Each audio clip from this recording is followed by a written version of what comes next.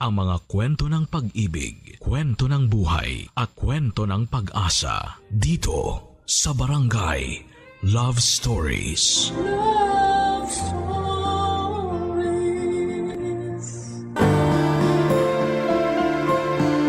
Ang pagiging yaya ay isang marangal na trabaho na may malaking epekto sa buhay ng isang bata. Sa pamamagitan ng kanilang pag-aalaga at malasakit ay nakakatulong sila sa paghubog ng pagkatao ng isang bata.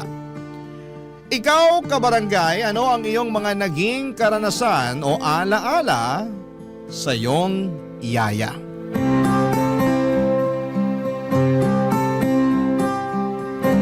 Dear Papa Dudut, ako po si Jessica, Jess for short na lang. Matagal na po akong tagahanga ng Barangay LS. Palagi po akong nakikinig sa programa ninyo sa Facebook tuwing alas 12 ng tanghalian. Sana po ay matanggap ninyo ang sulat ko na ito at magkaroon ako ng pagkakataon na maibahagi ang aking kwento. Hindi po ako lumaki sa marangyang pamilya. Ang mga magulang ko po ay parehong magsasaka at ang natapos ko lamang po ay high school. Mula pagkabata, tumutulong na po ako kina mama at papa sa mga gawaing bukid. Hindi man kami mayaman, masaya naman kami sa buhay namin sa probinsya. Sariwang hangin, maganda ang mga tanawin at tahimik ang paligid. Wala po akong reklamo sa naging buhay namin sa probinsya. Pero noong nakapagtapos na po ako ng high school ay hindi na kinaya nila mama at papa na ipagpatuloy yung pag-aaral ko. Hindi ko po maiwasang malungkot pero wala rin naman akong magagawa. Mahal ko ang probinsya pero alam naman po natin na hindi kalakihan ang kita doon. Kaya't nag-decide po akong pumunta sa syudad para maghanap ng trabaho. Pinili ko po ang maging kasambahay at ang layunin ko lang noon ay makapag-ipon ng pera para mapaayos yung bahay namin at makapagtayo ng maliit na negosyo para kina mama at papa. Gusto ko kasi na hindi na magtrabaho sa bukid sina mama at papa lalo na't hindi na rin sila bumabata. Nalaman ko po ang tungkol sa paghahanap ng yaya sa isang ad sa dyaryo. Dali-dali ko pong tinawagan ng numero na nakalagay sa ad. Babae yung sumagot ng phone at pagkatapos ng mahabang usapan ay sinabi niya sa akin na pag nagustuhan daw niya ako. Sobra po akong nainganyo at confident po ako noong mga panahong yon na magugustuhan nila ako. Kasi masipag ako pagdating sa mga gawaing bahay. Kinabukasan noon ay nanghiram ako ng pera sa kapitbahay namin at lumuwas papunta ng syudad. Nangako din ako kina mama at papa na buwan-buwan ako magpapadala ng pera sa kanila para sa mga pangangailangan nila sa bahay. Noong dumating po ako sa bahay na naghahanap ng yaya, natuwa sila sa akin dahil mukha daw po akong masipag at puno ng enerhiya. At ito rin ang naging dahilan kung bakit natanggap ako bilang yaya. Napag-alaman ko din po na isang single mother ang may-ari noong bahay na naghahanap ng yaya. Dahil pumanaw na po ang asawa nito. Meron po siyang 10 years old na anak na lalaki at siya po ang naging alaga ko, Papa Dudut.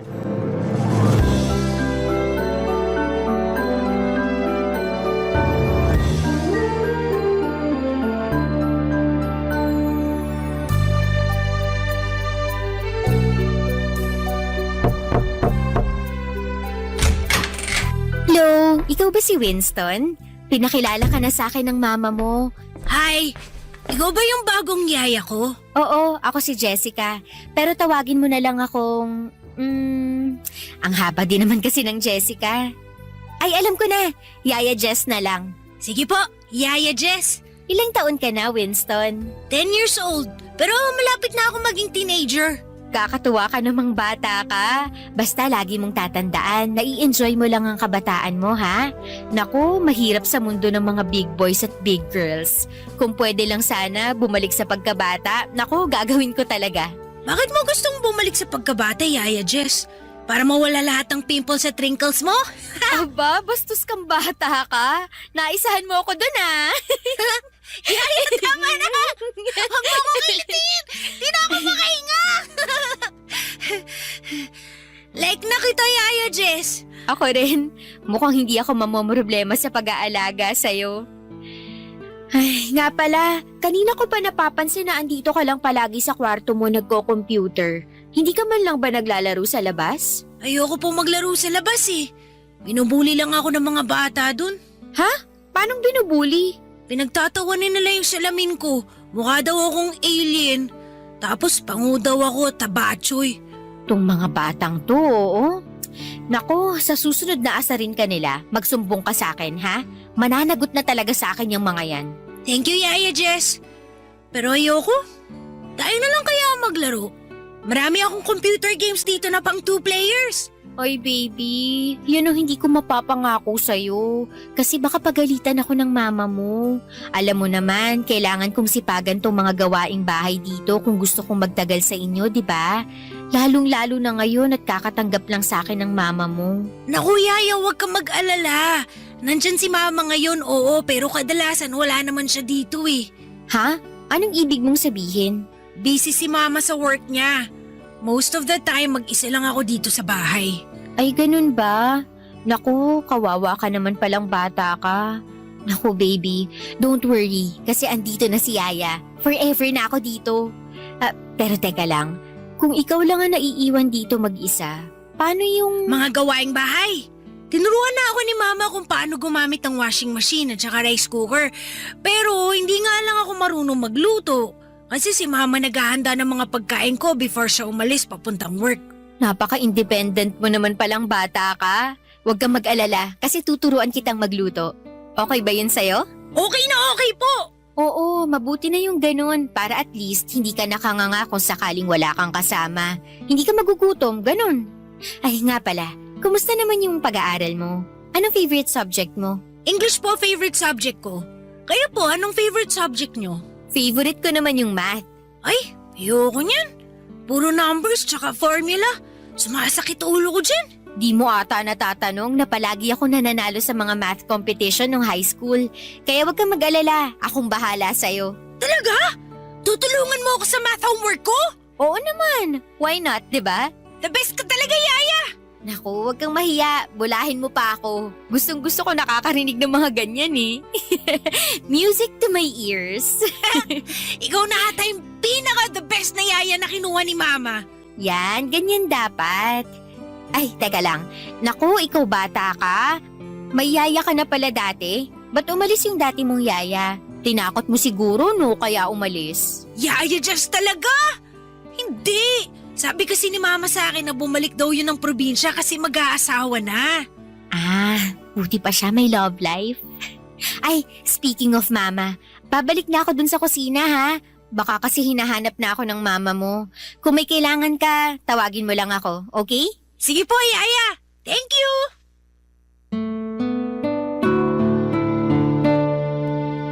Naging maayos po ang takbo ng pamamasukan ko kina Winston.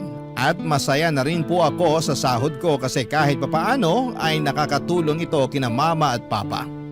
At sa totoo lang ay maganda rin naman ang kwarto ko sa bahay kung saan ako namamasukan. Hindi halatang maid's quarter. Aircon na lang po ang kulang doon at magmumukha ng kondo yon. Hindi ko na nararamdaman ang bigat ng malayo sa pamilya dahil masaya ako sa naging trabaho ko. Hindi po ako nahirapan pakisamahan ang alaga kong si Winston. Napakabait niyang bata at napaka-masunurin pa. Oo, may mga pagkakataon na pilyo siya pero hindi talaga nawawala ang respeto niya sa mga matatanda. At doon ko siya labis na hinangaan.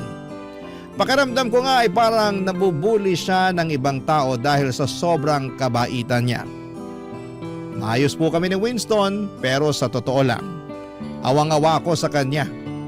Palagi siyang walang kasama sa bahay dahil nga madalas ay wala ang mama niya. Nang malaman ko po na namatay ang tatay ni Winston noong 6 years old pa lamang siya, mas lalo akong naawa sa kanya. Simula noon, ang mama niya na talaga ang tumatayong nanay at tatay niya. At ramdam ko ang hirap na dinadala ng bata. Hindi lang ako kay Winston naaawa kundi pati na rin sa mama niya. Ngunit syempre, bilang isang dakilang yaya, hindi ko pinabayaan si Winston. Pinaramdam ko araw-araw sa kanya na hindi siya nag-iisa. Lalo na tuwing wala ang mama niya. Ipinaliwanag ko din sa kanya ng maayos kung bakit may mga panahon na wala ang mama niya para kahit papaano ay maintindihan niya at hindi siya magkimkim ng sama ng loob. Pinaramdam ko sa kanya na hindi siya kawawa at hindi siya pinapabayaan. Sa awa ng Diyos, nakikinig naman po siya sa lahat ng sinasabi ko. At alam kong unti-unti niyang naiintindihan ang mga bagay-bagay. Pero alam niyo naman po, tao lang tayo, may mga limitasyon. At may mga pagkakataong ang saloobin natin ay hindi na natin kayang itago. Isang araw po ay umuwi si Winston na umiiyak. Nang lumapit siya sa akin, nakita ko ang bigat ng mga pinagdadaanan niya. Hindi basta isang ordinaryong bata ang nakita ko noong araw na yon. Ang nakita ko noong araw na yon ay isang bata na puno ng sakit at lungkot sa mata. Isang bata na kulang sa pagmamahal ng mga magulang. Isang bata na nangungulila sa presensya ng kanyang ina.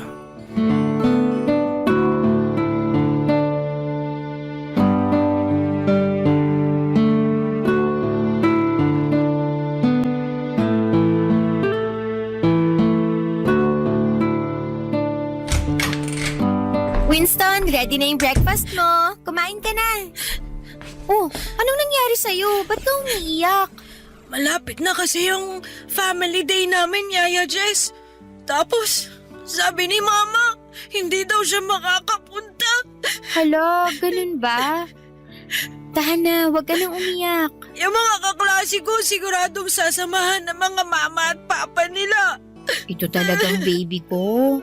Alam ko na kadalasan sa mga nakikita mo, lalong-lalo na sa mga kaklase mo, ay merong mama at papa. Pero ganito kasi yan. Hindi lahat ng bata ay kumpleto ang mga magulang. Pero kahit na ganun pa man, lagi mong tatandaan na hindi ka bawasan yun sa pagkatao mo.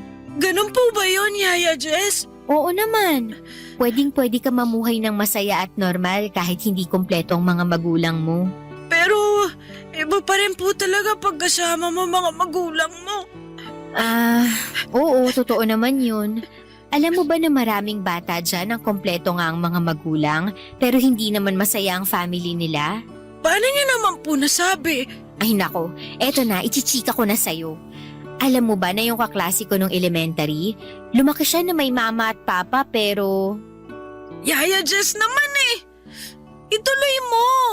Mas nasasaktan ako sa pagbitin mo sa kwento eh. Tong bata na to, makinig ka kasi muna, baby. So ayun na nga, lumaki siya na parehong nandyan ang mama at papa niya pero hindi siya happy. Alam mo kung bakit? Bakit naman po?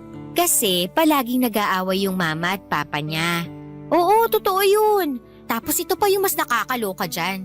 Yung mama niya, nahuli niya yung tatay na may... basta, yun. Nahuli na may ano? Wala yun.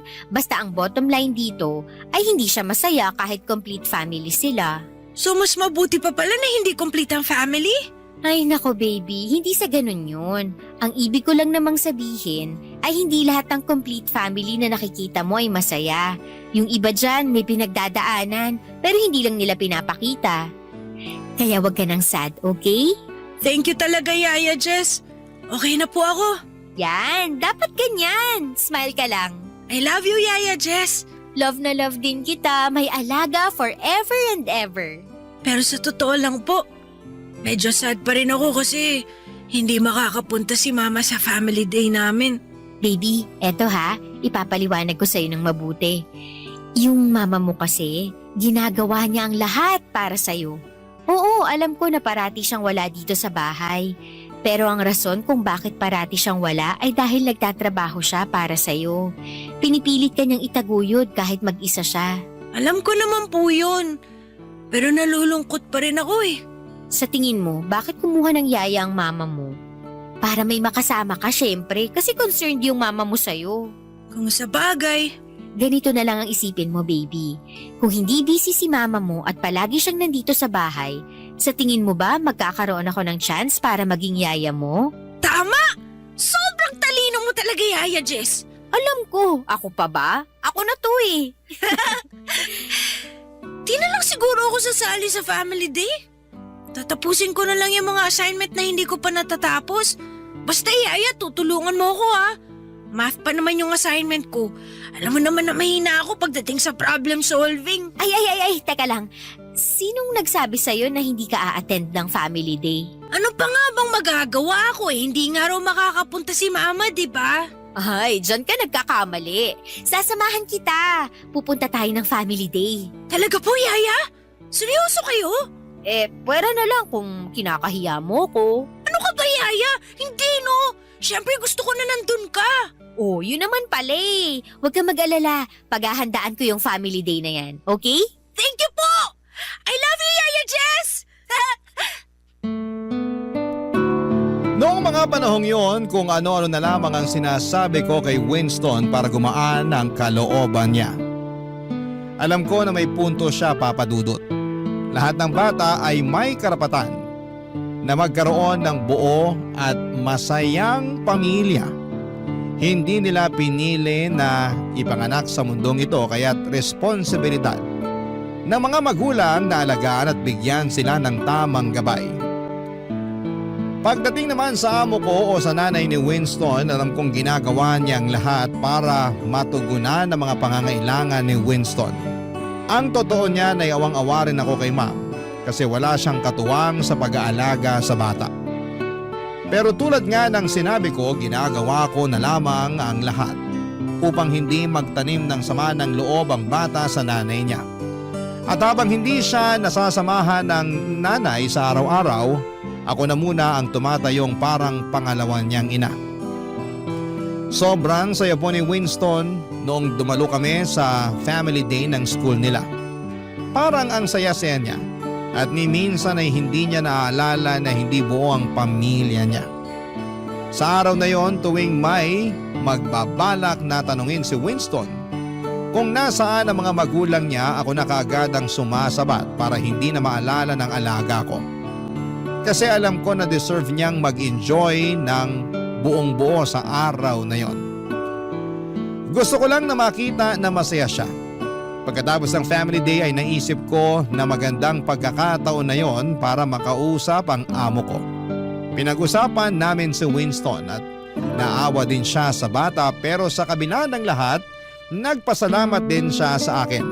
Kasi nakikita niyang ginagawa ko naman ang lahat ng makakaya ko para gampanan ang tungkulin ko bilang yaya ni Winston. Makalipas ang ilang linggo, mas lalo lang akong naawa kay ma'am at sa alaga kong si Winston dahil na-promote si ma'am sa trabaho niya. Ibig sabihin, mas abala na siya sa pagtatrabaho at mas kumonte ang oras at panahon na maaari niyang ilaan para makasama si Winston. Sa kabila ng lahat ay hindi ko pa rin maiwasang humanga kay ma'am. Sa panahon ngayon, marami ng magulang ang pinapabayaan na lamang ang mga anak nila. Pero si ma'am kahit abala sa trabaho ay makikita mo talaga ang kanyang dedikasyon at pagsusumikap na mabigyan ng magandang kinabukasan si Winston. Hindi po madaling balansehin ang trabaho at pamilya. Pero si ma'am, ginagawa niyang lahat para matugunan ang mga pangangailangan ni Winston. Alam kong hindi siya perpekto at may mga pagkakataon na hindi niya kayang gampanan ang lahat ng papel sa buhay ni Winston. Ngunit ang mahalaga ay hindi siya sumusuko. Batid ko na gusto niyang makasama si Winston, kaya nga lang, ang trabaho niya ay isang malaking responsibilidad. Barangay Love Stories. Barangay Love Stories.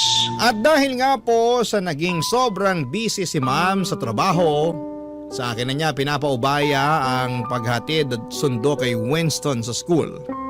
Naalala ko pa nga na tinanong ko siya kung bakit hindi na lang niya pasakayin si Winston sa school bus. Pero ang sabi ni mama ay mas kampante raw siya kung ako na lamang ang kasakasama ni Winston. May punto naman siya kasi siguro ako na atang naging super yaya na tagapagligtas ng mga batang naiwan sa bahay. Joke lang po, Papa Dudut.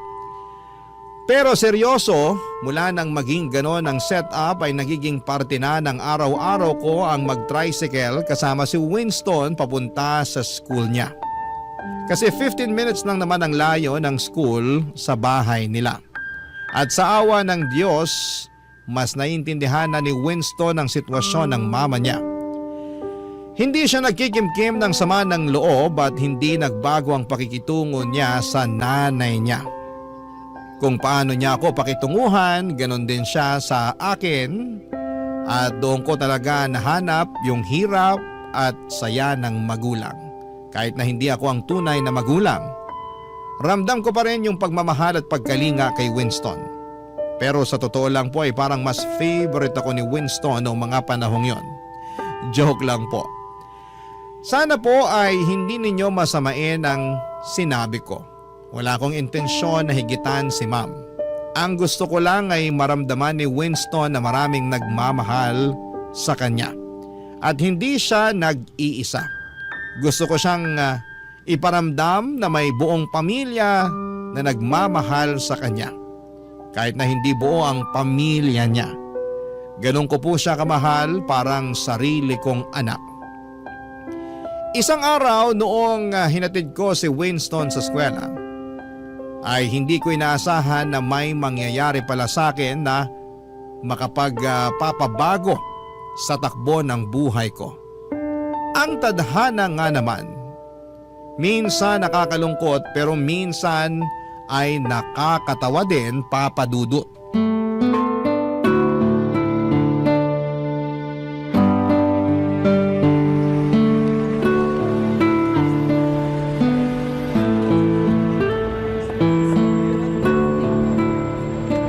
Sige na, pumasok ka na at baka malate ka pa.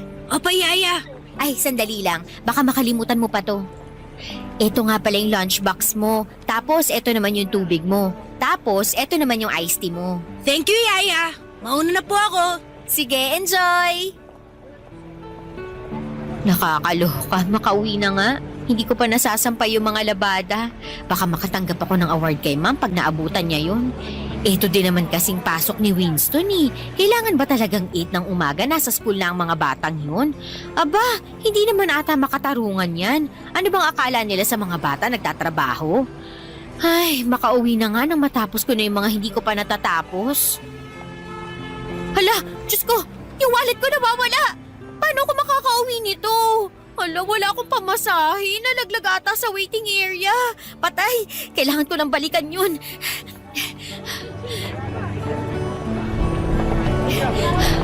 Diyos ko, hiningal ako dun ah. Buti na lang at nandito na ako. Ay, nasa na kaya yung wallet ko? Miss, excuse me. Sa'yo ba to? Uy, yung wallet ko! Akala ko ninakaw na eh. Thank you talaga ha. Thank you sobra. Sandali lang. Paano mo naman nalaman na wallet ko nga to? Binuksan ko tas nakita ko yung picture mo sa loob. Ang ganda mo pala. Pero mas maganda ka sa personal. Nako kuya, tigil-tigilan mo nga ako. Baka maniwala pa ako sa'yo eh. Nga pala, ano ginagawa mo dito, miss? Yung alaga ko kasi dito nag-aaral. Tapos nung pauwi na ako, saka ko namalayan na naiwan o nalaglag ko na pala yung wallet ko dito sa waiting area. Mabuti na lang talaga at ako yung nakapulot. Kaya super thank you talaga kuya. Naku, kung hindi dahil sa'yo, mahihirapan ako makauwi kasi nandito yung pamasahe ko. Nako, di ka mahihirapan kasi driver ako. Kayang-kaya kitang ihatid sa inyo. Ah, ganun ba? In fairness naman. Driver ka ng school bus? Hindi. Yung anak kasi ng amo ko dito rin nag-aaral. Tapos ayun, hinahatid at sinusundo ko siya araw-araw. Ay, sosyal. Siguro malaki ang sahod mo, no? Hindi rin. Ang totoo nga niyan, nagbabalak na nga ako mag-abroad eh. Ha? Bakit naman? Yung pinsan ko kasi, nagtatrabaho sa Taiwan bilang factory worker. Tinutulungan na rin ako ng pinsan ko. para makapasok ako sa kumpanyang pinagtatrabahuhan niya. Pinapaasikaso na niya sa akin yung mga papeles ko. Sana lang walang maging aberya. Ay hala, ganun ba? Sayang naman. Ha? Paanong sayang? Bihira lang kasi ako makakita ng gwapo sa waiting area na to. Nambola pa. Uy, totoo yun ah. Kala ko nga nung una teacher ka eh. Paano ba naman? Posturang-postura ka sa uniform mo. Wala akong magagawa. Ito yung gusto ng amo ko eh. Ah, kaya pala. Pero bagay sa'yo ha. Salamat. O paano? Mauna na ako sa'yo ha. Ang dami ko pang kailangang ayusin sa bahay ng amo ko. Miss, teka lang. O bakit? Magkikita pa ba tayo ulit? Bakit mo naman naitanong yan? Gusto sana kitang makita araw-araw bago man lang ako lumuwas papuntang Taiwan. Nako kuya, tatapatin na kita. Gwapo ka pero wala akong panahon para makipaglandian sa'yo. Bakit naman? Nakafocus kasi ako sa alaga ko. Kawawa din naman kasi. Alam mo na, broken family. Sa tingin ko, swerte pa rin alaga mo eh. Paano mo naman nasabi yan? Kasi may yaya siya na tulad mo. Tigil-tigilan na nga natin tong bulahan na to. Baka mamaya kung saan pa mapunta tong usapan na to eh. Sige na, aalis na talaga ako. Pero magkikita pa naman tayo bukas, di ba? Depende kung habulin mo ko. Joke lang. Oo naman, dito nag-aaral alaga ko eh. Nga pala miss, di ko pa natatanong pangalan mo. Jessica, pero Jess na lang for short. Nice to meet you, Jessica. Ako nga pala si Edgar.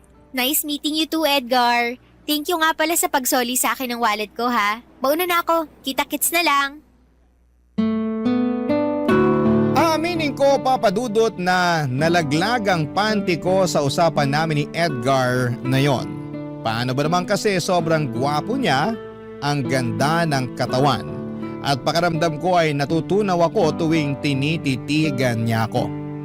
Lalo akong kinilig noong may napansin akong papel sa loob ng wallet ko at may nakalagay na phone number doon. Siyempre nagtaka ako. Kaya naman sinubukan kong i-text ang number na yon. At doon ko napag-alaman na kay Edgar pala yon at sinadya niyang ibigay sa akin ang number niya. Mga lalaki nga naman, kaya maraming babayang nasasaktan kasi talagang alam nila kung paano kunin ang loob mo. Sa totoo lang, kahit gwapo at mabait si Edgar at kahit crush ko siya, hindi ko iniisip na magkarelasyon kami. Kasi ang priority ko talaga ay ang trabaho ko at ang alaga kong si Winston. Pero paminsan-minsan, nakakabagot din sa bahay. Lalo na kapag tapos na ako sa mga gawaing bahay. Kaya nire-replyan ko na si Edgar at madalas din kaming magkita sa waiting area habang hinihintay ko si Winston at habang hinihintay din niya ang anak ng amo niya. Madalas kaming magkwentuhan ni Edgar tungkol sa trabaho namin. Napag-alaman ko na 5 taon na pala siyang single at ang gusto niya sa buhay ay ang magkaroon ng sariling pamilya. Pero sa tingin niya ay hindi siya makakabuo ng pamilya kung patuloy siyang magiging driver. Kasi hindi naman daw ganun kalaki ang sahod niya, kaya naisipan niyang magtrabaho sa Taiwan bilang factory worker. Gusto niyang makapag-ipon ng malaking pera hanggang sa makabalik siya dito sa Pilipinas. Hanga din naman ako sa kanya kasi talaga namang alam niya kung ano ang gusto niya sa buhay. Nagtuloy-tuloy po ang pagiging magkaibigan namin ni Edgar ng ilang buwan. At nang akala ko ay hanggang sa simpleng kwentuhan at biruan na lamang matatapos ang lahat. Isang araw ay pinuntahan ako ni Edgar sa bahay ng amo ko.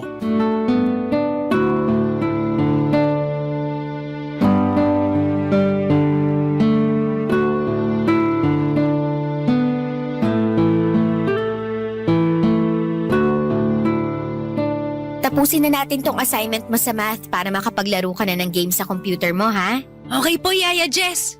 Sige, tuloy na natin to. Ay, nakakamiss tuloy mag-aral. Kaya ikaw, mag-aaral ka ng mabuti ha? Okay po, Yaya Jess. Yaya, si Mama na ba yun? Ay, hindi ko alam eh.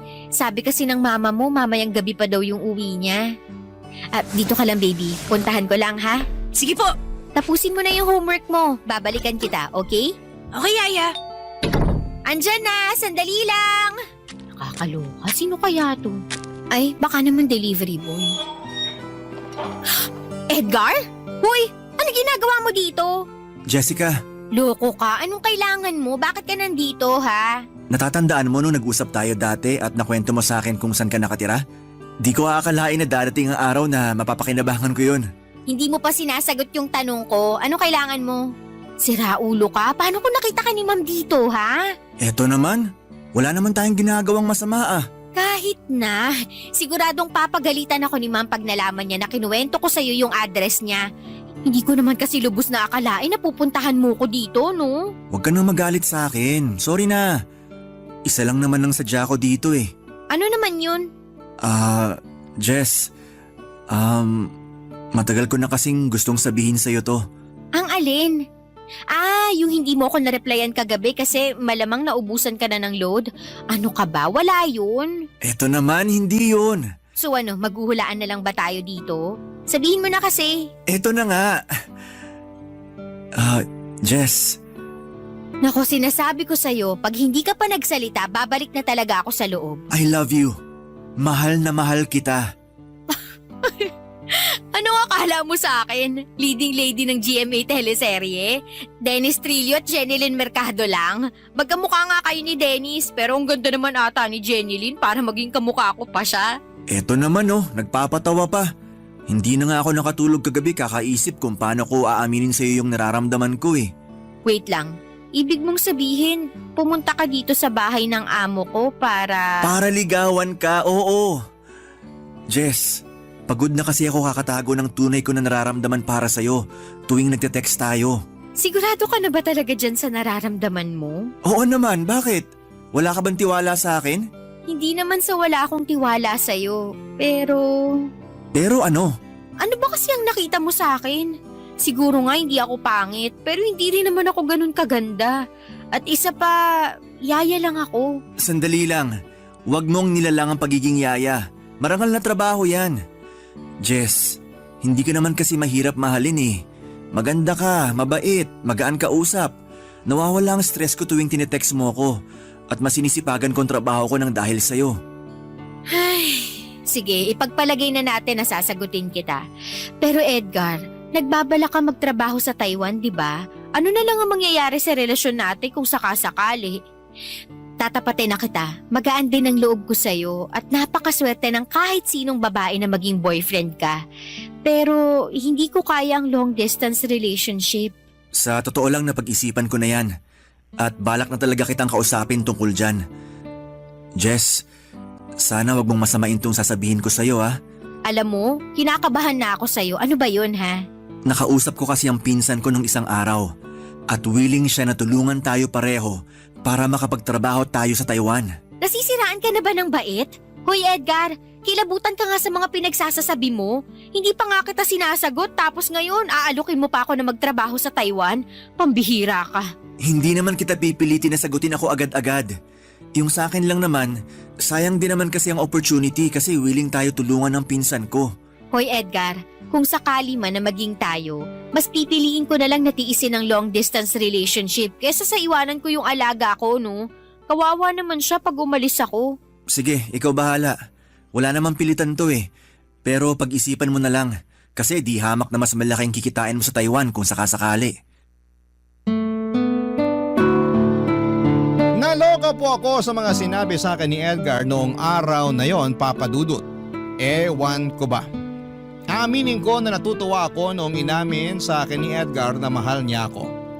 Kasi totoo lang ay ganon rin naman ang nararamdaman ko para sa kanya. Pero noong inalok niya akong magtrabaho sa Taiwan kasama siya ay doon ako talaga naloka. Oo, unti-unti na akong napamahal kay Edgar pero hindi matutumbasan ng kahit na anong relasyon ang pagiging yaya ko kay Winston. Sobra akong masasaktan kapag dumating ang araw na kailangan kong iwanan ang batang yon. Kung pwede ko lang sanang samahan si Winston hanggang sa pagtanda ko ay gagawin ko talaga. Ang hirap tanggapin na balang araw ay kailangang iwanan ko siya at hindi ko alam kung kaya ko yon.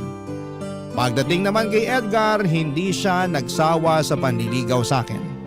Kung ano-ano na ang mga tinitext at ibinibigay niya para lamang may pakita na talagang mahal niya ako. Makalipas ang ilang buwan ay bumigay ako at sinagot ko na rin siya.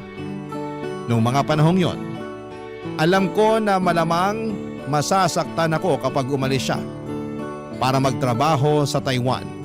Pero kahit na ganoon ay naisip ko na mas matitiis ko pang mawala si Edgar kesa mawala ang alaga ko na si Winston. Kay Winston ko naranasan ang pakiramdam ng pagiging isang tunay na ina. Alam ko rin na masaya siya at komportable siya sa akin bilang yaya niya. Tama naman si Edgar na di hamak na mas malaki ang kikitain ko sa Taiwan. Pero hindi ko kayang isakripisyo ang pagiging pangalawang ina kay Winston. Hindi matutumbasan ng kahit na anong halaga ng pera ang pagiging yaya ko sa batang yon. Noong mga panahong yon ay sapat na sa akin na nakapagpapadala ako ng pera sa mga magulang ko sa probinsya. Wala akong utang at wala akong mga luho. Kaya kahit na hindi ganoong kalaki, ang sahod ko bilang yaya okay lang sa akin. Ang mahalaga sa akin ay makasama ko si Winston Papadudot at magampanan ko ang papel ko bilang pangalawang ina para sa kanya. Barangay Love Stories. Barangay Love Stories. Naging okay na ang takbo ng buhay ko, Papadudot. As usual, yaya ako ng napakakulit na batang si Winston. At tuwing day off ko naman ay lumalabas kami ni Edgar para mag-date.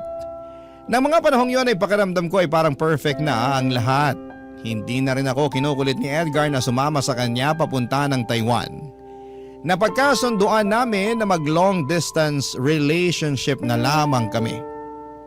Pinangako ni Edgar na mag-iipon siya para makapagpatayo kami ng bahay at makapagpakasal at sumang-ayon ako sa plano niyang yon.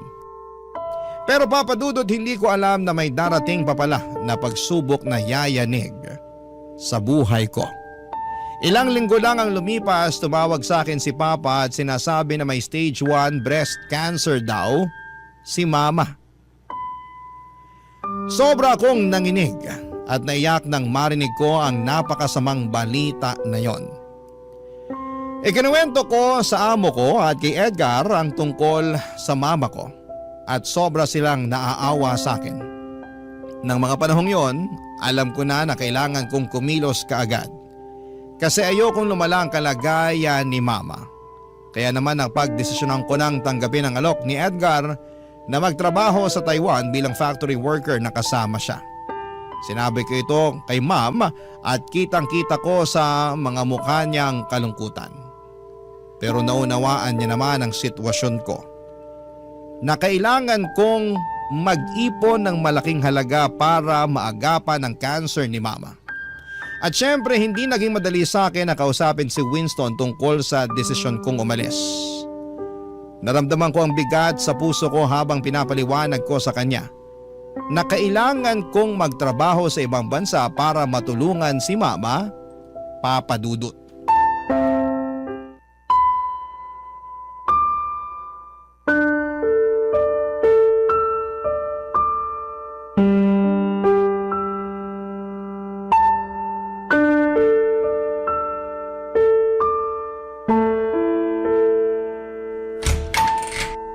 Winston? Yaya, tamang-tama may bibigay po ako sa inyo. Winston, may gusto sanang sabihin si Yaya sa'yo. Ano po yun? Winston, kasi... Yaya? Bakit po kayo umiiyak? Okay lang po ba kayo? Ganito kasi yun. Magbabakasyon muna si Yaya, ha? Saan naman po kayo pupunta? Ang nanay kasi ni Yaya may breast cancer. Malubha na sakit yun. Kaya kailangan ko munang magbakasyon sa malayong lugar para makapag-ipon ako ng malaking pera para sa pagpapagamot ng mama ko. Ibig niyo pong sabihin, iiwan niyo na po ako? Alam mo naman na para mo na akong pangalawang ina, di ba? Kung wala lang sanang sakit ang mama ni Yaya, hindi kita iiwan. Alam mo yan. Yaya, please! Huwag na po kayong umalis! Papakiusapan ko si Mama na tulungan ka. Huwag niyo na po ako iiwan, please! Hindi kasi ganun kadali yun eh. Huwag kang mag-alala kasi palagi kitang i-video call, okay? Isipin mo na lang na parang nagbabakasyon lang si Yaya. Bakit? Saan po kayo pupunta? Pupunta si Yaya sa Taiwan. Hindi ka ba masaya para kay Yaya? Makakakita na si Yaya ng snow. Wala naman po atang snow sa Taiwan eh. Oy, ano ka ba? Meron yan. Pag sinabi kong meron, meron yan. Okay? Yaya talaga. Mamimiss ko po kayo. Ayoko po. Ako din. Sobra. Basta ha, huwag mong bibigyan ng sakit sa ulo ang mama mo, ha? Promise ko po yan. At saka, tandaan mo lahat ng tinuro ko sa'yo. Di ba matagal mo na napangarap ang maging teenager? Eto na yung chance mo. Mas gugustuhin ko po ata na maging bata habang buhay na kasama kayo kaysa maging teenager na wala kayo. Eto naman, huwag mo nang paiyakin si Yaya. Wala na pong tutulong sa akin sa mga math assignments ko. Winston, huwag ka na mag-alala kasi nag-usap na kami ng mama mo at pinangako niya na tutulungan ka niya. Okay? Yaya, magkikita pa ba tayo ulit? Tong bata na to talaga. Oo naman. Hindi naman mamamatay si Yaya eh. Huwag kang mag-alala. Kasi kapag nakabalik na ako dito galing Taiwan, ikaw ang pinakauna kong hahanapin. Talaga ba? Promise yan. Yaya, wag na lang po kayo umalis, please. Balang araw, maiintindihan mo rin kung bakit ko kailangan gawin to. Yaya. Hinding-hindi magbabago ang pagiging pangalawang ina ko sa'yo. Yan ang palagi mong tatandaan, ha? I love you po, Yaya Jess. Ako din. Mahal na mahal kita.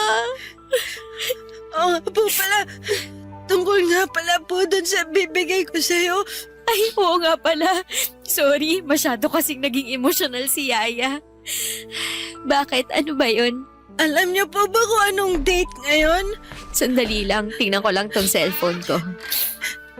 May 11. Bakit mo naman naitanong yan? Pinag-ipunan ko po talaga to ng 1 week gamit ang allowance ko para mabili ko tong mga bulaklak. Yaya Jess, Happy Mother's Day po! Oo, ikaw talagang bata ka. Mamimiss kita, sobra. Basta, promise niyo po na babalikan niyo ako ha? Na magkikita pa tayo ulit. Promise yan. Ipangako mo rin na wag mong kakalimutan si Yaya, ha? Pag-iisipan ko po. Ah, ganon ha? Ay, Jess naman, tama na po. Napakapilyo mo talagang bata ka. Kahit kailan ka talaga.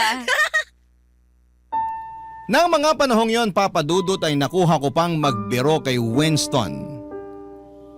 Pero ang totoo niyan ay durog na durog ang puso ko sa desisyon kong iwanan siya. Nakiusap ako sa amo ko na sana'y samahan niya si Winston sa kwarto niya sa mismong araw na aalis ako sa bahay nila. Kasi ayaw kong maramdaman ng bata na nag-iisa siya. Gaya ng inaasahan ko'y nadurog na naman ang puso ko sa puntong hindi ko na kayang tignan si Winston dahil may kirot sa puso ko tuwing tinitignan ko siya. Pero kinailangan kong maging matapang para sa mama ko upang makasurvive siya sa sakit niyang breast cancer. Pagkatapos kong umalis sa bahay na pinagsisilbihan ko ay doon ako tumira sa inuupahang kwarto ni Edgar. Nang mga panahong yon ay buong-buo na ang desisyon ko na pumunta ng Taiwan para magtrabaho bilang factory worker kasama si Edgar. Ang pinsan mismo ni Edgar ang tumulong sa amin. Pinautang niya kami para sa lahat ng gastos namin hanggang sa makapunta kami ng Taiwan.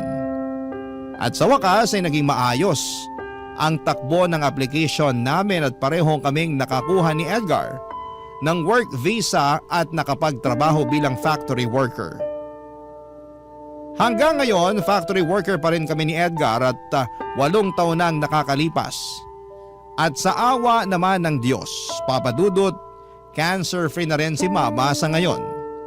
Hindi naging madali ang buhay ko dito sa Taiwan pero lubos pa rin akong nagpapasalamat sa trabaho namin dahil napagamot ko si Mama at nagkaroon kami ni Edgar ng kaunting ipon. Pagdating naman kay Winston, nagkaroon kami ng communication from time to time. Pero ang talagang nagpaantig Sa puso ko ay nang makatanggap ako ng message mula sa mama ni Winston. Gusto sana ng mama niya na dumalo ako sa high school graduation ni Winston. Naisipan namin ni Edgar na matagal-tagal na rin kaming hindi nakababalik sa Pinas. Kaya pareho kaming sumang-ayon sa ideya na magbakasyon. Ipinaalam namin ito sa employer namin at dahil matagal na kaming nagtatrabaho bilang factory worker ay inapprove kaagad ang aming vacation leave. Hindi na rin naging problema sa amin ni Edgar ang pambayad ng ticket dahil may ipon naman kami kahit papaano. Nung araw ng high school graduation ni Winston ay hinatid ako ni Edgar.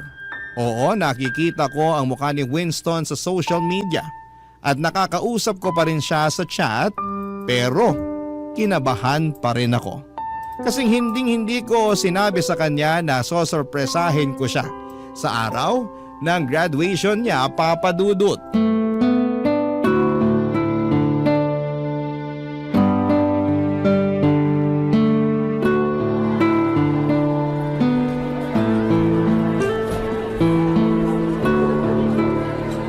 Mahal, paano to? Talagang kinakabahan ako eh. Paano kung hindi niya ako makilala ha? Imposible naman atang di ka makilala ng batang yun. Panay post ka ng selfie mo sa social media eh. Ikaw talaga? Hindi ka nakakatulong. Ano ba naman mahal, nandito na tayo oh. Ngayon ka pa ba aatras? Pustahan tayo. Makikilala ka ng batang yan at mag-iiyakan kayo. Ewan ko sa'yo, umalis ka na nga. Sige mahal, basta balikan kita dito mamayang alas 5 ng hapon ha. Kailangan ko na kasing isoli tong scooter na nirentahan natin mamayang alas 6. Sige, mahal. Ay, nga pala, mahal, pasuyo naman oh. Pakihanda na lang yung mga gamit natin kasi dadalawin na natin sina mama at papa sa Makalawa, ha? Kailangan natin sulitin bawat araw na nandito tayo sa Pinas. Ba't sa Makalawa pa? Bakit hindi na lang bukas? Ano ka ba? Nakalimutan mo na ba? Siyempre gusto ko naman makabonding yung alaga ko, no? Para mo na talagang anak yung batang yon. Sige mahal, mauna na ako ha. I love you. Balikan kita mamaya.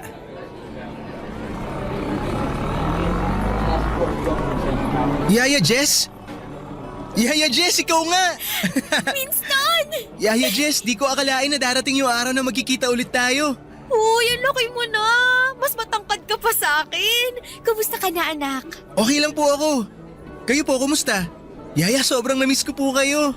Ako din, naku, kung alam mo lang kung gaano kitang namiss. Yaya, di ba? Nangako kayo sa akin na babalikan niyo ako. Sobrang natutuwa po ako kasi tinupad niyo yung pangako niyo. Sa graduation ko pa. Naku, magpapasalamat ka sa mama mo kasi siya yung nagsabi sa akin na graduation mo ngayon. Bilang pangalawang nanay mo, sa tingin mo ba palalampasin ko yun? Thank you nga po pala. Salamat kasi hindi niyo pinarana sa akin na galing ako sa broken family. Salamat po kasi minahal niyo ako ng buo na parang tunay niyong anak. Salamat din po kasi kayo yung tumayong mama ko nung mga panahong busy si mama sa trabaho niya. Tsaka nung panahong sobrang kailangan ko ng pagmamahal ng isang ina. Ikaw talaga, hindi ka pa rin nagbabago. Pinapaiyak mo pa rin ako. Kakainis ka. I love you po, Yaya Jess. Mas mahal kita, anak. Basta promise ko sa'yo na Na ano po, Yaya?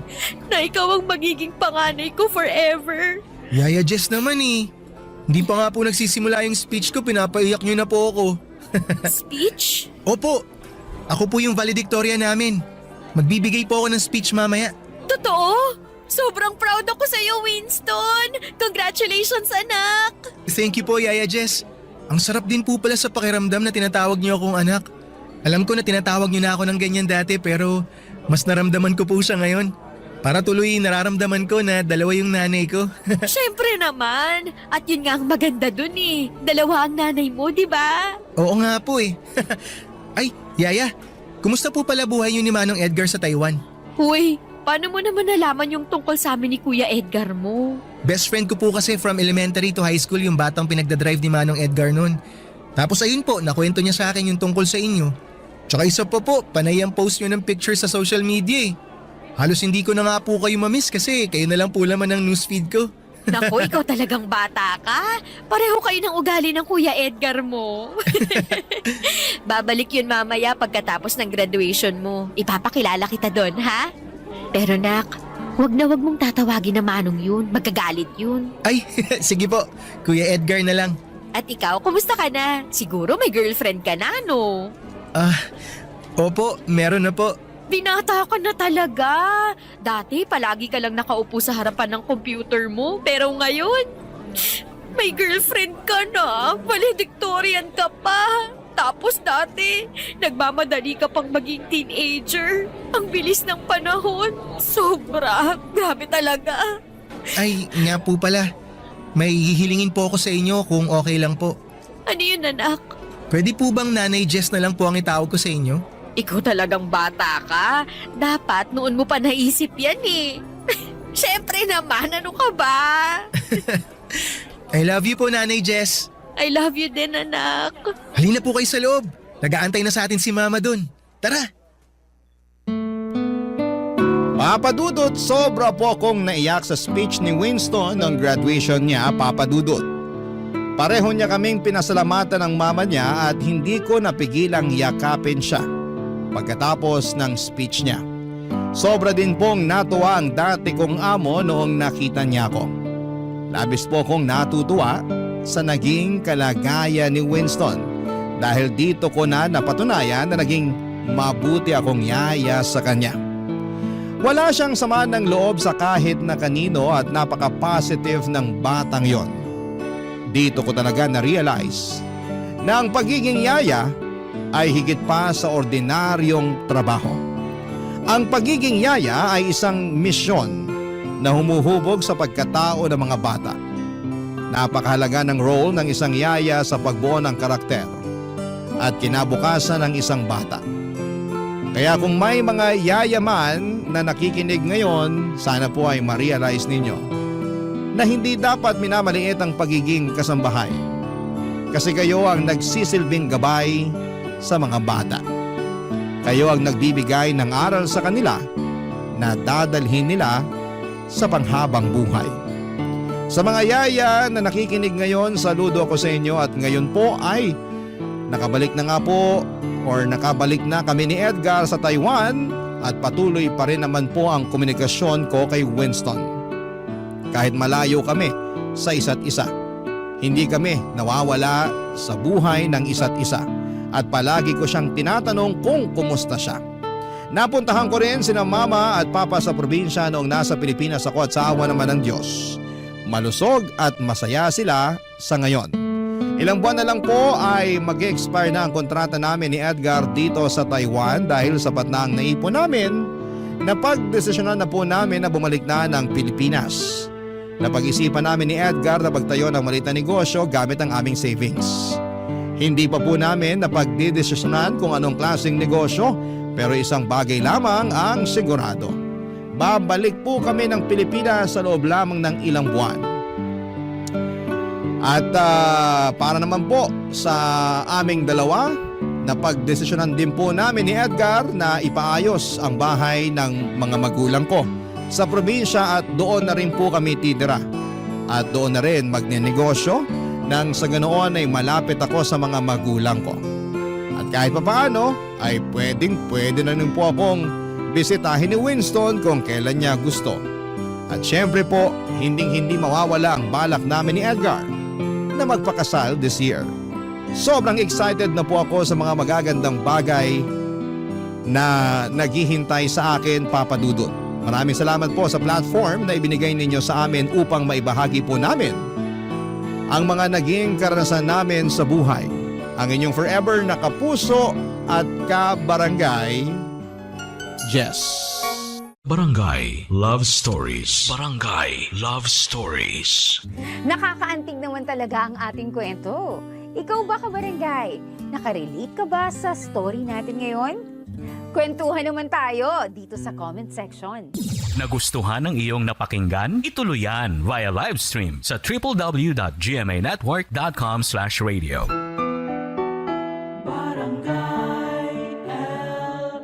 In Mega Manila, 97.1. Forever! Ang mga kwento ng pag-ibig, kwento ng buhay at kwento ng pag-asa dito sa Barangay Love Stories. Love Stories.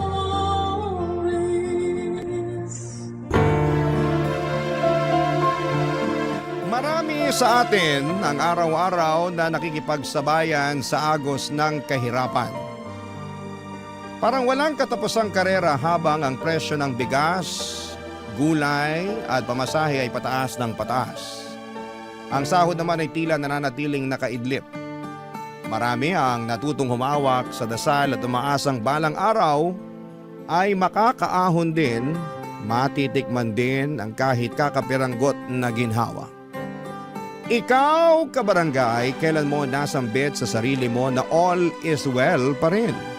Kahit halos lahat ay tila hindi na maayos. Dear Papa Dudut, ako po si Boyet, 26 years old sa ngayon, pero yung ikikwento ko po sa inyo ay parang kailan lang nangyari sa buhay ko. Bata pa lamang po ako noon, nakatira po ako sa tiyahin ko sa Cavite. Simula sanggol pa lamang ako ay sa kanya na ako lumaki. Pasalamat ako at binuhay niya ako kahit medyo malupit po siya. Naalala ko pa nga mga sigaw niya sa akin na parang bangungot sa gabi, Papa Dudut. Kaya gusto ko noon na makita ko ang nanay ko. Gusto kong kunin niya ako at magising sa bangungot na yon. Pero wala pong nanay na dumating. Ang sabi nila ay prostitute daw ang nanay ko. Matapos akong iwan sa tiyahing ko ay hindi na ako binalikan pa.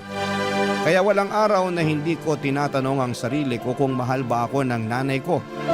Kasi wala naman sigurong nanay na iniiwan lang ang anak. Kaya naman tinanggap ko rin ang sinasabi nila na patay na siya para mapanatag ang kalooban ko. Na kaya ako hindi binalikan ng nanay ko dahil wala na siya sa mundo. Walang gabi na hindi ako umiiyak noon, Papa Dudut. Tinatago ko ang pag-iyak ko dahil tinutokso nila ako na mahina daw ako. Nang payatot at iyakin. Bakit ba kapag lalaki hindi pwedeng umiyak? Tao naman tayo. Marunong tayong umiyak kung nasasaktan. Dahil sa mga dinanas ko sa tiyahing ko ay nag-ipon ako ng pera galing sa pangangalakal ko. Gusto kong makaipon ng pamasahe. Gusto kong pumunta ng Maynila. Oo nga't gusto kong paniwalaan na patay na ang nanay ko para mapanatag ang loob ko na mahal niya ako at hindi iniwan. Pero may parte pa rin sa puso ko na nagsasabing buhay siya at gusto ko siyang hanapin sa syudad. Lumuwas ako ng Maynila kahit na 10 years old pa lamang ako. Daladala ko ang mga pag-asa na sana'y makita ko ang nanay ko. Nang makarating ako sa Maynila ay sobrang takot ang naramdaman ko. Ang laki-laki, ang lawak at ang lahat ng tao ay parang hindi ko mapagkakatiwalaan. Unang gabi ko ay tumambay lamang ako sa labas ng simbahan. Hindi ko na matandaan kung anong simbahan yon. Pero nagdasal ako na sana'y gabayan niya ako. At sana'y walang mangyaring masama sa akin at makita ko ang nanay ko. Nagdaan ang maraming araw, linggo at buwan hanggang sa nakilala ko si Manong sa isang squatter sa Makati, Papa Dudut.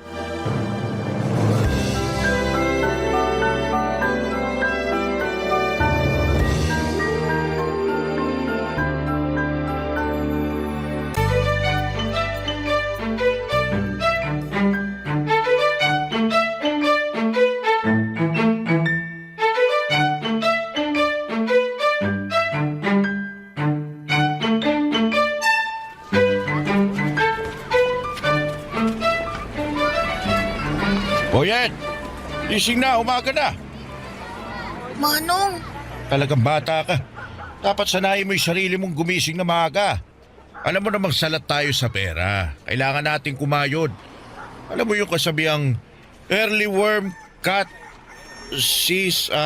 early bird catches the worm. O, tinuro yun ng teacher ko dati. nakapag-aral po kayo, Manong? Ba, syempre.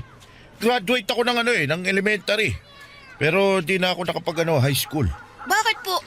Ako na yung ini-interview mo eh. Medya ka ba? Ano po yung medya? Yung nagre-report. Yung nagbabalita sa TV. Saka sa radyo. Sila yung nagsasabi ng totoo. Oh, di ba? Alam nila yung totoo eh. Oh, kapag sa kanila po ako magtatanong kung kilala nila nanay ko, sasabihin nila sa akin. Nako, Boyet. Yan ang hindi ko alam. Malamang hindi rin nila alam. Ang hirap naman kasi nung tanong mo eh. Siguro wala na talaga nanay ko. Manalig ka. Huwag mawala ng pag-asa. Opo. Asya, inumin mo na tong tinimpla kong gatas habang mainit pa. Salamat po, Manong ah. Parang kayo na nga po tatay ko eh. Talaga ba? Tatay yung tingin mo sa akin? Opo! Di ba yung mga tatay nag-aalaga sa mga anak nila? Pinagtitimplan niyo ako ng gatas eh. Ginising niyo ako para lang ipainom sa akin to. Ay nako, sige na. Ako na tatay mo. Pero Manong pa rin yung itawag mo sa akin ha. Baka pagkamalan talaga akong anak kita. Hindi na ako makapanligaw niyan. Opo, Manong. Ayan, mabuti nang nagkakaintindihan tayo. Manong, salamat po sa pagkukup niyo sa akin ha. Kung hindi dahil sa inyo, baka patay na ako. Wala akong makain nun eh. Naisipan ko na nga magnakaw dahil sa gutom eh. Pero nandun kayo. Mabuti naman, hindi ka nagnakaw. Alam mo, marami nang magnanakaw na nakaupo sa pwesto. Kaya hindi umuusad yung buhay dito sa Pilipinas dahil sa kanila eh. Talaga po, Manong? Oo, yun ang sabi ng teacher ko dati dun sa elementary. Tanda ko pa nga kailangan daw mag-aral para hindi mauto ng mga politiko. Kaya ikaw, mag-aral ka sa susunod na pasukan. Opo, sige po. Mayos ka. Kita mo naman dito, maraming halang ang kaluluwa kasi salat sa buhay. Walang makain. Sabi ko naman sa'yo na mag-ingat ka rito kasi tuso ang mga tao. Hindi natin masisisi kasi pinagkaitan ng mga tao dito. Hindi mo masisisi na ganito yung ugali ng mga tao kasi walang-wala. Kailangan mabuhay. Kaya ikaw, mag-aaral ka. Opo, Manong. Oh, mayos ka boyet ha. Dapat asal tao, di hayop. Ibig sabihin nun, maging mabait lang ako. Wala mo na pa pala eh. Pero, maiba ako. Talaga bang ayaw mo nang bumalik dun sa kamag-anak mo sa Cavite? Ayoko na po, Manong. Baka may ginawa ka masama, kaya ka naglayas. Ayoko talaga sa tao yung sinungaling eh. Manong, hindi po ako nagsisinungaling. Gusto ko po talagang makita ang nanay ko. Hindi ko nga alam kung saan ko siya hahanapin pero andito daw po siya sa Maynila. Napakalaki ng Maynila. Di po, may picture naman po ako ng nanay ko eh. Kung makikita ko siya, sigurado makikilala ko yun. Dapat kapag nakita ka niya, maging proud siya sa'yo. Kaya mag-aral ka sa susunod na pasukan, ha? Opo, masusunod po. Papadudot nakatira kami sa pinagtagpi-tagping yero pero ramdam kong nakahanap ako ng tatay sa piling ni Manong. Kahit walang maayos na bahay, mainit, marumi, pero para sa akin ay may pag-asa dahil kay Manong. Matandang binata si Manong, wala siyang asawa at wala ding anak. Dahil wala nga siyang anak kaya ko na ang itinuring niya na parang sarili niyang anak. Ang sabi niya sa lugar na gaya ng squatter ay tuso ang mga tao. Hindi dahil masama sila kundi dahil lahat ng tao sa paligid ay pinagkaitan. Walang araw at gabi na hindi na ako pinapangaralan. Sabi niya kahit mahirap dapat ay matuto pa rin akong maging matinong tao. Pinag-aral niya ako at binilhan ng lapis, papel at gamit sa eskwelahan. Sobrang saya ko talaga, papadudot. Inihatid pa niya ako sa eskwelahan at sinisigurong okay lang ang unang pagpasok ko. Naramdaman ko na kahit na hindi kami magkadugo ay mahal niya ako. Ngunit tulad ng karamihan sa mga bata ay naging pasaway din po ako. Hindi na ako natutuwa sa lapis at papel dahil sa mahirap palang mag-aral. At marami akong nakakaaway na kaklase ko at maging sa ibang section at grade. Hindi naging safe sa akin ang eskwelahan dahil isa pala siyang malaking arena na samot-saring mga bata na iba-iba ang ugali. May matalino, may hindi binayayaan ng talino, may mabuti at masama na sa tingin ko ay hindi naturuan ng tama ng magulang o sadyang spoiled lamang at gustong manghamak ng ibang bata. Hindi ako naging masaya tuwing pumapasok ako, papadudot. Kaya hindi ko sinabi kay Manong na hindi na ako pumapasok. Mas pinili kong magkalakal muli. Mas pinili kong gumala para maghanap ng pera. Kung magkaroon man ako ng kaaway ay hindi ko na kailangan pang magpaliwanag sa teacher. Ang importante sa akin ay makahanap ako ng pera. Hanggang sa isang araw, hindi na naitago ang ginagawa ko. Pinatawag pala si Mano ng teacher ko na hindi ko alam. At sa gabing pag-uwi niya ay nakita kong galit na galit si Manong sa akin, Papa Dudut.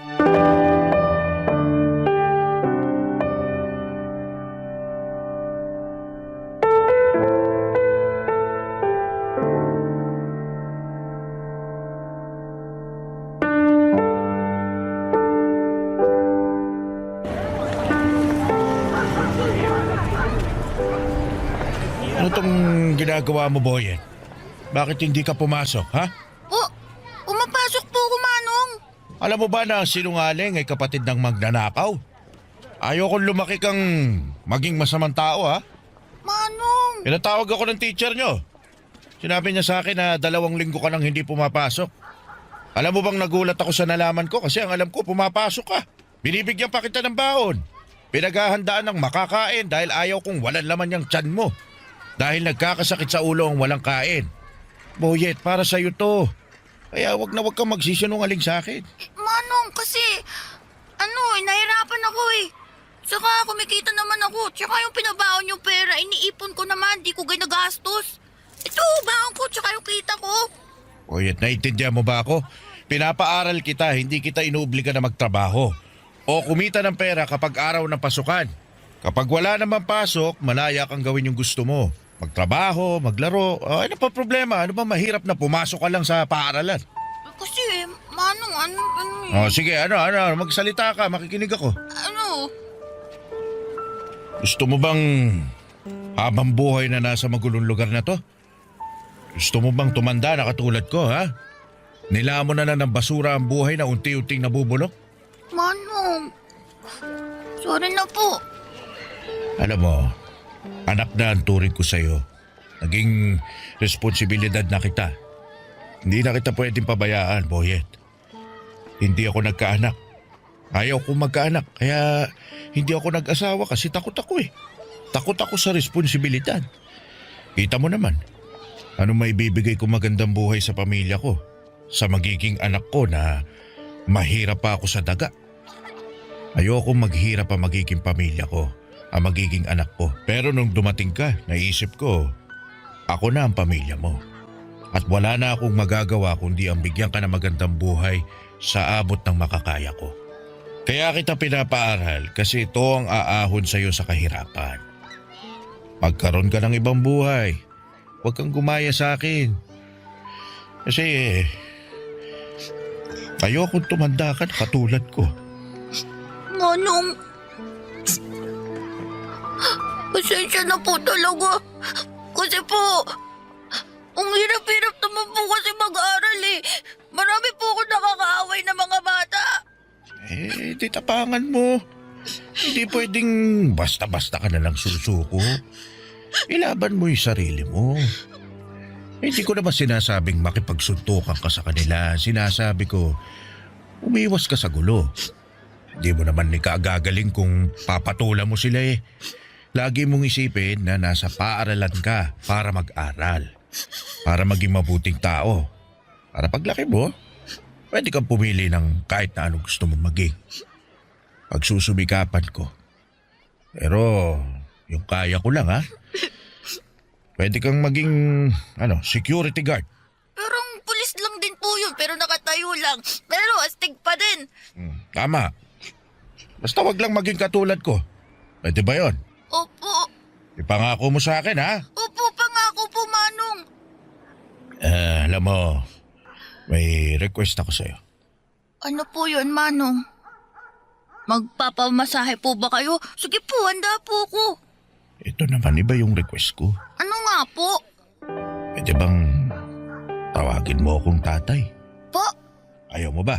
Naku, gusto ko po. Gusto ko. Tatay. Simula ngayon, ako na ang tatay mo. Opo, tatay. Gusto ko umakyat sa stage kasama mo kapag graduation mo na, ha? Ano po yung graduation? Kapag tapos ka na ng elementarya. Tapos ka na rin ng high school. Tsaka kapag magka-college ka na. Ang dami po palang graduation, no? Ang dami ko po palang pag-aaralan. Ba't ganyan yung mukha mo? Ang sasabi mo lang kanina, pinangako mo mag-aaral ka mabuti. Wala na, pasubo lang po ko eh. Basta nandito lang ako. Naalalayan kita. Salamat po. Nang gabing yon ay hindi ako makatulog, Papa Dudut. Sobrang mahal ako ni tatay. Pinili niya akong kupkupin at pinili niyang ituwid ang buhay ko. Pinili niya akong mahalin at gusto niyang alisin ako sa kahirapan. Kaya naisip kong hindi ko dapat sayangin ang pagkakataon na ibinigay sa akin ni tatay. Doon ko ipinangako sa sarili ko na magbabago ako dahil gusto kong maging proud siya sa akin. Gusto kong mapatunayan sa kanya at sa sarili ko na kaya kong lumaban. Kahit mahirap, kahit galing sa basura, ay may mararating din sa buhay. Noon ay hindi pa talaga malinaw na ang mga ginagawa ng mga bata sa akin ay isang klase ng pambubuli. Pero sabi ni tatay ay iiwasan ko na lamang ang mga yon at dapat ay mag-focus ako sa pag-aaral. Kaya naman sinunod ko yon, Papa Dudut. Pero hindi ko pa rin maiwasan na may mga masamang bata na inaaway ako. Minsan umuwi ako may sugat pero hindi ako sumuko. Araw-araw ay sinasabi ko sa sarili ko na baka bukas ay hindi na nila ako aawayin. Bawat pagpasok ko sa school ay parati akong nagdarasal na sana'y walang mambubuli sa akin at sana'y hindi ako pagagalitan ng teacher dahil hindi ko na naman naintindihan ang mga itinuro niya. Gusto kong maging mabuting estudyante. Gusto kong makatapos para sa pangarap ni tatay na makaakyat sa stage kasama ko. At syempre, naging pangarap ko na rin talagang makagraduate, Papa Dudut. Barangay Love Stories. Barangay Love Stories. Papa Dudut, araw-araw kong pinapatatag ang sarili ko. Ang nasa isip ko na lamang ay huwag biguin ang sarili ko at ang tatay na matupad ang pangarap naming dalawa. Kahit na walang araw na hindi talaga ako nilalapitan ng mga bully ay tuloy lamang ako sa pagsusumika para makuha ang diploma sa elementarya. Paunti-unti lang ang goal at doon ako nakafocus. Tinapangan ko talaga sa bawat pagsikat ng araw at sabi ko na sa gabi, wala na naman ang mga bully at kasama ko naman si tatay. Pero ayun na nga, sa school ay sobrang hinahamak talaga ako. Kesyo nakatira ako sa basura, sa squatter, nangangalakal at ang baon ko ay galing daw sa basura. Kahit ano pang sabihin nila, iniisip ko na lamang na may pera naman sa basura at may pupuntahan itong pagsusumikap ko sa pag-aaral. Ngunit isang araw, ibang bully naman ang dumating.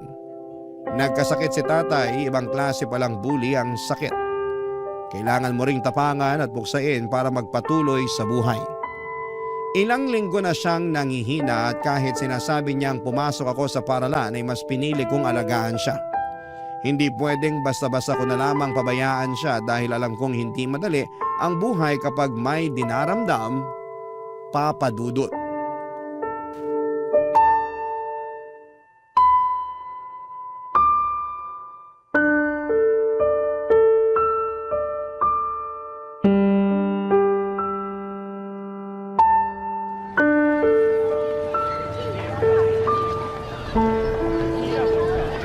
Tay, dahan-dahan lang po.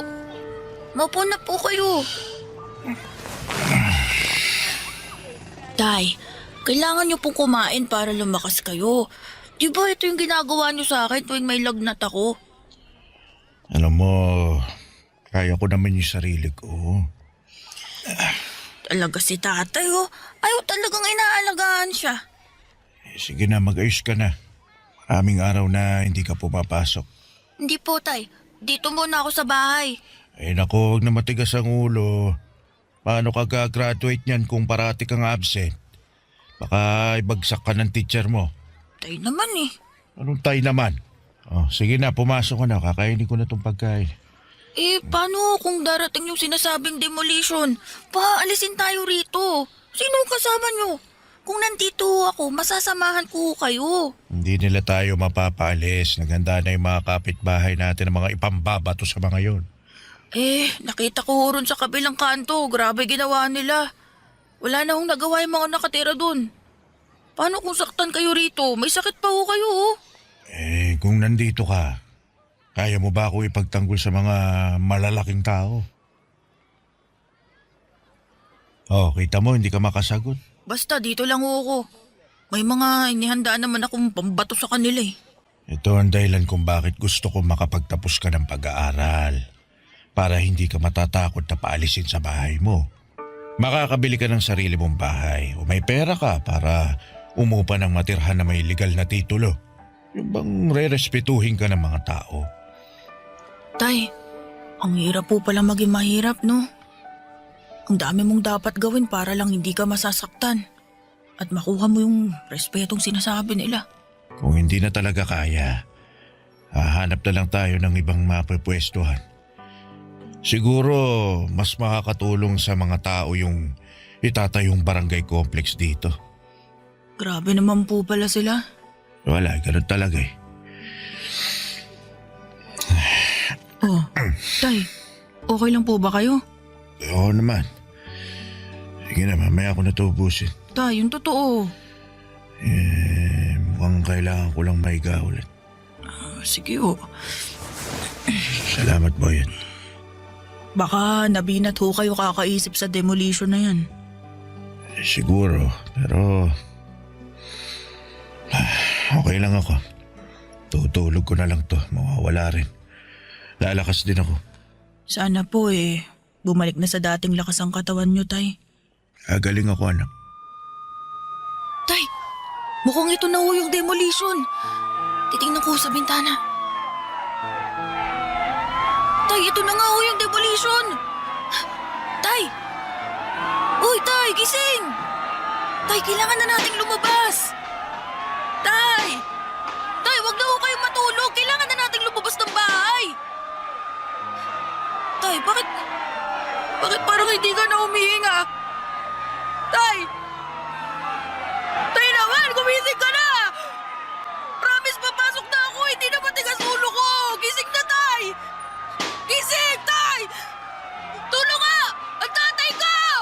Tulong! Tulungan niyo ako! Tay, hindi ka pwede mawala. Akyat pa tayo sa stage sa graduation ko. Tay! Tay, wag mo ko iwan! Tay! Tay! Tay! Papadudod, sobrang sakit balikan ng araw na yon. Lahat nagkakagulo dahil sa demolition habang binawian ng buhay si Manong, ang tatay ko. Kaya naman sobrang galit na galit ako sa mga taong nag-demolish sa squatter. Para kaming mga ipis na pinupuksa na lamang at pinapalabas sa aming mga lungga na parang basura sa lipunan na walang karapatang mabuhay ng may dangal. Tandang-tanda ko na kahit na hindi man natuloy yung sabi nilang end of the world noong 2012, para sa akin ay parang natapos at gumuho talaga ang mundo. Hindi ko alam kung kaya ko bang mabuhay na wala si tatay. Bakit ganon sila sa mahihirap? Pinapalis nila sa lupang yon para tayuan nila ng barangay hall, health center at basketball court. Bakit hindi kami tulungan na bigyan ng marangal na buhay? Nagsumikap kami araw-araw at hindi po kami batugan. Sana yung gobyerno ay nakita ang hinaing ng mga taong gusto lamang ng may masilungan at matawag na tahanan. Kasi ang mga taong ito ay hindi pinapangarap na maging squatter lang habang buhay. Pero sadyang may lapang tadhana at pagkakataon para sa kanila. Mahirap ang buhay. Mahirap makaahon sa kahirapan. Kahit sobrang sakit sa loob ko kasi hindi ko matutupad yung pangarap namin ni tatay, huminto ako sa pag-aaral kasi kailangan kong unahin ang kalam ng sikmura ko kesa sa pag-aaral. Pasalamat na lang ako dahil sa paghihikayat ni tatay na mag-aral ako ay natuto naman akong magbasa at magsulat. Pero syempre hindi ganon kalawak ang pag-intindi ko sa mga bagay-bagay. Basic lang at marunong din akong magbilang kaya alam kong humawak ng pera. At dumating ang isang bagay na masasabi kong mas malaki ang kikitain ko kesa sa pangangalakal. Ibang kalakal na ang ginagawa ko kahit 15 years old ako noon. Pinasok ko ang pagbebenta ng katawan. Nagbigay ako ng aliw sa mga parokyano. Wala akong pinipili. Tama. Nagaya ko sa nanay ko. Ang kaibahan lang ay hindi ako nabubuntis kasi lalaki ako. Sa bago kong trabaho ay nakagawa ako ng sarili kong maliit na bahay sa isang squatter din. At sa bawat oras, hindi ko makakalimutan si tatay. Parating pabalik-balik sa utak ko ang sinabi niya sa akin na kailangang maiba ang buhay ko. Hindi pwedeng mabubulok ako sa squatter. Kalaunan ay nakapagtrabaho ako sa bar at doon ko nakilala si Nelia na naging girlfriend ko. Pareho kaming hamak na isang mamitang nagbibigay sa amin ng customer.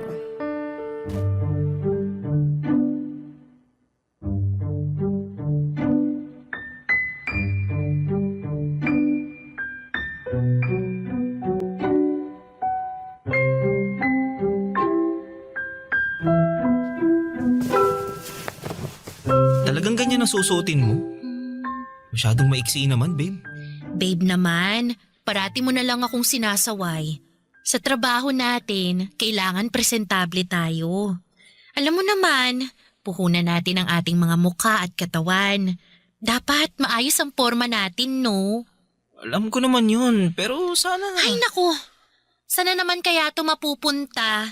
Ayokong makipagtalo sa'yo, ha? Ay, ayokong malasin ang gabi natin. Nelia, hihingi sana ako sa'yo ng pabor eh. Ayan ka na naman. Gusto mo talaga maging manang ako sa harap nila? Paano ako kikita ng pera? Paano tayo makakaipon? Paano natin mababayaran tong upa sa bahay? Sabihin mo nga sa akin, babe. Alam ko naman yan. Ang sa akin lang, sana bawas-bawasan mo yung pagtanggap ng customer na... Na ano? Na ikakama ako. Diretsahin mo na. Babe, bago pa lang tayo maging tayo, ganito na trabaho ko. Ganito na si Nelia. Ganito na trabaho ko. Isang babaeng bayaran. At ganyan ka na rin. Ito talagang ayaw ko eh. Kapag ikaw pwedeng mangialam, kapag ako hindi. Iba kasi yung... Anong pinagkaiba? Pareho lang naman tayong nagbebenta ng katawan, Boyet. Kailangan natin to kasi hindi tayo nakatapos ng pag-aaral. Wala tayong makukuhang ibang trabaho na magbibigay sa atin ng malaking datong. Wala! Kaya wag na natin pag-usapan to. Ang mahalaga, mag-ingat tayo sa ginagawa natin. Pasensya na talaga. Hindi ko lang maiwasang magselos eh. Nako, hindi nakakain ng selos-selos na yan. At wag ka nga magselos. Trabaho lang naman lahat ng to eh. Parang artista. Aarte ka lang, paghusayan mo gaya ng gusto ng customer. Tapos, di ba ganyan din naman ang ginagawa mo? Sa bagay. Iniisip ko lang na nagamit man nila ang katawan ko. Pero hindi naman ang kaluluwa ko. Ang lalim naman nun, babe. Kaya sana maipasa ko yung exam ko. Para makatapos ako kahit senior high man lang. Para makahanap din ako ng ibang trabahong matino. Gusto ko na kung magkaanak man tayo balang araw, magiging maayos na ang buhay natin. Mabibigay ko sa magiging anak natin ang buhay na maganda. Yung hindi naghihirap. Yung kaya natin suportahan kung ano yung gusto niya. Pag-aaralin natin yun hanggang kolehiyo. Ang taas talaga ng pangarap mo, babe. Pero tama. Ayoko rin maranasan ng magiging anak natin ang hirap sa buhay. Naghihirap na nga tayo. Ipapamana pa ba natin sa kanilang ganitong buhay?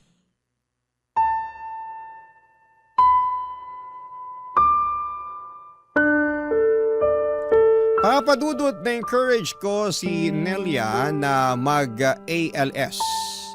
Sinubukan niya talaga, papadudot. Maraming beses na parang gusto na niyang sumuko pero parati ko pa rin siyang sinasabihan na para ito sa aming dalawa. para pwede naming sabihin na may pinag-aralan kami. Pero dumating ang 2020, nagka-pandemic. Naging isang dagok ito para sa amin at maging sa mga kababayan natin. Naging mahirap ang buhay at nawalan kami ng customer kasi nga ay nasa bahay lahat ng tao. Ang daming restrictions. Pati ang ipon namin ay naubos dahil wala talagang trabaho. Naisipan ko na lamang kung talaga bang may Panginoon kasi puro pahirap na lamang ang naranasan ko. Nagsusumikap naman ako sa buhay pero parang ang hirap pa rin. Paano kaya kami magso-survive? Paano ang isang tulad naming dukha ang kakayaning mabuhay sa gitna ng pandemya na walang trabaho? Ang hirap talaga, Papa Dudut. Nakakadurog ng puso ang sitwasyon, nakakapanghina ng loob na para bang inalisan na naman kami ng pagkakataong mabuhay. Ang hirap po maging mahirap at ang masakit ay maraming tao ang tingin sa amin ay palamunin. Nakapina lamang para sa ayuda at pasanin ng lipunan. Sa totoo lang po, Papa Dudut, gusto kong hingi na sana'y magkapalit kami ng buhay para malaman niyang nagtatrabaho kami para mabuhay. Pero sadyang mailapang kapalaran sa kagaya naming salat sa buhay. Barangay Love Stories. Barangay Love Stories. Hindi naging maganda ang pagsasama naming dalawa dahil sa sitwasyon, Papa Dudut.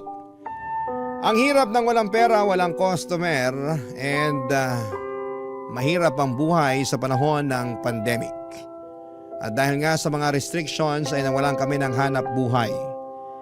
Siguro'y hindi lang kami, marami sa ating kababayan. Sana nga ay yun na ang huling pandemic sa mundo. At dahil nga sa hirap ay parati kaming nag-aaway at mainit ang ulo. Totoong nakaka-high blood ang walang pera. Pero nang malift ang mga restrictions ay unti-unting bumalik ang lahat. Nagkaroon na ulit kami ng trabaho at magkahiwalay kami ng bar. Nagkikita na lamang kami tuwing umuuwi ng bahay at ang importante ay magkasama pa rin kami. At gaya nga ng dati ay balik kami sa dating gawi, ang pagbebenta ng panandaliang aliw. Ang kumita ng pera, ang magtrabaho na kahit para sa iba'y mabaho pa sa basurang ginagawa namin. Para sa akin ay wala akong pakialam dahil wala naman akong inaapakang tao. Wala akong hinahamak. Gusto ko lang kumita ng pera pero isang umaga'y nagulat ako nang umuwi si Nelia sa bahay, Papa Dudut.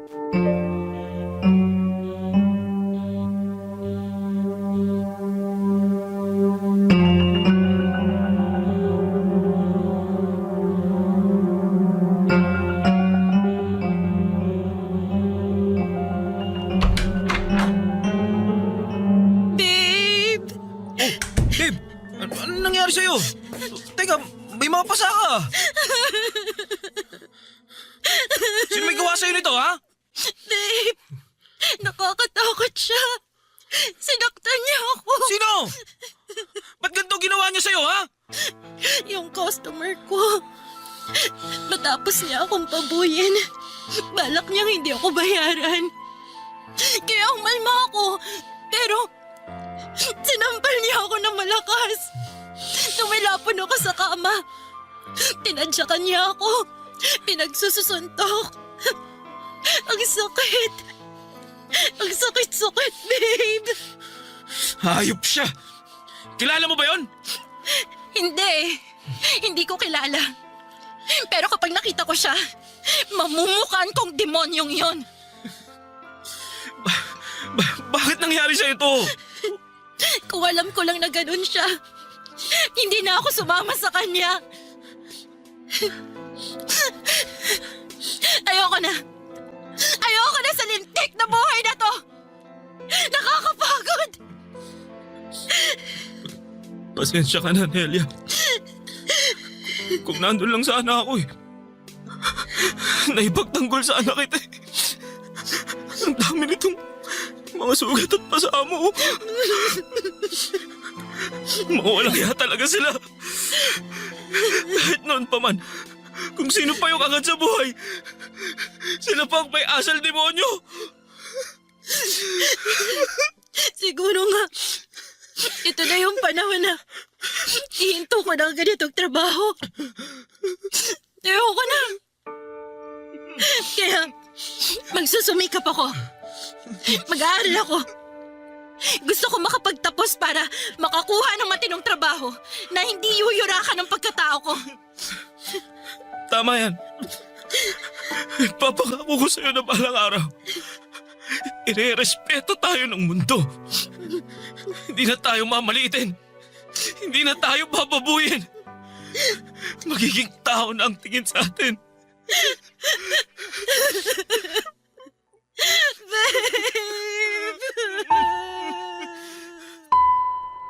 Ilang linggo ring nagpagaling si Nelia sa mga natamo niyang sugat at pasa, Papa Dudut. Sobrang nakakagulat na may tao talagang gagawa ng ganon. Pasalamat na lang ako at hindi niya tinuluyan. Nakakasama pa rin ng loob, bagamat masaya pa rin ako dahil nakakasama ko pa rin ang babaeng mahal ko. Pareho kami nag-aral sa ALS hanggang sa graduate ako ng senior high school. Kaya hindi pa rin ako makaalis sa trabahong pagbibigay aliw, Papa Dudut. Kailangan ko pa rin ng pera para sa training ko bilang security guard. Sabi ko sa sarili ko na malapit na talaga at makakawala na rin ako sa kadena ng kahirapan. Pero nagkaroon ng problema. Nilagnat ako at ilang araw nang hindi ito gumagaling. Nagsilabasan na rin ang mga rashes sa aking katawan at ang lalapan ng ubo ko. Dahil sa halos hindi ako makapagtrabaho na ay napilitan akong pumunta sa health center. At natuklasan ko ang isang nakakagulat na katotohanan na ayaw kong marinig. Nang mga oras na yon ay parang nag-flashback lahat ng hirap na pinagdaanan ko. Ang iniwan ako ng aking ina, ang pangungutya ng tiyahing ko kaya ako lumayas sa Cavite, ang pagiging palaboy sa lungsod, ang pagkupkup sa akin ni Tatay Manong, ang kanyang mga pangaral at pangarap na makapagtapos ako at maging security guard. Ang oras nang mawala siya sa buhay ko. Ang araw na akala ko'y mawawala na sa akin si Nelia dahil sa nangyaring pananakit sa kanya. Nasabi ko na lamang sa sarili ko na sa dinami-rami ng tao sa mundo ay bakit ako pa? Bakit sa akin pa nangyari ito?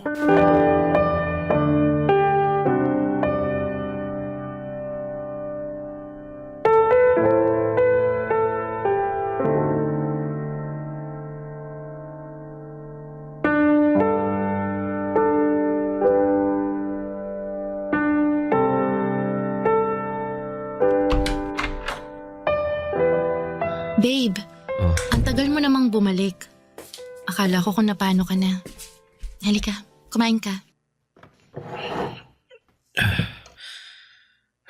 Babe, bakit parang tulala ka? Anong sabi ng doktor? Na-check ka ba? Nakapunta ka ba sa center? Naku, sana pumayag kang samahan kita. Pwede ko namang isarado muna tong tindahan eh. Boyet? Bakit? Akala ko, malapit ko nang matupad ang pangarap ko eh. Akala ko magiging security guard na ako. Magiging maayos ang buhay ko. Teka, ano bang nangyari? Doon ako galing sa center. Sumailalim ako sa mga test. Anong resulta? Ano bang test ang ginawa nila sa'yo? Alam mo, gusto ko sanang ilihim pero karapatan mong malaman ng totoo kasi magkarelasyon tayo. At baka... Ano bang nangyayari? Pinapakaba mo naman ako eh. Magsalita ka, Boyet! Iniisip ko kung saan ko kaya nakuha to. Naalala ko, may naging customer ako. Ayaw niya maglagay ng protection. Malaki ang binayad niya sa akin. Pumayag na ako. Kasi isang beses lang naman eh. Teka, huwag mong sabihin nagpositibo ka. Patawarin mo ako, Nelia. Bakit mo ginawa yan? Akala ko kasi ano eh. Ibig sabihin, hindi.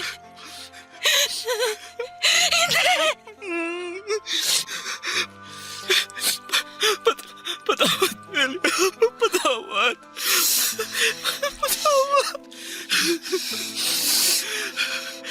Ibig sabihin, nahawaan mo na ako?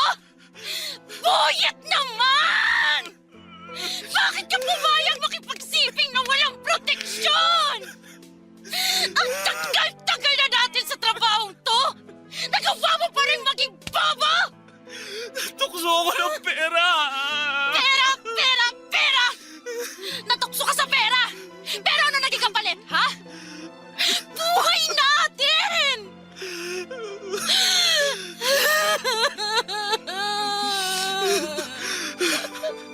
Ayoko buhayin! Ayoko magkasakit!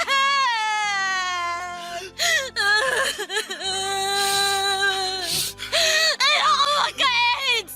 Ayoko! Nelia, patawarin mo ako. Nindig ka! Eh, magagawa pa yung pagiging mo ng tawad!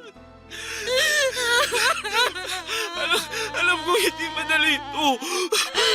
Pero hirap na ako eh. At kasalanan mo yun! Tanga! Nelia!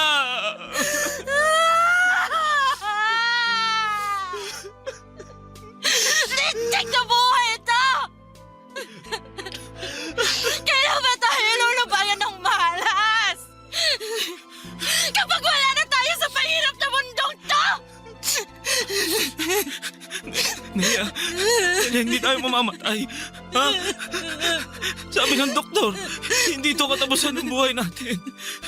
Sabi niya, pumunta ka rin sa center para mapatest ka rin. Pareho natin gagamutin ang mga sarili natin. Malalabanan natin to. Lalaban tayo, Nelia. Lalaban tayo, Nelia. Ha? Lalaban tayo.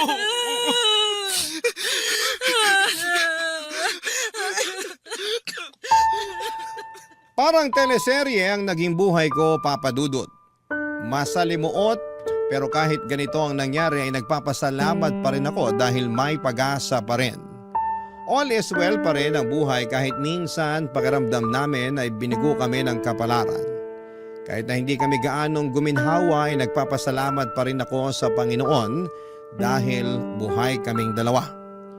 Siguro ay baka hindi na kami magkakaanak kahit sabi ng doktor ay may chance naman basta under gamutan at alaga ng mga doktor. Pero tinanggap na rin namin ni Nelia kung hanggang dito na lamang kami.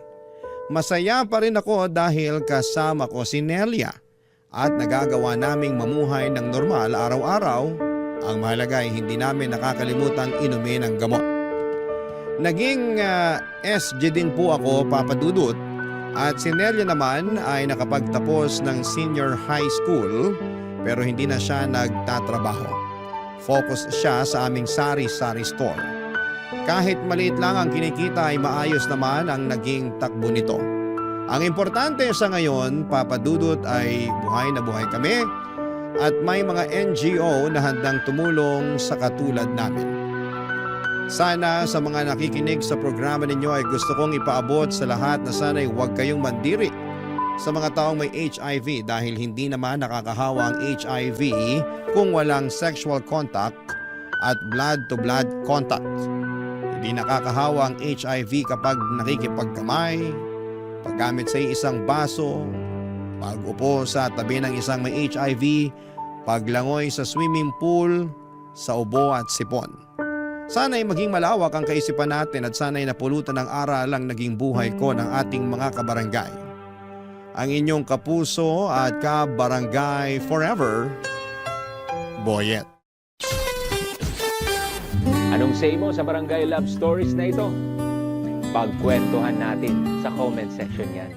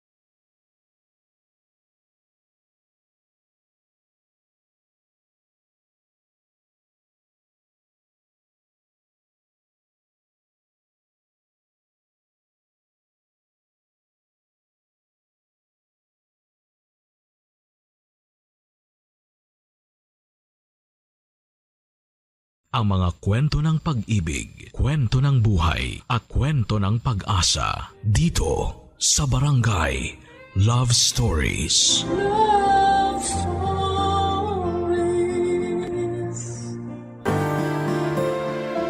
Isang pagkakilanlan ng bawat tao ang kanyang birth certificate.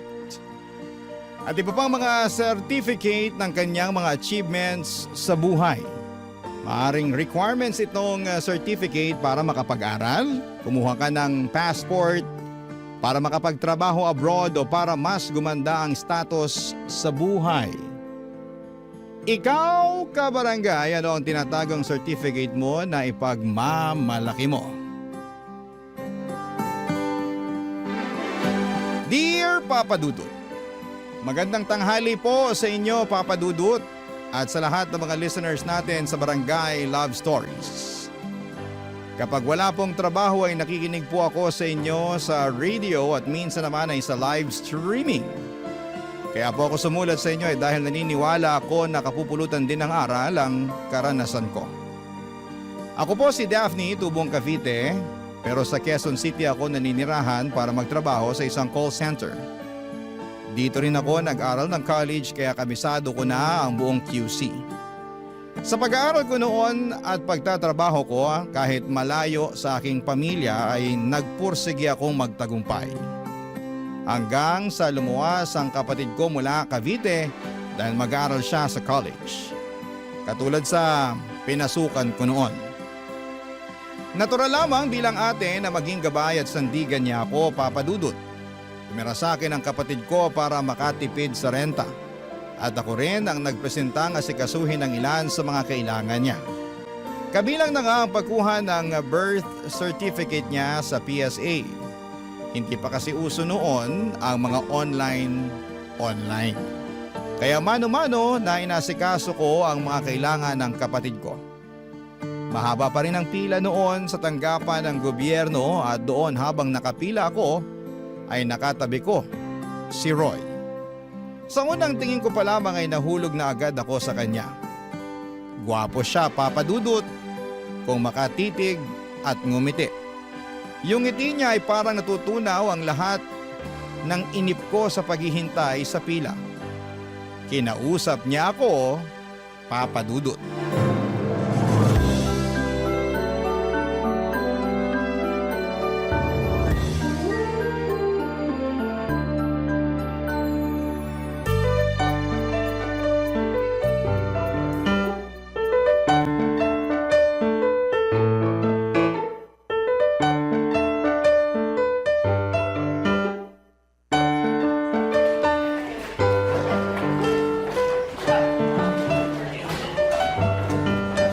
Ano nga ulit ang pangalan mo?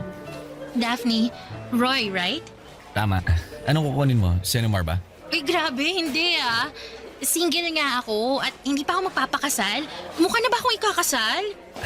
Maganda ka kasi kaya naisip kong may pumakot agad sa'yo para Di ka makuha ng iba. Ikaw naman. Kaso wala. Di ako naniniwala. Nako, dapat kang maniwala. Nandito ako para kumuha ng birth certificate ng kapatid ko. Requirements kasi para sa school niya.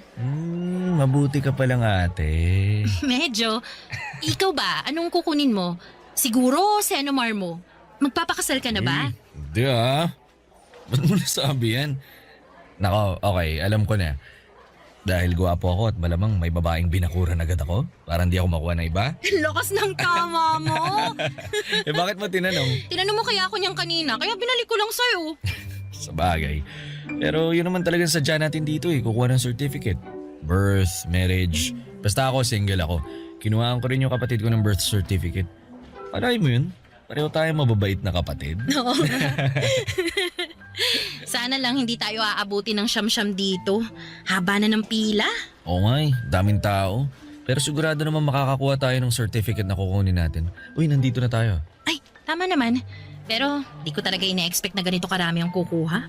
Marami na kasi nag-asawa kaya dumami na mga tao sa Pilipinas. Bagay. Ikaw, kailan ka mag-asawa? Hala, grabe namang tanong yan. Para maganda pag-uusapan natin, para hindi tayo mabagot dito. Oo nga naman. Di ko pa alam. Depende kung may manligaw. Sa ganda mong yan, walang nanliligaw. Ay, iibahin ko pa lang sagot. Depende kung gusto ko ang manliligaw sa akin. Juicy Natural lang naman yan na kailangan mo rin mamili na makakasama mo sa buhay, di ba? Tama naman. Ano bang gusto mo sa isang lalaki? Syempre, yung may trabaho. Basic yun. Sigurista ka rin Syempre naman. Di nakakain ng pag-ibig, no? Sa bagay, pero maliban sa may trabaho, ano pa gusto mo? Yan talagang pag-uusapan natin dito. Bakit? Nailang ka ba? Siguro, okay, sige, pwede mo namang di sagutin. Oo nga pala, kakakilala lang natin pero hindi naman na tayo strangers, di ba? Kilala mo pangalan ko, kilala rin kita. Alam mo pangalan ko, alam ko rin pangalan mo. Sige na nga, sasagutin ko na. Yun naman pala Sige, makikinig ako sa sagot mo. Napaka-hypocrite ako naman kung wala sa qualification ko yung may itsura, di ba? Oo, bakit ka natawa? Basic naman nga kasi talaga yun. Di ba una tayo na-attract sa physical appearance ng tao? Yes. Ayoko rin sa pangit. Hindi sa inaalala ko lang din syempre yung magiging anak ko. Alam mo na. Klase ka rin Maganda ka tapos gwapo mapapangasawa mo. Siguradong gwapo at magaganda magiging anak niyo. Ay, sana. Wala lang to paano kung ako yung lalaki? May chance ba yung physical appearance ko? Na. Ikaw talaga. Syempre naman. Gwapo ka naman. Hindi nga. Oo nga. O, tingnan mo silang lahat dito. Ikaw ang pinaka may itsura, no? Naku salamat at pasok ako sa standard mo ng gwapo O bakit ka natatawa? Joke lang pala na gwapo ako. Naku, gusto mo lang talaga ulitin ko sa iyo yung sinabi ko. Mr. Roy, ang gwapo niyo po at kayo na ang pinakagwapo na nandito sa opisina. Pero sana makuha na natin ang birth certificates ng mga kapatid natin. Kasi ang sarap ng humiga tsaka magpahinga. Kailangan mo pa ng mas mahabang pasensya. Malayo pa tayo sa finish line. Oo nga. Hindi po mahirap kausap at pakisamahan si Roy Papadudut. Sa pag-uusap po namin na yon ay sobrang pigil po ako sa sarili ko dahil ang totoo po. Kinikilig po talaga ako. Bawat salita niya ay parang musika sa aking tenga. Ang bawat ngiti niya ay sobrang nakakabighani po talaga. Kahit umabot kami ng 5 oras sa pila ay hindi ko nararamdaman ang bagot nang dahil sa kanya. Bago kami umalis sa building ng PSA ay hiningi na niya ang number ko at syempre binigay ko kaagad. Hoping talaga ako na baka siya na ang para sa akin at magkatotoo yung gusto ko na kapag magkaanak man ako ay siguradong maganda at gwapo. Nang araw na yon ay agad siyang nag-text sa akin at nangumusta kung nakauwi ako sa bahay. Sinagot ko naman yung text niya hanggang sa araw-araw na kaming nagtitext at niyaya niya ako ng isang date. Gusto niya daw ako kaya nais niyang mas makilala ako personally. Pumayag naman akong makipag-date sa kanya, Papa Dudut. Ilang beses kaming nagkita at naging boyfriend ko na nga po si Roy. Hanggang sa isang gabi, binigay ko na ang sarili ko sa kanya. Naramdaman ko ang kanyang pagmamahal sa akin at buong puso kong sinuklian yon. Pinaubaya ko sa kanya ang lahat, Papa Dudut.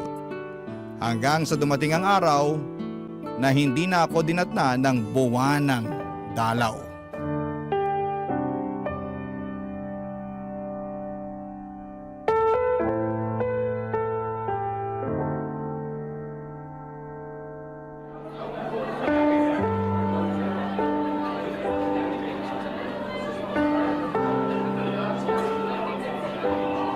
Mahal, may sasabihin sana ako sa'yo. Ano yun, mahal? Parang ang serious mo. Mahal mo naman ako, di ba? Mukhang seryoso nga to. Ano ba yan? Alam mo, mahal, hindi mo na dapat ako tanungin ng ganyan kasi alam naman natin ang sagot. Mahal kita. Mahal na mahal. Kaya nga dito kita dinala sa favorite restaurant mo kasi mahal kita eh. Salamat sa pagmamahal mo, ah. Na-appreciate ko talaga lahat ng to. Pero, Anong pero? kinakabahan kasi ako. Ikaw talaga, 5 months na tayong magkarelasyon, kinakabahan ka pa rin sa akin? Tsaka kilala na natin ang isa't isa, di ba? Wala na tayong tinatago mula ulo hanggang paa. Kabisado na natin ang bawat isa. Tama ka, pero... Ano ba yung pero na yan? Sabihin mo na nga para ma-let go mo na yan, para gumaan na yung loob mo. Sige na, ano? Mukhang good news naman siguro to kasi nagmamahala naman tayo. Mahal, hindi ako manghuhula. Sabihin mo na. Naaalala mo yung 3rd monthsary natin? Yung nakalimutan natin gumamit ng proteksyon?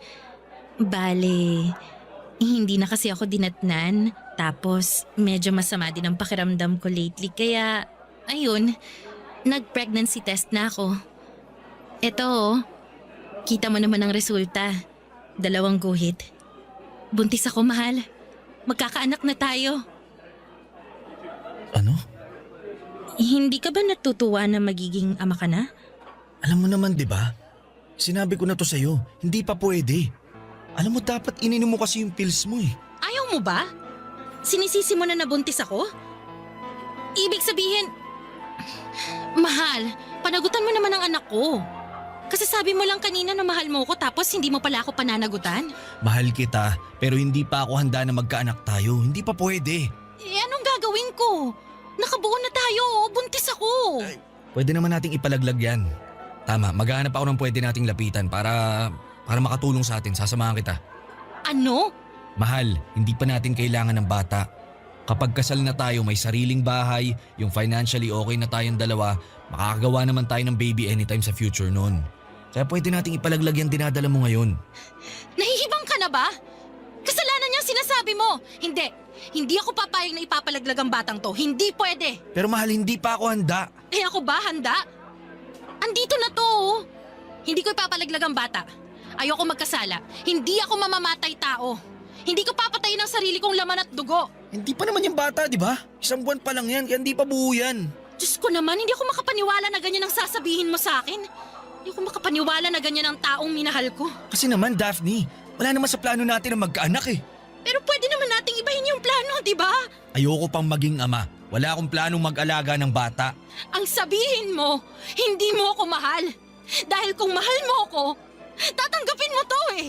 Pakakasalan mo ako. Mahal kita, pero wala pa sa usapan natin ang kasal-kasal na yan. Ano pala itong ginagawa natin? Tiki man lang? Bakit ba ako nagtiwala sa'yo kung ang gusto mo lang ay panandali ang kasiyahan?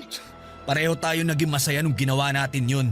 Pwede pa naman tayo magpakasaya sa bawat isa eh. Alisin lang natin yung nasa tiyan mo. Promise, mag-iingat na talaga ako. Hindi na tayo makakabuo. Anong klaseng pag-iisip yung meron ka?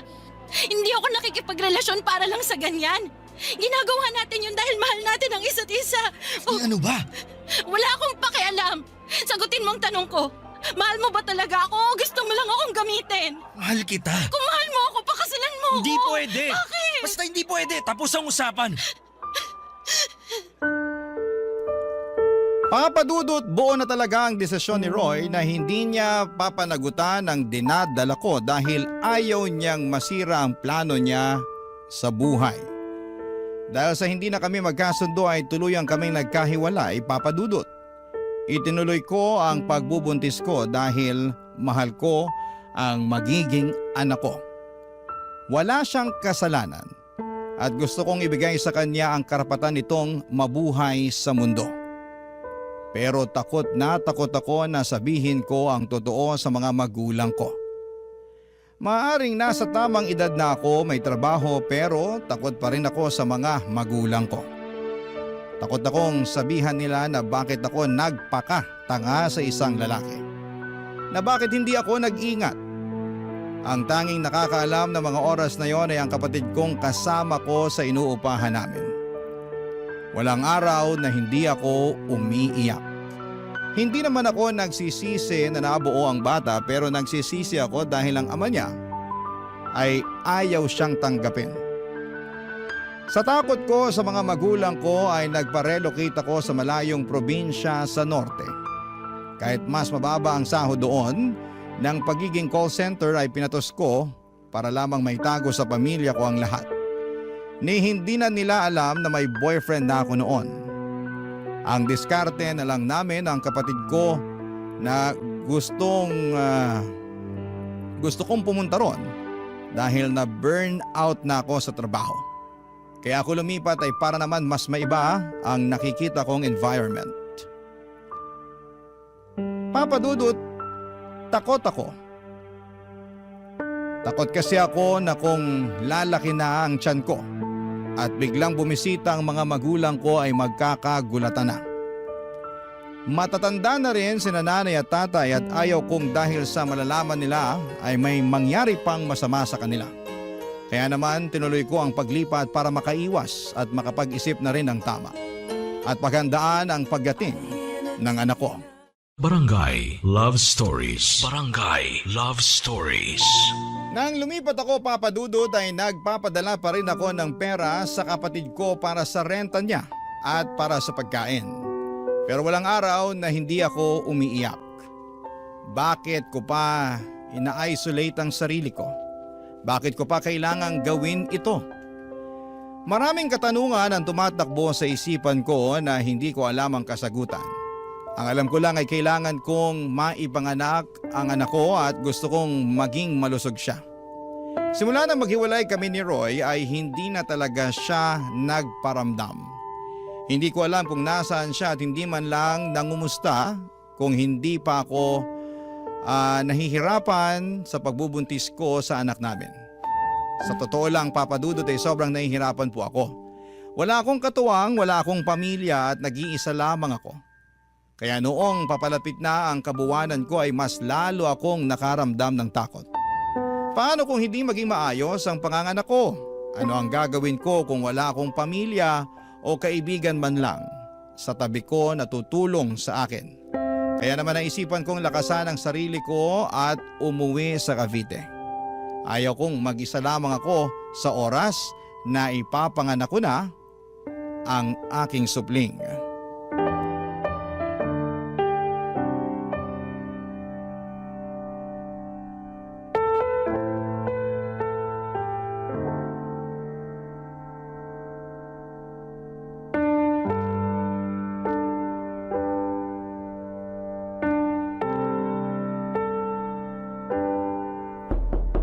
Nay! Nay! Sandali! Papunta na! Daphne? Nay! Anong nangyari? Nay! Nay, huwag po kayong magagalit, ha? Bakit ba? Ano bang nangyari, anak? Kasi, Nay, Ano nga? buntis po ako! Sorry, Nay. Diyos ko. Sorry. Halika nga, bata ka. Pumasok ka. Ikaw ba nagbitbit ng mga gamit mo? Naku. Bakit hindi mo kasama ang kapatid mo? Ano bang nangyari? Daphne, sino ang ama ng dinadala mo, ha? Nasaan siya? Hindi mo man lang sinabi sa amin na buntis ka. Kahit yung kapatid mo, wala ring sinabi. Nay, I'm sorry po talaga. Pero wala pong ama ang anak ko. Ano? Ibig sabihin, Daphne naman, bakit naman ganito? Nagkamali po ako, Nay. Maling-mali po. Pero ayoko po may magawa pa akong mali. Ayoko po ipalaglag yung bata. Gusto ko po siyang mabuhay, Nay. Mahabaging Diyos. Ay, talagang mali kung ipinalaglag mo yan. Ay, nakong bata ka. Sandali. Nakakapagpa-check up ka naman ba? Opo. Mabuti naman. Ay, naku anak, bakit naman ganito? Ginulat mo ako. Nay, handa naman po ako sa anumang galit niyo. Kahit sumbatan niyo po ako. Tatanggapin ko po yun kasi nagkamali naman po talaga ako. Eh ano pang silbi ng panunumbat ko? Naging mabait kang anak, Daphne. Hindi mo kami binigyan ng sakit ng ulo ng tatay mo. Pero ito... Hindi ka ba talaga pakakasalan ng ama ng batang yan? Hindi po. Nawala na lang siya na parang bula matapos niyang malaman na nagdadalang tao ako. Napaka-irresponsableng lalaki yan. Saan mo ba nakilala yon, ha? Hindi mo man lang inalam ang pagkatao ng lalaking yon? Mabait naman po siya sa akin, Nay. Akala ko po kasi maayos siyang tao.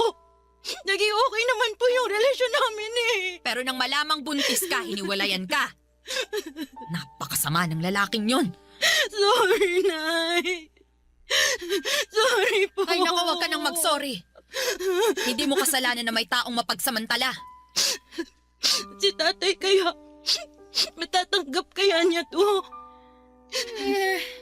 Siguro, magagalit yun sa umpisa. Pero mahal ka ng tatay mo. Matatanggap niya rin yan. Natatakot po ako, Nay. Ang importante ngayon, nandito ka. May kasama ka. Hindi po kayo galit sa akin. Ay, hindi ko alam, Daphne. Ang sa akin lang, anak kita. Hindi kita pwedeng pabayaan at apo ko ang batang yan. Kung mas ginamit ko lang sana yung utak ko, hindi sana nangyari sa akin to. Ay, huwag mo nang sisihin ang sarili mo. Hindi mabuti sa isang buntis ang umiiyak. Tumahan ka na. Ako nang bahala mamaya sa tatay mo pag uwi niya. Sigurado po ako pag-chichismisan tayo ng mga kapitbahay natin. Huwag mo nang alalahanin ang mga yon. Wala naman silang ambag. Hindi nila alam ang nangyari. Tsaka, sino ba sila para husgahan ka? Nandito lang ako, anak. Ang mahalaga sa ngayon, ligtas ka dito. At sana maging maayos ang panganganak mo.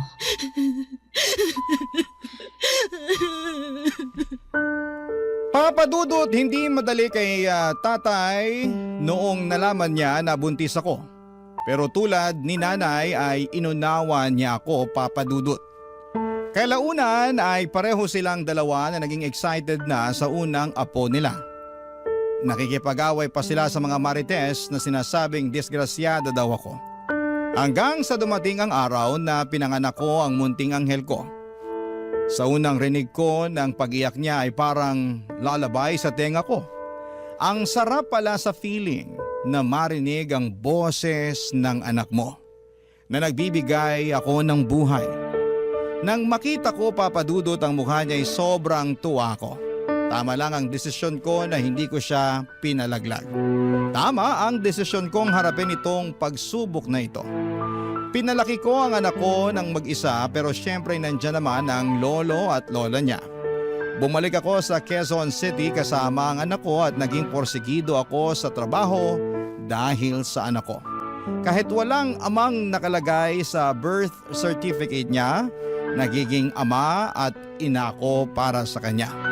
Pinangako kong mamahalin at aalagaan ko siya. At kahit iniwanan kami ng ama niya, ay kaya ko siyang buhayin. Hanggang isang araw, bumisita si nanay sa QC. Namasyal kami sa isang mall at laking gulat ko, Papa Dudut. Sa unang pagkakataon matapos ang huli naming pag-uusap, ay nakita ko si Roy.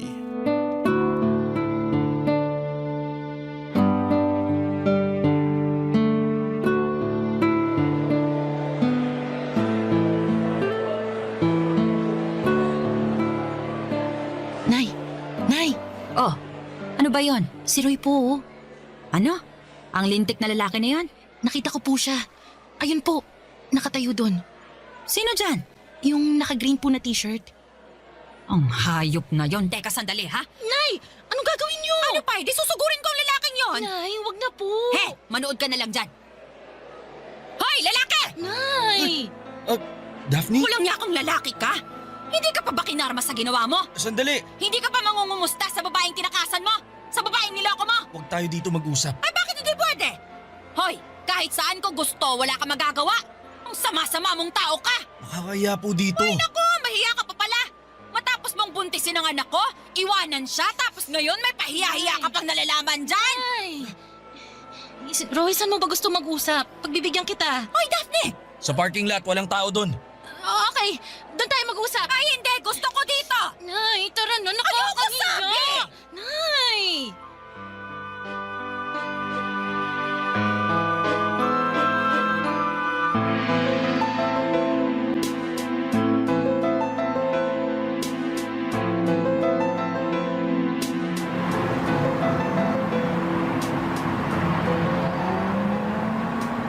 Ngayon nandito na tayo.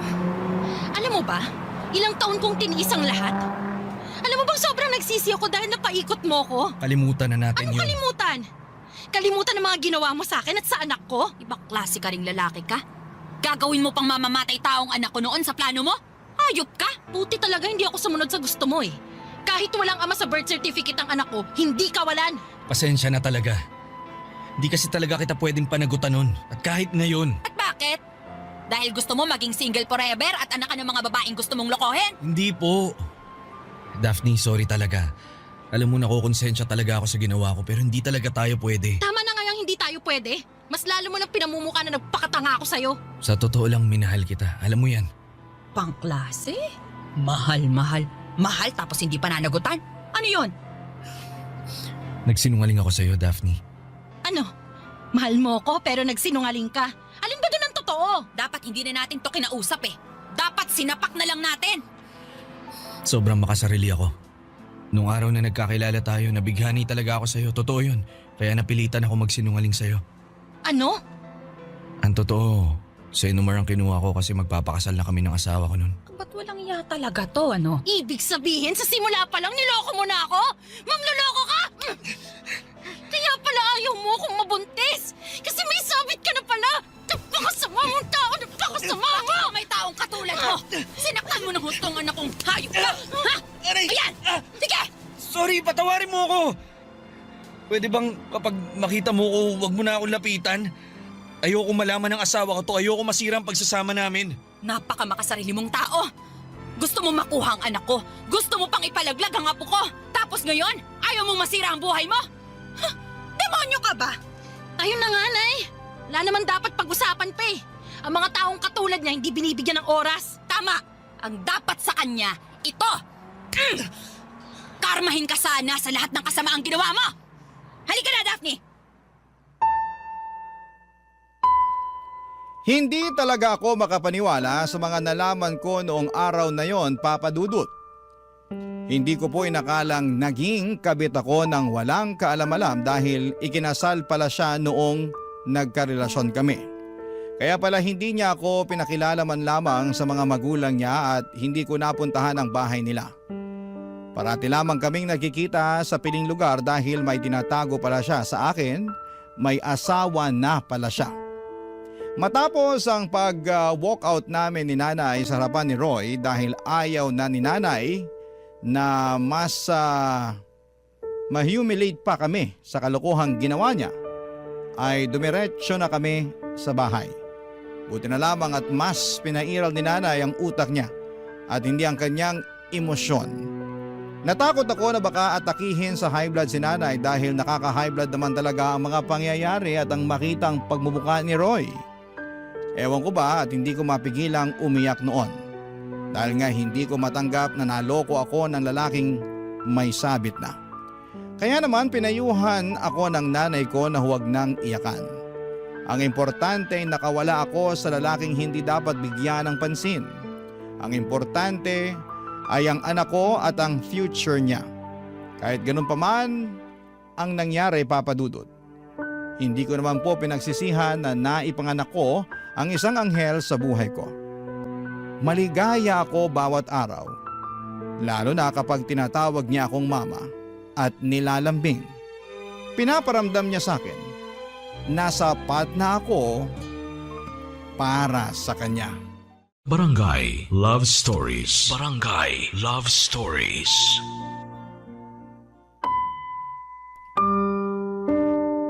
Kahit ayokong isipin ang naging ugnayan namin ni Roy noon, parating nagpa-flashback sa utak ko ang mga alaala ng kanyang panloloko. Simula pa lamang noong nagkakilala kami. Ang usapan pala naming yon ay puno ng kasinungalingan. May plano pala talaga siya na akitin at bilugin ang ulo ko para makuha niya ang kanyang gusto.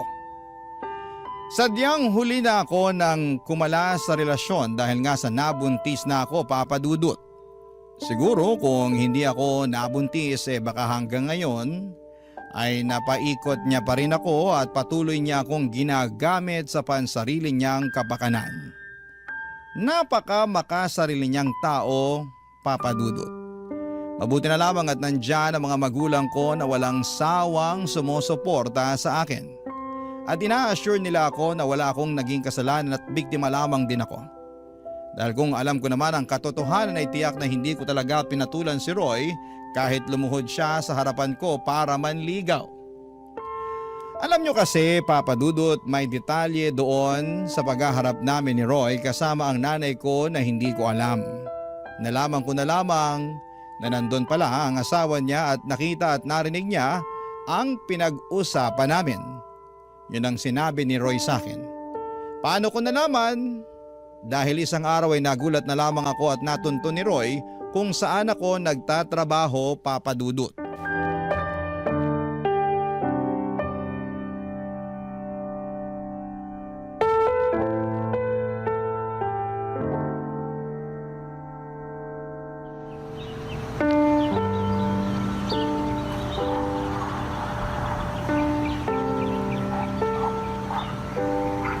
Daphne, kausapin mo ako. Anong ginagawa mo dito? Wala na tayong pag-uusapan pa. Umalis ka sa harapan ko! Ano ba? Daphne, please naman. Kailangan kong tulong mo. Ano? Tulong? Teka, nabibingi yata ako. Tulungan mo naman ako. May malaki kasi akong problema eh. Ikaw lang makakatulong sa akin. Kinugood time mo ba ako? Wala akong panahon makipaglaro. Kaya pwede ba? Bitawan mo ako. Kailangan ko nang pumasok sa trabaho. Sandali lang, please. Ano ba talagang kailangan mo? Ha? Ayoko na ng gulo. Gusto kong kalimutan kung sino ka at kung ano ka sa buhay ko. Kaya umalis ka na. Yung asawa ko. Anong asawa mo? Wala akong pakialam sa'yo at sa asawa mo. Daphne, nung nakita niyo ako. Nung nag-uusap tayo sa parking lot kasamang nanay mo, nakita tayo ng asawa ko. Narinig niyo yung usapan natin, nalaman niyo yung totoo. Nalaman niyang naging kabit mo ko. Eh ano naman ngayon? Bakit mo to pinapaalam sa akin, ha? Kasi kailangan ko nga ng tulong mo. Niwalayan ako ng asawa ko. Eh ano? Hindi ko maintindihan at ayaw kong intindihin yung problema mo. Ano naman ngayon kung hiwalay na kayo? Anong tulong yung sinasabi mo? Kausapin mo naman yung asawa ko. Sabihin mo sa kanya na ikaw may gusto kaya nangyari yung sa atin nun. Ano? Daphne, sige na, tulungan mo lang ako. Ngayon lang. Ayokong tuluyang hiwalayan ako ng asawa ko. Nahihibang ka ba? Gusto mong kausapin ko siya at sabihing nilandi kita para patulan mo ko nun? Wow! Lakas ng tama mo, ha? Daphne, please. Etong pwede kong mabigay sa'yo. Tigilan mo ko, Roy! Hindi ko gagawin ang kalokohang to. Daphne, nagmamakaawa ako sa'yo. Kumbinsi mo ang asawa ko na makipagbalikan sa akin. Kahit ilang sampal tatanggapin ko, tulungan mo lang ako. Sige na. Hindi! Binaboy mo na nga ang pagkatao ko, Roy. Bababuyin mo na naman. Ganyan na ba talaga ako kaliit sa tingin mo para gawin to, ha? May natitira pa akong dignidad. May natitira pa. Kaya tigilan mo na ako, pwede? Wala kang mapapala sa akin. Daphne naman. Umalis ka na. Hindi ako aalis. Sabi ng kailangan kong tulong mo. Hindi ko kaya mawala ang asawa ko. Napakawalang hiya mo na nga. Gagawin mo pa akong tanga? Para ano, ha? Para magmukha kang mabait. Para magmukha kang mabuting asawa at nagkamali lang dahil may malanding babaeng umakit sa'yo. Kakaiba rin ang gusto mong kwento, ah. Daphne, eto. Kung kailangan kong lumuhod, gagawin ko. Tigilan mo nga ako sa paluhod at pagmamakaawa mo sa akin. Kahit buong araw at gabi ka pang lumuhod dyan, hindi ko gagawin ang gusto mo. Hindi ako haliparot, alam mo yan. Nagmahal ako noon. Nagtiwala. Umasa na yung lalaking binigyan ako ng pag-ibig, seseryosohin at mamahalin ako ng totoo, pero hindi pala. Ang lalaking minahal ko, isa palang demonyo. Daphne, patawarin mo na ako. Ilang beses akong nagmakaawa nun sa'yo na huwag akong hiwalayan, di ba? Dahil nagdadalang tao ako. Ano, pinakinggan mo ba ako? Hindi. At ngayon, gusto mo magsinungaling ako sa asawa mo na ako ang may kasalanan na lahat? Hayop ka! Wala kang kwentang tao! Daphne naman! Manigas ka dyan!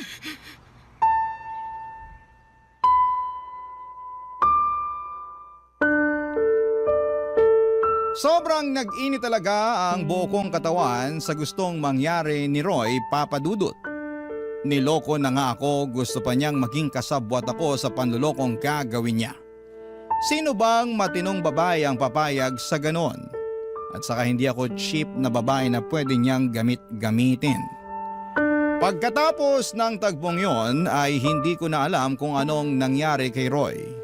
At siguro tuluyan na siyang hiniwalayan ng kanyang asawa. Deserve naman niya kasi wala siyang kwentang lalaki. And after 2 years ay may nakilala naman akong lalaki.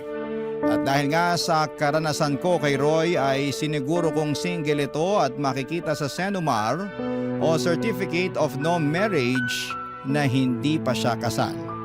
Mabait at hindi sinungaling ang naging boyfriend ko, Papadudut. At tanggap niya ang nakaraan ko at ang anak ko. Sobrang maunawain at mapagmahal. At dahil swak naman kaming pareho, naisipan namin ang magpakasal.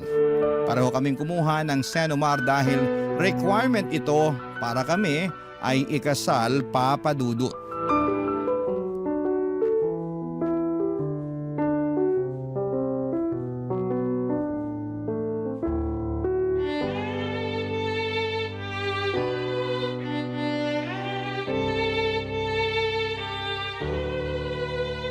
Evan, dumating na yung Senomar natin. Bubuksan ko na ba tong 2 envelope? Sabay ba talaga? Sabay tayong kumuha eh. Sige, buksan mo na para malaman mo single na single ako at ready na pakasalan ka. Sige, ikaw ang magbubukas ng sa akin at ako naman ng sayo. Game? Game. Teka, babasahin ko na. Ayan! Single! Single nga, sabi ko sa iyo eh. O ano, pwede na tayo ikasal. Wala tayong sabit pareho. Han! Oh, bakit ka umiyak? Hindi ko mapigilan. Natutuwa lang ako kasi matutuloy na yung kasal natin. Ako rin. Sobrang saya ko na ikaw magiging asawa ko. Evan and Daphne nuptial. Malapit na. Parang showing soon lang na plug ah. O bakit? Artistahin naman tayo ah. Alam mo Han, naisip ko. Total magiging mag-asawa na tayo. Magiging isang pamilya na tayo. Gusto ko nang ituloy yung sinabi ko nun sa'yo. Yung bala kong i-adopt yung anak mo. Gusto ko magamit niya ang apelyido ko na ako ang legal na ama niya sa mata ng batas. Talaga ba? Oo naman. Kaya sana pumayag ka na. Sorry, Han. Oh, kaya mo pa rin? Hindi. Gusto ko. Doon kasi, hindi ako sure sa idea mo na ganito. Kasi nga, ayoko mag-expect na magiging happy ending tayo. Pero napatunayan ko na totoo ka. Na mahal mo nga ako. At wala kang ibang babae sa buhay mo kundi ako. Alam mo Han, walang araw na hindi ako naging totoo sa'yo. Ayoko rin yung sinungaling na tao eh. Basta ngayon, ang importante malapit na yung kasal natin. At gusto ko na ibigay ko rin sa anak mo yung apelyido ko. Kasi hindi lang ikaw ang mahal ko, pati na rin ang anak mo. Ang lahat sa'yo. Han. Deserve mo at ng anak natin na maging masaya tayo bilang isang pamilya, ha? Kaya please, pumayag ka na. Oo naman. Gusto kong dalhin namin ang anak ko ang apelyido ng isang lalaking sobrang bait. Salamat, Hana. Ikaw kasi, mabait ako kasi mabait ka rin. Tsaka, may isa pa pala akong request. Ano yun? Gusto ko, gawa agad tayo ng kapatid niya para dalawa na agad yung anak natin. Oo ba? Oh, yun naman pala eh. Ready na ako dyan. Yan. Happy family tayo niyan. Magkakaroon na tayo ng marriage certificate. At sayong-sayo na ako. Ang swerte ko sa'yo. Ako ang swerte sa'yo. Mahal na mahal kita, Han. Mahal na mahal na mahal din kitahan.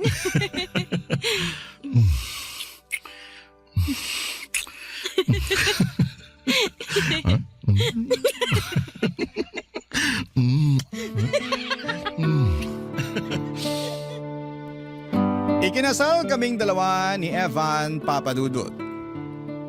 At on the process na ang adoption ng anak ko para maging legal father niya si Evan. Sobrang saya ko po dahil hindi ko lubos akalain na ibibigay sa akin ng Diyos ang isang lalaking kabaligtaran ni Roy. Naging maayos po ang pagsasama naming dalawa ng asawa ko at ng anak ko at ngayon po ay 5 buwan na akong buntis. Natupad po agad ang gusto ng asawa ko na susundan namin ng bunso. Wala akong naging problema sa asawa ko at ang pinagpapasalamat ko ay araw-araw na nagiging biyaya ang pagsasama namin. Sa ngayon ay wala akong balita tungkol kay Roy at wala akong balak na makibalita pa kung ano ang nangyari sa buhay niya. Wala na akong pakialam sa buhay niya. Ang sa akin ay gusto kong mapanatiling masaya at malusog ang aking pamilya. Maraming salamat po, Papa Dudut. Ang inyong forever kapuso at kabarangay, Daphne. Ano ang masasabi mo sa ating Barangay Love Stories today? Aabangan namin yan sa aming comment section. Ang mga kwento ng pag-ibig, kwento ng buhay at kwento ng pag-asa dito sa Barangay Love Stories. Love Stories. Hindi madaling maging magulang lalo na kung nagkahiwalay na kayong mag-asawa. Hindi mo alam kung paano ninyo maitatawid ang responsibilidad sa inyong mga anak dahil hindi na kayo magkasama sa iisang bubong. Ikaw, kabarangay, bilang isang single parent, kaya mo bang kayaning mag-isa kahit na hindi mo na siya kasama?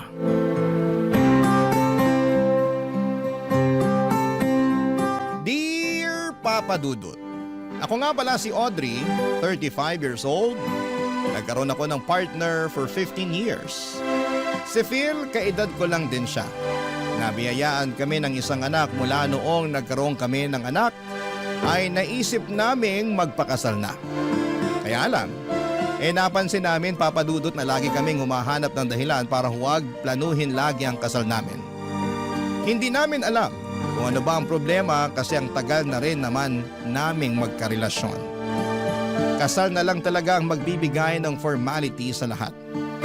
Pero ang palaging pag-iwas namin sa pagpaplano sa kasal namin ay siyang magbubukas ng aming mga mata sa katotohanan. Isang araw, nag-usap kami biglaan. Ayaw na naming ituloy pa ang relasyon namin. Nag-agree kaming pareho na sapat na ang 15 years na relasyon namin. Walang samaan ng loob. Maginhawa naming tinanggap na hindi na namin pwedeng ipagpatuloy pa ang relasyon namin. Ang nagulat nga ay yung mga kamag-anak at kaibigan namin at nakita kasi nila na halos wala kaming pagtatalong dalawa. Almost perfect na nga raw ang relasyon namin. Walang gulo o kahit na anong issue. Hindi naman namin may paliwanag sa kanila ang nararamdaman lang namin na ayaw na namin sa isa't isa. Alam naming dedepensahan nila yon at sasabihin pwede pang maremedyohan. Pero kasi alam namin dalawa ni Phil na tapos na talaga ang lahat sa amin. At kailangan na lang naming maging magulang sa 6-month-old baby na si Luna. Sa kanya na namin ibubuhos lahat ng pagmamahal na meron kami sa puso namin.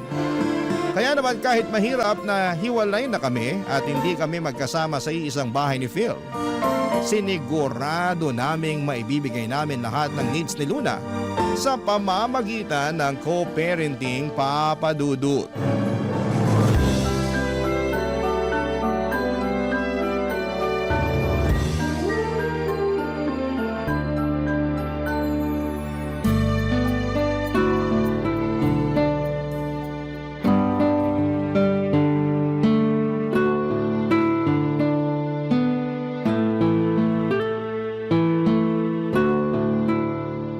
Kakayanin ba natin? Oo naman, tayo pa ba? Paano kung magaya tayo sa ibang magulang na hindi magkasundo sa pag-aasikaso sa anak? Hindi mangyayari sa atin yun. Magtiwala ka sa atin. Ngayon mo lang sinasabi yan kasi nagsisimula pa lang tayo. Hindi mo pa alam kung ano yung pagdadaanan natin. Pagdaanan lang natin kung ano man yung kailangang pagdaanan. Ang importante, lalaban tayo. Pasensya na, overthinker lang talaga ang ex mo. Sorry ka napunta ka sa magaling mga assure na ex. Natatawa lang ako. Grabing magbiro ang tadhana Bakit naman? Kasi ang tagal na nating magkarelasyon. 15 years yun. Tapos nakailang beses din tayo mag-try na magkaroon ng anak noon. Laging palyado. Tapos kung kailan naman tayo binigyan ng anak, saka naman tayo nagkahiwalay. May aaminin ako sa'yo. Ano yun? Ay, wag na pala. Ako naman pinag-overthink mo. Sorry na.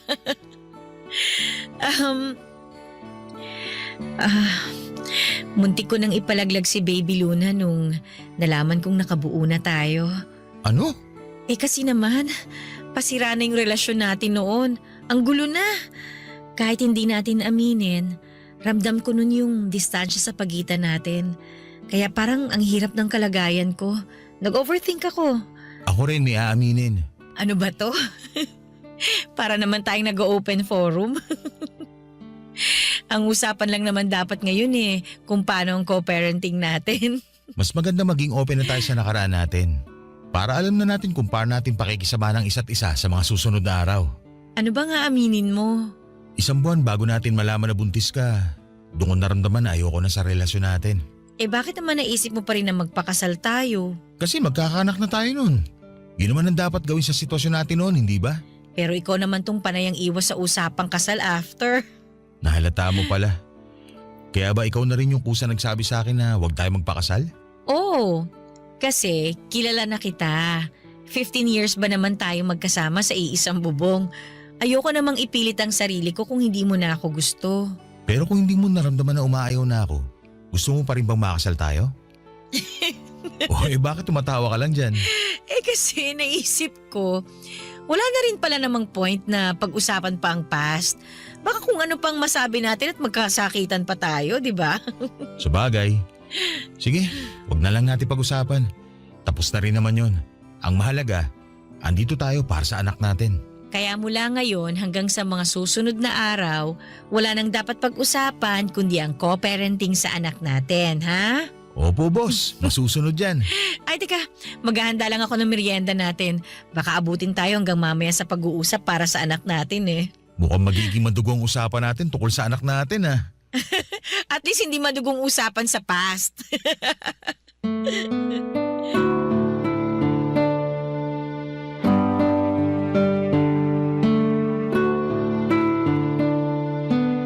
Kung ang ibang babae ay mahilig ungkatin ang past, ako naman ay hindi. Ayoko na. Sa totoo lang ay ganon ako noon at gusto kong pag-usapan namin ni Phil lagi ang nakaraan. Ayoko may gusot pa kami sa past para naman maging smooth lang ang present namin. Pero nung mga oras na yon na pinag-usapan namin ang past ay bigla akong nakaramdam ng pagkailang. Hindi po ako komportable na ungkatin ang totoong nararamdaman namin noon bago kami magkahiwalay. Mabuti na lang at pumayag si Phil na itikom ang bibig para hindi na namin i-discuss ang naging feelings namin noon. Kaya naman na ang mga oras na yon ay wala kaming ibang ginawa kundi ang ayusin ang co-parenting namin sa anak namin na si Luna. Naging maayos naman ang usapan. Naging civil kami sa isa't isa at feeling ko mas lumalim ang friendship namin. Ang anak naming si Luna syempre sa poder ko. Dadalaw si Phil 4 na beses sa isang linggo kapag hindi siya busy. Tuloy ang sustento niya sa aming mag-ina. Humingi lang ako ng sapat sa kanya dahil alam kong kailangan din niyang magbayad ng bills sa bagong titirhan niya.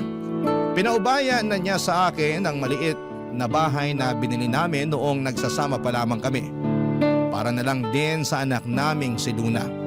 Napakabuti ni Phil habang tumatagal ang co-parenting namin ay nagugustuhan na namin yon.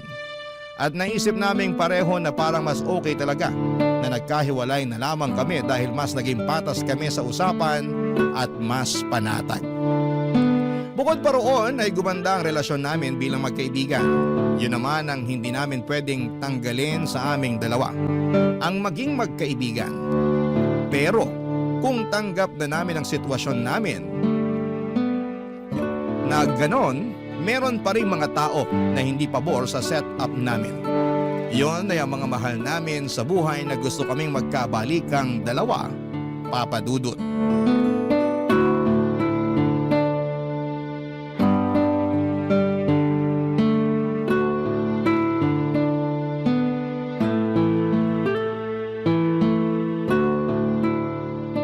Sorry kung nalate ako ng dating ha.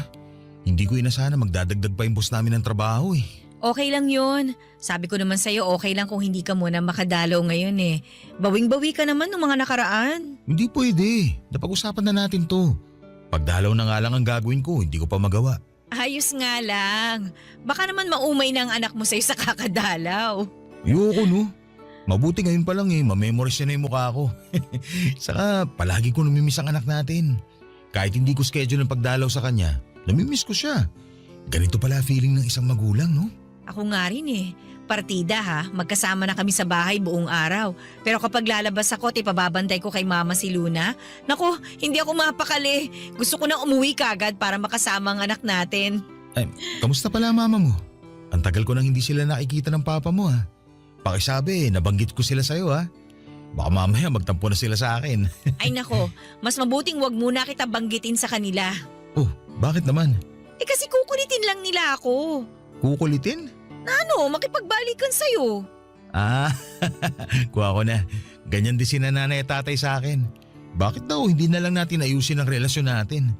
At kapag sinabi nating maayos naman tayo sa isa't isa, mas lalo nila tayong ipupush na magkabalikan. Kasi nga okay naman daw tayo. Eh bakit hindi na lang daw tayo magsama ulit? Hindi naman daw pala tayo magkagalit tulad ng iba. Alam mo ba, rinding-rindi na ako sa kanila sa tuwing kinukumusta kanila ha. Lalo na si mama. Lagi nagpaparinig na mahirap maging single mom. Na kesyo kailangan ko pa rin daw ng kasama dito sa bahay sa pag-asikaso kay Luna. At kung ano-ano pa. Ang sabi naman ni tatay, maganda magsama pa rin tayo kasi raw kailangan ko raw bantayan kayo ni Luna bilang haligi ng tahanan. Ay, parehas din sa sinabi ni Papa sa akin. Nagkakampihan na silang lahat. Pati nga sina ate. Sinusulsulan pa si nanay at tatay na i-push na ayusin na tong relasyon natin. Sayang naman daw yung 15 years. Kawawa raw si Luna.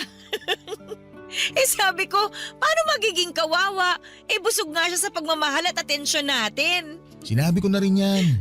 At saka sabi ko, kahit hindi naman tayo magkasama sa iisang bahay, na ibibigay pa rin natin lahat ng kailangan ni Luna. Kaso ayaw pa rin nilang magpatalo no? Sasabihin nila na kesyo mas maganda pa rin kung magkasamang dalawa. ay nako, yan mismo ang linya ni na mama.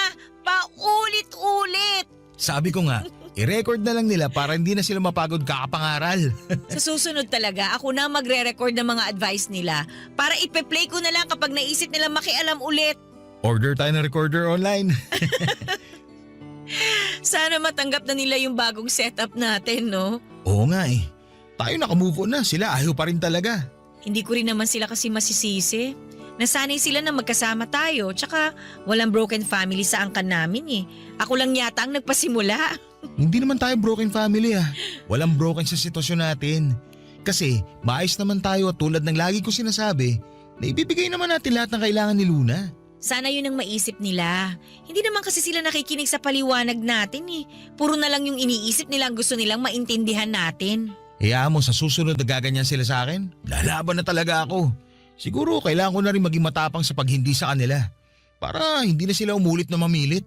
Sasabihin ko sa kanila ng paulit-ulit na hindi na kita mahal. Ako rin.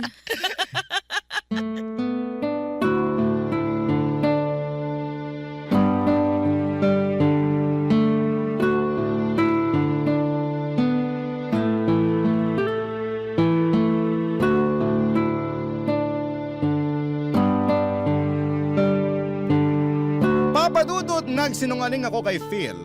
Mahal ko pa rin siya. Walang nagbago. Andun pa rin ang feelings ko para sa kanya, kaya lang syempre ay hindi ko naman yon pwedeng aminin. Ayaw ko namang magbukang kawawa dahil obviously ay hindi na niya ako mahal.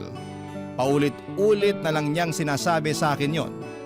Alam kong hindi naman niya intensyon na saktan ako sa mga salitang yon. Dahil akala niya ay hindi ko na rin siya mahal, pero ang sakit pa rin pala kapag narinig ko yon sa kanya. Nagagawa ko na lang na magpanggap, papadudot, para naman isave ang pride ko. Pero habang tumatagal, ang hirap na ring itago.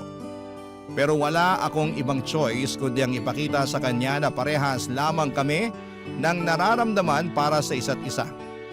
Baka kasi kapag nalaman niyang may feelings pa rin ako sa kanya, mailang na siya sa akin. Baka hindi na mag-work out ang co-parenting namin. Siyempre ayokong mangyari yon. Damay kasi ang anak naming si Luna pag ganoon ang nangyari.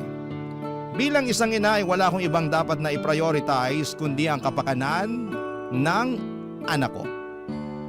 Kahit sabihin pang binaon ko na ang sarili kong nararamdaman. Nanay na ako, una na palagi sa listahan ang anak ko. Kahit masakit, alam kong masasanay din ako. Siguro nga papadudot ay kailangan ko lang ng oras para maka-move on para kay Phil. Pero paano nga ba ako mag-move on, mga kapuso? Sa kanya, palagi ko siyang nakikita. Minsan gusto ko nang bawasan ang oras ng pagdalaw niya, papadudot. Pero ang ending, ako itong palaging nahihirapan dahil hindi naman nababawasan ang feelings ko para sa kanya. Minsan nga mas nadadagdagan pa kasi naman mas nakikita ko kung gaano siya kabuting ama para sa aming anak, papadudot. Barangay Love Stories. Barangay Love Stories. Sa pagpapatuloy ng co-parenting namin ni Phil ay naging smooth naman ang lahat. Kung meron mang gusot ay mabilis lang na naaayos. Mas naging mabait din siya sa akin, lahat ng i-request ko. Kahit pang personal ko ay ibinibigay niya. Ginagawa niya lagi ng paraan kahit na mahirap. Kaya naman parang nahirapan ako na maka-move on sa kanya. Gustuhin ko mang pigilan siya sa mga efforts niya, pero nananabik ako sa tuwing pinapakitaan niya ako ng maganda. Kaya naman hinayaan ko na lamang siya at iniisip ko na lamang nalilipas din ang nararamdaman ko. Masyado pa namang maaga para magmadali na mawala na lahat ng feelings ko sa kanya. 15 years kaming nagsama, hindi ba? Maintindihan naman ninyo kung hindi ko pa siya kayang bitawan. Saka ang importante ay hindi naman ako gumagawa ng dahilan para makipagbalikan sa kanya, papadudot. Tinanggap ko na. Kahit mahirap, kahit may feelings pa ako sa kanya, na hindi na kami pwede sa isa't isa. Kahit sabihin pang minsan ay pinapangarap kong hanggang pagtanda ay magkasama kaming dalawa. Pero ganon siguro talaga, no? May mga taong hanggang pangarap lang. Walang katuparan at dapat maging ayos lang tayo doon. Siguro hihintayin ko na lang ang tamang tao para sa akin. Pero bakit kaya ganon sa tuwing ipinagdarasal ko na makilala na ang tamang tao para sa akin ay biglang lumalabas ang mukha ni Phil sa isipan ko. Talagang siya pa rin pero ako mukhang nakalimutan na niya ng tuluyan. Napatunayan ko yon nang minsang dumalaw siya sa bahay at ibinalita sa akin ang bagong kaganapan sa buhay niya.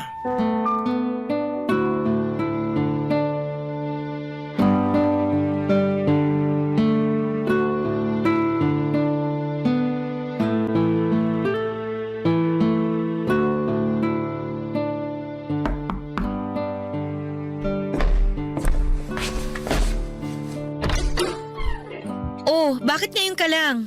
Pasensya na ha. Pasok ka na. Pasensya ka na talaga. Kanina ka pa humihingi ng pasensya. Hindi naman ako galit. Nakakahiya eh. Kasi first time ko malate ng 2 oras. Tulog na ba si Baby Luna? Oo, pero pagising na rin yun sigurado, kaya sakto lang din ang dating mo. Kumain ka na ba? Nagprito ako ng ham at itlog. Baka gusto mong sabayan ako kumain. Kumain na kami kanina eh. Kami? Oy, kami nung... Ay, hindi ko alam kung dapat ko bang sabihin sa'yo. Nakakahiya. Sabihin mo na. Ngayon ka pa naman nahiya. Ano ka ba? Nakipag-date ako kanina. Uy, ayos yan ah. Ayos lang ba talaga sa'yo? Oo naman, ano ka ba? Bakit naman hindi magiging okay yun? Siyempre, ex kita eh. Baka hindi ka komportable na nakikipag-date ako sa iba. Kaya nga ex mo na ako, di ba? Wala na akong karapatang pakialaman ka kung makikipag-date ka na sa iba. So, kumusta naman na naging date nyo? Anong pangalan niya? Faith ang pangalan niya. Mas matanda tayo sa kanya ng 5 taon. Okay ang date namin. Ang dami namin pagkakaparehas. Kalog kasama, nakakatuwa. Mabuti naman at nakahanap ka ng makakasundo mo. Biglaan nga to. Wala naman akong balak sana makipag-date pa eh. Gusto ko mag-focus muna kay Luna kaya lang dumating na eh. Ganun daw talaga kapag hindi mo hinahanap tsaka dumadating. Bale, nakilala ko siya sa grocery store. Naalala mo last month? Nung inutusan mo akong bumili ng diapers ni Luna? Nagpabili ka nga rin sa akin nun ng napkin mo. Oh, tingnan mo nga naman. Ako pa yata ang naging tulay para magkakilala kayo. Ang galing, di ba? Woo! Oo nga eh. Nakakatuwa. Nasaktuhan niya ako na hirap hanapin kung anong napkin ang kailangan mo. Pinaliwanag niya sa akin kung bakit may wings yung napkin. Saka siya rin mismo nagturo ng magandang feminine wash para sa'yo. Kaya next week na mag-grocery ako, isasabay ko na yun para mabili ko yung sa'yo. Salamat ka mo kay Faith dahil bigla ako nagkaroon ng regalong feminine wash galing sa'yo. Nakakatuwa siya. Simple mga bagay lang din ang nagpapasaya sa kanya. Parang ikaw. Parang ako? Oo. Medyo naalala nga kita nung kasama ko siya eh. Halos parehas kayo ng ugali. Siguro talagang mga katulad mo ang trip ko sa babae. Pero Phil, Ano yun? wag mo na ako masyado ibida kay Faith sa next na date ninyo. Para naman hindi siya mailang. Ayaw naming mga babae ng ganun, no? Feeling namin na ikukumpara kami sa mga ex. Feeling namin, hirap pa rin kayo makamove on sa mga ex nyo kapag ganun. Sus, hindi niya na kailangan mag-worry no? Kasi ako, nakamove on na ako sa'yo. 100% pa nga. Wow, maganda yan ha. Fully healed ka na sa akin. Matagal na. Kaya nga, lakas lang din ang loob ko na magkagusto kay Faith. Kasi kampante na ako na wala nang atrasan ng paliligaw ko sa kanya. Gusto ko na talaga siya eh. Gustong gusto. Para akong tinusok ng ilang daang pirasong karayom sa sinabi ni Phil, Papa Dudut. Bakit naman kailangang ganon pa ang sabihin niya? Nasaktan ako roon ha? Hindi ko lang pinahalata kasi pinagtakpan ako ng pride ko. Nakangiti ako sa buong pag-uusap namin kahit ngalay na ako noon. Wala akong pakialam kasi naman ay kailangan kong magpanggap na masaya ako para sa kanya. Kahit sa totoo lang ay para na akong inaapakan ng ilang daang libong elepante. Ang OA ng pagkakadescribe ko, hindi ba? Pero ganon kasakit marinig na yung taong mahal mo ay iba na palang gusto. Lalo na noong sinabi ni Phil na 100% na siyang nakamove on sa akin. Grabe yon. Halos ilang araw ding umikot-ikot sa utak ko ang mga salita niyang yon. Gustuhin ko mang mag-change topic ng mga oras na yon, pero hindi ko magawa. Paano ba naman kasi ay laging naililiko ni Phil ang usapan at papunta kay Faith yon? Kasalanan ko rin naman eh. Sinabi ko kay Phil na okay lang na magkwento siya sa akin tungkol kay Faith at sa ligawan nilang dalawa.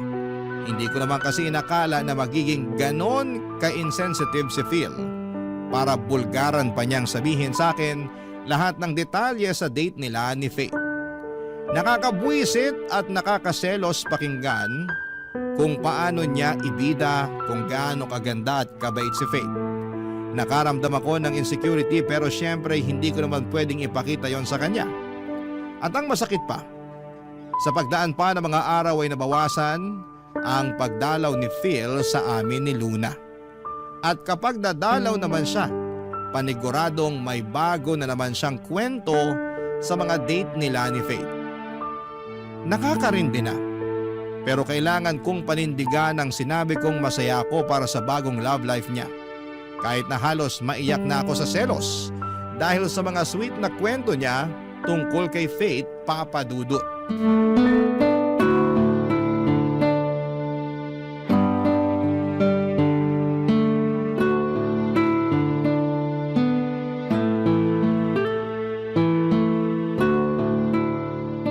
Ikaw, Phil, ha? Bakit? Tanggalin mo nga yung ngiti sa labi mo. Nakita mo na nga seryoso at galit ako eh. Sorry na. Ang happy ko lang kasi ngayon. Unang mansari namin bukas ni Faith. At alam mo ba, marami na akong plano para bukas. O teka, di ba sasamahan mo ako para sa check-up ni Baby Luna bukas? Ha? Bukas na ba yun? Wala, sorry. Nakalimutan ko. Kaya ako nagtatampo sa'yo eh. Nakakalimutan mo ng schedule mo kay Baby Luna. Madalas ka pang late pag pumupunta dito. Tapos nababawasan na rin yung araw ng pagdalaw mo. Pagpasensya mo na ako, Audrey. Ngayon lang ulit ako naging masaya eh. Ngayon lang naman to. Nagsisimula pa lang naman kami ni Faith. Alam mo naman siguro yung ganitong feeling, hindi ba? Anong ganyang feeling? Yun yung mga unang araw, linggo at buwan nyo bilang magkarelasyon. Di ba puro kilig lang? Yung tipong ayaw nyo mawalay sa isa't isa. Ganun kasi ang nararamdaman ko ngayon kay Faith eh. Alam ko, nababadoyan ka na pero totoo kasi. Wala akong pakialam kung kiligin ka o para ka nakalutang sa ere dyan sa relasyon nyo ni Faith. Ang sa akin lang, sana sumunod ka naman sa schedule na napag-usapan natin para kay Luna. Ngayon lang ako papalya para sa schedule kay Luna. Pagbigyan nyo na sana ako ha. Hindi ko kasi alam na may schedule talaga. O baka nakalimutan ko lang din. Masyado kasi ako nag-e-enjoy magplano ng first mansary date namin ni Faith. Unawain mo naman ako, please. Ay nako. Please, Audrey. Please. Babawi ka sa susunod ha? Oo naman. Bawat kasalanan at pagkukulang ko sa inyo ni Luna, doble ang ibabalik kong bawi. Promise yun. Oo na. Ang hirap mo palang ma-in love. Masyado kang OA. Uy, huwag ka nga. Ganito ka rin naman noon ah. Kailan naman? Nung tayo. Nung tayo? Hindi mo na ba talaga maalala yung unang buwan ng relasyon natin? Kahit yung pakiramdaman lang? Medyo. Naiintriga ako ah. Ano yung naalala mo sa atin? Kung paano ka umeffort sa first mansary natin? Sige nga. Anong ginawa ko sa first mansary natin ha? Nag-camp tayo sa Rizal. Tapos hinanda mo lahat ng paborito kong pagkain. Niregaluhan mo rin ako ng mga pangarap kong bilhin na libro. Alam mo hindi ko afford no ng mga librong yon pero pinag-ipunan mo para mabigay lang sa akin. Kala ko nakalimutan mo na eh. Eh paano ko ba makakalimutan yun? Ikaw itong unang lalaki na nagtrato sa akin ng tama. Pinakita mo na pwede pala akong itrato parang prinsesa. Prinsesa ka naman talaga noon. Noon lang? Kasi reyna ka na ngayon. Ikaw ang nanay ng anak ko eh. Yan! Yung ganyang banat mo ako nakuha nun eh. Hari ka ng pangbobola. Ang dali ko tuloy na bilog. Hindi kita binola noon. Lahat ng sinabi ko sa'yo, totoo. Lahat yun galing dito sa puso ko ha. Nung sinabi mo na gusto mo yung sungki-sungki kong ngipin, totoo ba yun? O plastic ka lang? Totoo yun ha. Sa mga hapon, cute ang ganyang ngipin. Tsaka bumagay sa dimples mo. Nung sinabi mong cute ang mataba kong pisngi, totoo ba yun? Yan nga ang favorite ko rin sa'yo. Kasi mukha kang malambot na marshmallow lalo kapag nakangiti. Sabayan pa ng sungki mong ngipin. Bata mong tignan. Mukha kang Gen Z. Eh yung sinabi mo nung ano… Audrey, wait lang ha. Emergency. Nagpapasundo si Faith. Okay lang bang umalis na muna ako ngayon? Babawi na lang ako sa susunod. Ilista mo na lang to ha. Sorry ha. Alis na muna ako. Oh, sige. Lilista ko to ha. Utang mo sa amin to ni Baby Luna. Opo. Babawi ako. Bye. Bye. Hindi ko na napigilang umiyak noon pagkalabas ni Phil ng pintuan. Hindi ko na kinaya, Papa Dudut, ang sakit. Ang sakit palang pag-usapan yung masasayang moments ninyong dalawa. Pero alam mong hanggang doon na lamang yon at hindi na madudugtungan pa. Ang lungkot na maalala yung masasayang ala-ala ninyong dalawa at ang weird, hindi ba? Dapat kapag masaya, ang ala-ala ay masaya rin ang pakiramdam mo, hindi ba? Pero bakit kabaligtaran noon ang nararamdaman ko? Halos 1 oras akong walang tigil sa pag-iyak. Kung hindi ko lang nararamdaman na nagising na pala si Baby Luna ay hindi pa sana ako titigil sa kakaatungan. Sinikap kong ituon ang atensyon ko sa pag-aalaga kay Luna. Pero lumipad ang isipan ko papunta sa nakaraan namin ng tatay niya. Lalo na noong mga unang buwan ng relasyon namin. Totoong masaya ang mga unang buwan ng relasyon ninyo. Para lang kayong nakalutang sa ere. Lahat maganda. Lahat masaya. Lahat nakakakilig. Mapapangiti ako saglit kapag inaalala ko yun. Pero agad na sisilay ang lungkot dahil bigla akong babalik sa realidad. Kung saan ay hindi na kami magkasama ni Phil. Hindi na namin pwedeng madugtungan ang masayang nakaraan. Dahil si Phil, bumuo na ng masasayang memories kasama si Faith. Ang babaeng pinalit niya sa akin.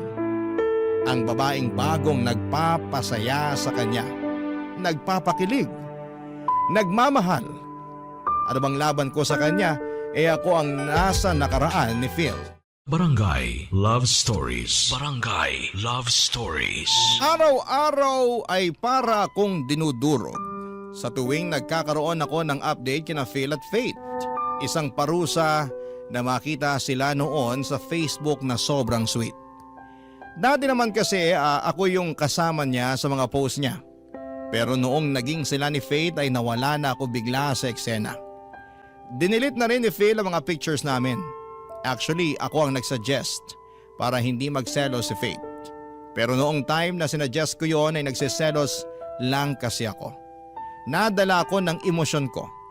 Ayokong i-delete niya ang pictures namin, gusto ko lang namang tanggihan niya ako para ma-feel ko na may halaga ako sa kanya.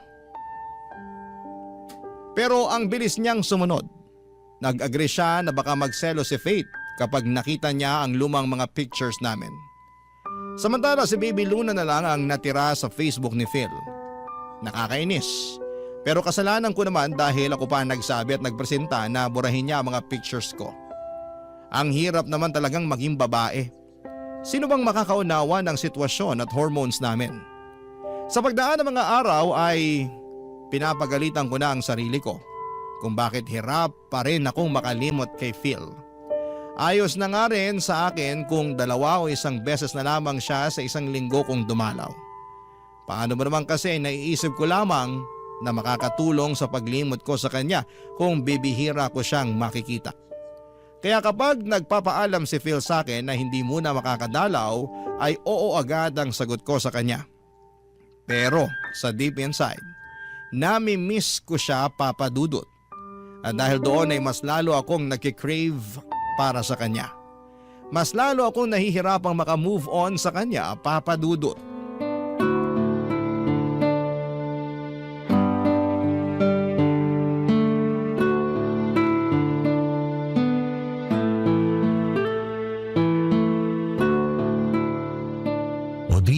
Sa tingin mo, nakalimutan na ako ni Baby Luna? Ha? Ano ba namang tanong yan? Kasi bihira na ako magpakita eh. At sino namang may kasalanan nun? Sorry na, nahihiya na rin ako eh. Ayos lang yun. Iintindihin ka na lang namin dahil in love ka. Ikaw ba? Anong ako? Kailan ka ba yung in love? Oy, hindi porket in love ka ngayon dapat ako rin. Gusto lang naman kita makita masaya. Masaya naman ako Saya-saya ko nga Ewan ko lang kung papayag ka pero may rereto sana ako sa'yo. Pinsan ni Faith, naghahanap ng girlfriend. Naisip ka agad kita. Baboy nito! Ha? Nag-iisip ka ba? Irereto mo ako sa kamag-anak ng girlfriend mo? Ex mo ko, Phil, ano ka ba? Baka lang nakakalimutan mo ha? Hindi ako tropa mo na pwedeng ireto lang sa kamag-anak ng girlfriend mo, no? Sorry pero nakita ko naman kasi na matino yung pinsan ni Faith. Jake nga pala pangalan niya. May negosyo saka… Ganyan ka na ba ka-insensitive ngayon? Pakinggan mo muna kasi ako. Maayos si Jake. Tapos… Ako ang pakinggan mo kasi ilang buwan na ako nagtitimpi sa pagiging manhid mo. Anong ibig mo sabihin? Yan, tingnan mo na. Wala kang ideya kung bakit ako sumasabog ng ganito sa'yo ngayon? Ganyan ka kamanhid. Diretsahin mo kasi ako para maintindihan ko. Ang bastos mo para ireto ako sa iba. Gusto lang naman kita maging masaya. Hindi ako masaya, Phil. Peke lahat ng sinasabi ko sa'yo. Ni minsan hindi ako naging masaya na may bago ka ng karelasyon. Hindi ako natutuwa at mas lalong hindi ako kinikilig sa tuwing nagkukwento ka sa akin tungkol sa mga date niyo ni Faith. Ha? Akala ko ba? Akala ko rin eh. Akala ko kaya ko maging masaya para sa'yo. Gusto ko naman talaga eh. Kasi naniniwala ako na kapag masaya ang tatay ng anak ko, aapaw yun at maaambunan mo si Luna. Oo, at nagagawa mo yun sa anak natin. Pero hindi naman ako maambunan kahit konting saya. Phil, masakit pa rin. Pinaplastic ko ng sarili ko. Ilang buwan na. Ayoko na ng ganito. Mahal mo pa rin ba ako, Audrey? Hindi ko alam. Oo, siguro. Baka. Gusto ko ng klarong sagot. At kung klarong oo, anong gagawin mo? Ititigil ko na ang relasyon namin ni Faith. Gagawin mo yon para sa akin? Oo! Kasi kayo naman ni Luna ang priority ko. At nag-promise ako na kapag hindi ka pa okay na magkaroon ako ng bago, hindi ko gagawin. Gusto kong maging masaya ang nanay ng anak ko. Kasi kapag masaya ka, aapaw yun sa anak nating si Luna, hindi ba? Yan! Yan ang dahilan kung bakit gusto kitang hayaang maging masaya kay Faith kahit ang sakit. Kasi ang bait mo eh. Ginagawa mo ang lahat para iparamdam sa amin ni Luna na kami pa rin ang una para sa'yo. Kayo naman talaga palagi ang una eh. Pero minsan nararamdaman ko na hindi na ako kasali sa inuuna mo. Sorry kung naiparamdam ko yun sa'yo nito mga nakaraan. Babawi ako. Makikipag-cool off muna ako kay Faith para maayos natin ang sitwasyon natin. Hindi mo kailangang gawin yon. Gagawin ko yun. Ayoko makitang malungkot at nasasaktan ka dahil sa akin. Pinangako ko sa sarili ko na kahit natapos na tayo, hindi ko hahayaan na maramdaman mo na nag-iisa at nalulungkot ka sa sitwasyon mo.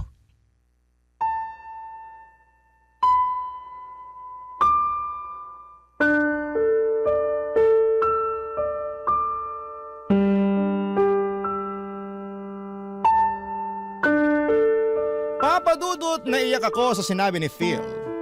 Naramdaman ko ang sincerity sa mga sinabi niya. Kilala ko siya, 15 years kaming nagsama. Niyakap ko siya at nagpasalamat. Doon ay biglang gumaan ang pakiramdam ko. Yun lang naman pala ang kailangan ko, assurance. Assurance na kahit meron na siyang bago hindi pa rin niya kami pababayaan ni Luna. Kaya naman doon lumuwag ang pakiramdam ko at nasabi ko na sa kanya na ituloy na ang relasyon niya with Faith. Walang halong kaplastikan yon. Gusto kong maging masaya siya kahit na walang ibang rason o kadahilanan. Alanganin pa rin si Phil noong una pero hinawakan ko ang kamay niya at sinabing magiging okay din ako balang araw. At para mapatunayan yon sa kanya ay kinuha ko ang number ng pinsan ni Faith na si Jake para pagbigyan sa date. Binigay naman ni Phil at sinabing okay lang din kung magbago ang isip ko sa pakikipag-date. Pero sinabi ko sa kanya na kailangan ko na rin i-explore ang ibang mga options. Gusto ko na rin na mapagaan ang sarili ko at makilala rin ang iba. Sincero naman at totoo ako noong binitawan ko ang mga salitang yon. And after a week ay nag-date kami ng pinsan ni Faith na si Jake. Totoong maayos naman siya. Walang halong kayabangan at very gentleman pa. Kalug din at parehas kami ng humor. Umabot nga ng halos buong araw ang date namin.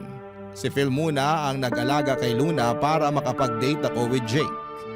Gabi na noong nakauwi ako at naabutan ko si Phil sa sala at nanonood ng TV. Naupo ako sa tabi niya at ready na siyang makinig noon sa nangyari sa date namin ni Jake. Napansin ko sa kanya kung gaano kasaya at ka-excited ang itsura niya habang nakatingin sa akin para sa updates ko. Nang mga oras na yon, papadudot.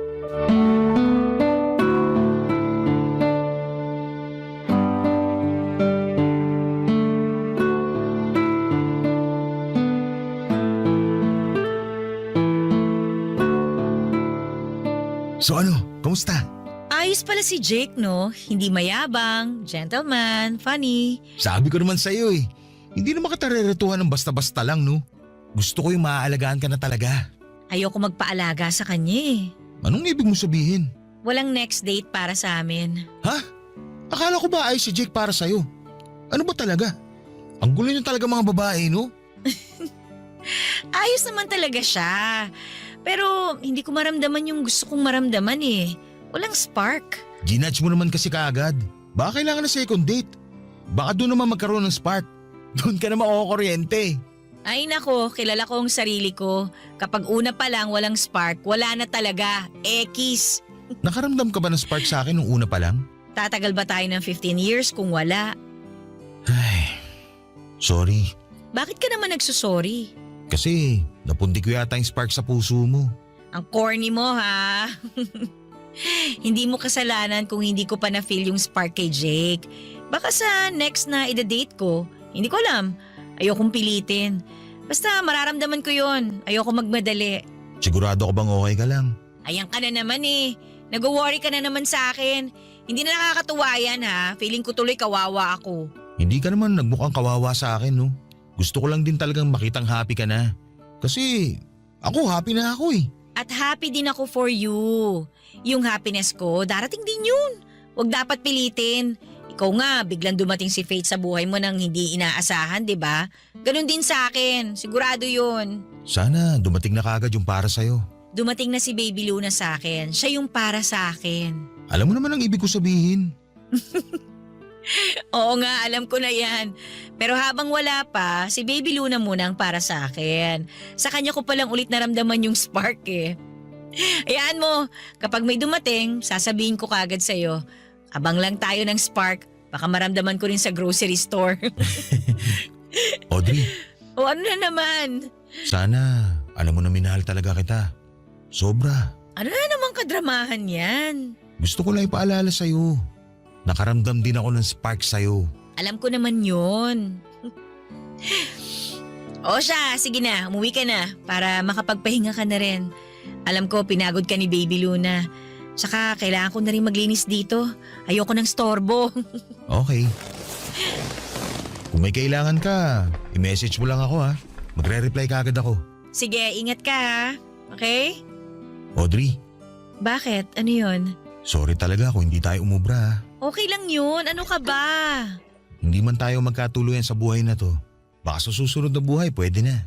Eddie, see you na lang sa next life. See you.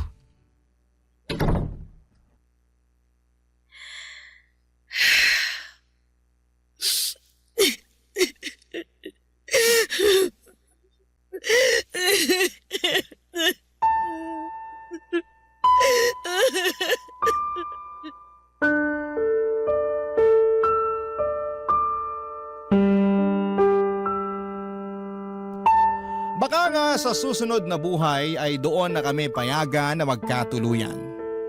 Baka may kailangan lang kaming matutunan ngayon sa isa't isa sa buhay na ito. Kaya kami pinagtagpo pero hindi pinunta sa dulo. Masakit mang isipin pero kailangang tanggapin, Papa Dudut. Dahil sa sinabi ni Phil na yon ay na-realize ko na pwede pa rin pala kami. Pero baka sa susunod na buhay na namin yon. Siguro sa next life namin, hindi na komplikado.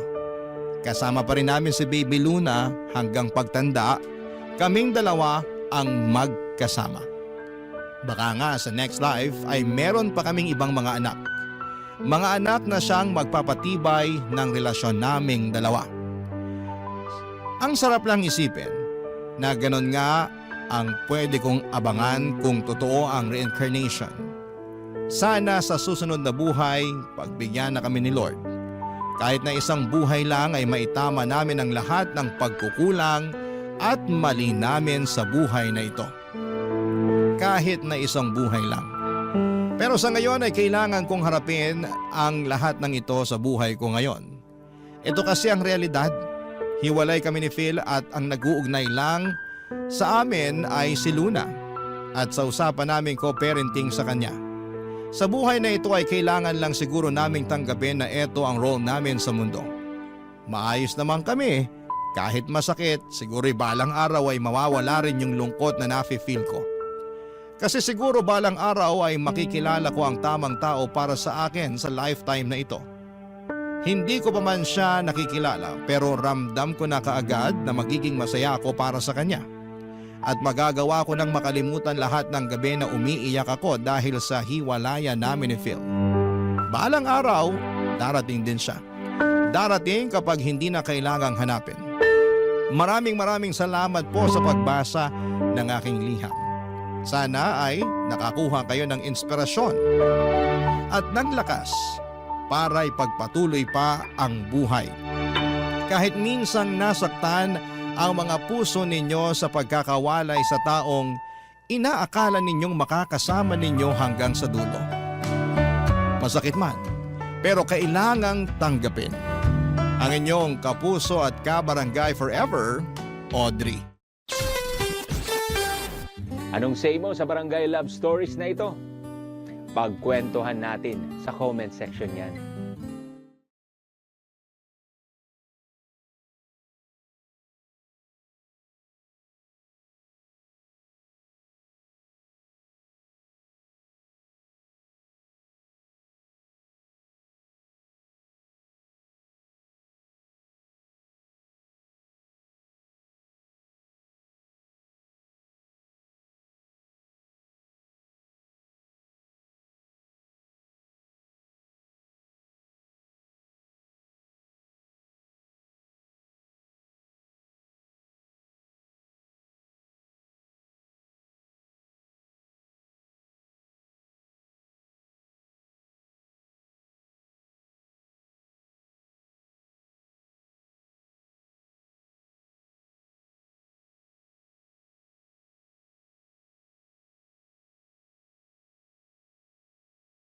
Ang mga kwento ng pag-ibig, kwento ng buhay, at kwento ng pag-asa dito sa Barangay Love Stories. Love Stories.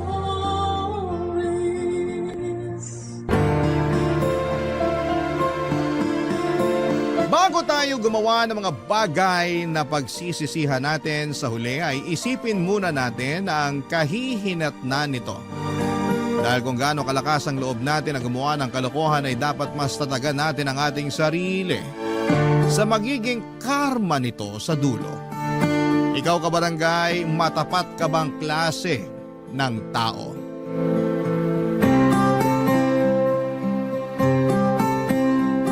Dear Papa Dudut, lahat naman siguro tayo ay deserve ng second chance.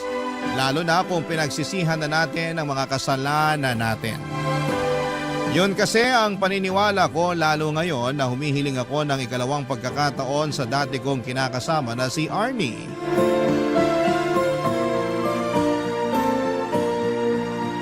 Nagbagong buhay na ako at gusto kong patunayan sa kanya na handa na ulit akong maging responsableng kinakasama niya at tatay ng aming mga anak. Itago niyo na lamang po ako sa pangalang Sev, 35 years old, call center agent na taga Quezon City. May kinakasama ako noon na ang pangalan naman ay Arnie. May anak kami ni Arnie na 4 na taong gulang na. Pero nito lang January 2024 ay nakipaghiwalay ako sa kanya sa kadahilanang nawala na ako ng gana sa aming relasyon. Hindi na siya yung babaeng nakikita ko na gusto ko pang makasama sa pagtanda. At kahit na alam kong masakit ay ginawa ko pa rin ang tingin ko ay nararapat, Papa Dudut.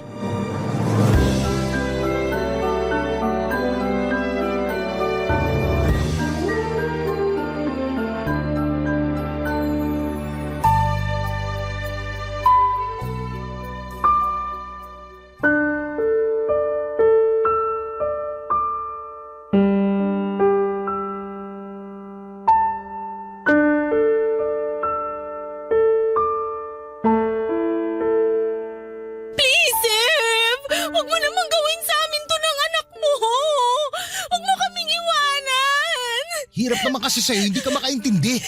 Hindi na nga kita mahal. Wala na rin saysay na magsama pa tayo. Bakit? May iba ka na ba? Huwag kang makulit. Huwag mo nang i-deny! Ganun naman talaga kadalasan ang rason ng mga lalaki pag gusto na nilang makipaghiwalay. Kunwari kapag nawalan ka ng gana sa relasyon natin pero ang totoo, meron ka ng iba. Ano naman sa'yo kung meron na akong iba? Masama ba yun hindi naman tayo kasal? Anong dahilan yan? Tanga ka ba? May anak na tayo, Sev! Hindi ko naman tatalikuran yung pagiging tatay ko sa anak natin. Magsusustento pa rin ako kahit hiwalay na tayo. Palayain mo na ako. Akala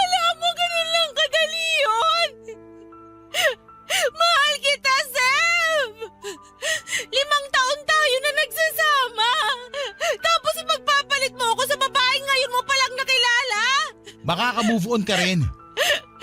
Ano ba kasing nagawa ko? Sabihin mo nga!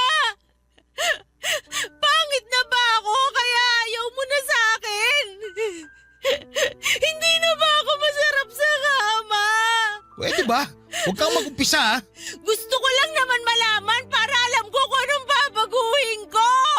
Wala ka nang dapat baguhin. Desidido naman ako na hiwalayan ka. Pero sige, para lang sagutin ko yung tanong mo. Oo, malaking bagay yung itsura mo kaya naumay na ako sa'yo. Nakikita mo ba yung sarili mo sa salamin? Kasi kung hindi, pues, tignan mo maigi para malaman mo kung gaano ka kamanas. Para kang balyenang naglalakad. Ang itim pa ng batok mo. Nakakahiya ka na isama sa mga pinupuntahan ko. Ha? Akala ko ayos lang sa'yo na mataba ako. Nung una yon, hanggang sa tawagin ka ng tangke ng LPG ng mga katrabaho ko. Imbis ay pagtanggol mo ako sa mga katrabaho mo, hinayaan mong insultuhin na lang nila ako ng ganon? Pinagtanggol naman kita. Kinumbinsi pa nga kita na magpapayat eh. In-enroll pa kita sa gym pero sabi mo, ayaw mo nang ituloy kasi nakakatamad. Paano di ako tatama rin?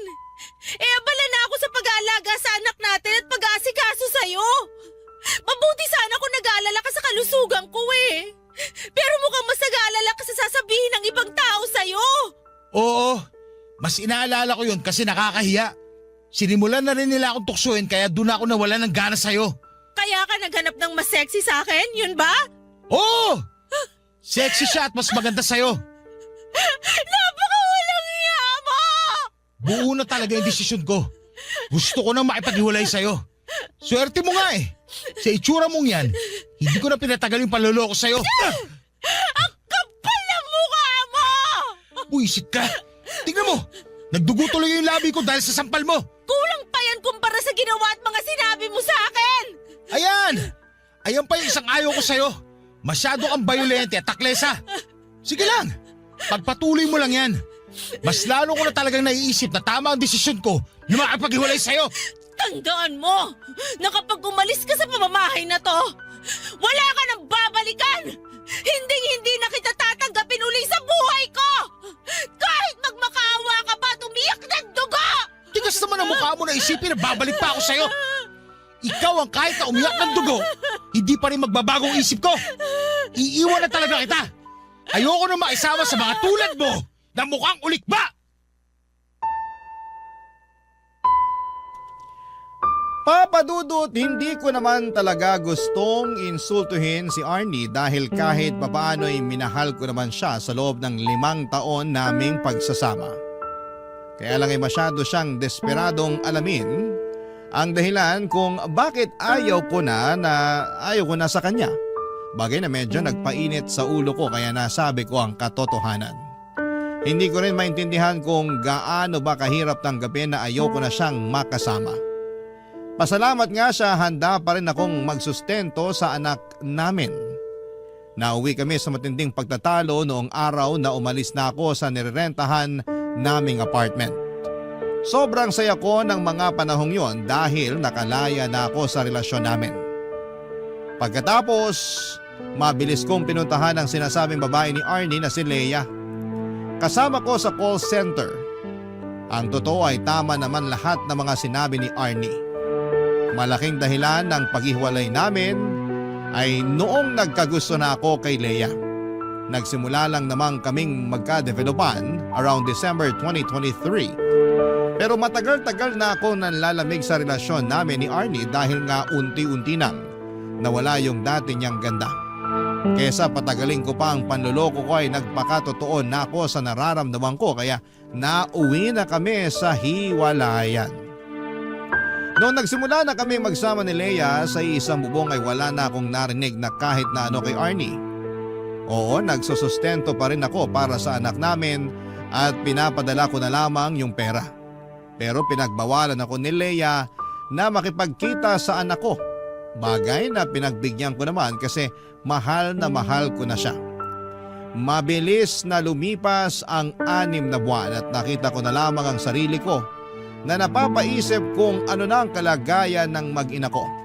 Huling balita ko yung umalis sila ng anak namin sa apartment na nirerentahan namin at umuwi sa nanay niya na taga Marikina. Hi,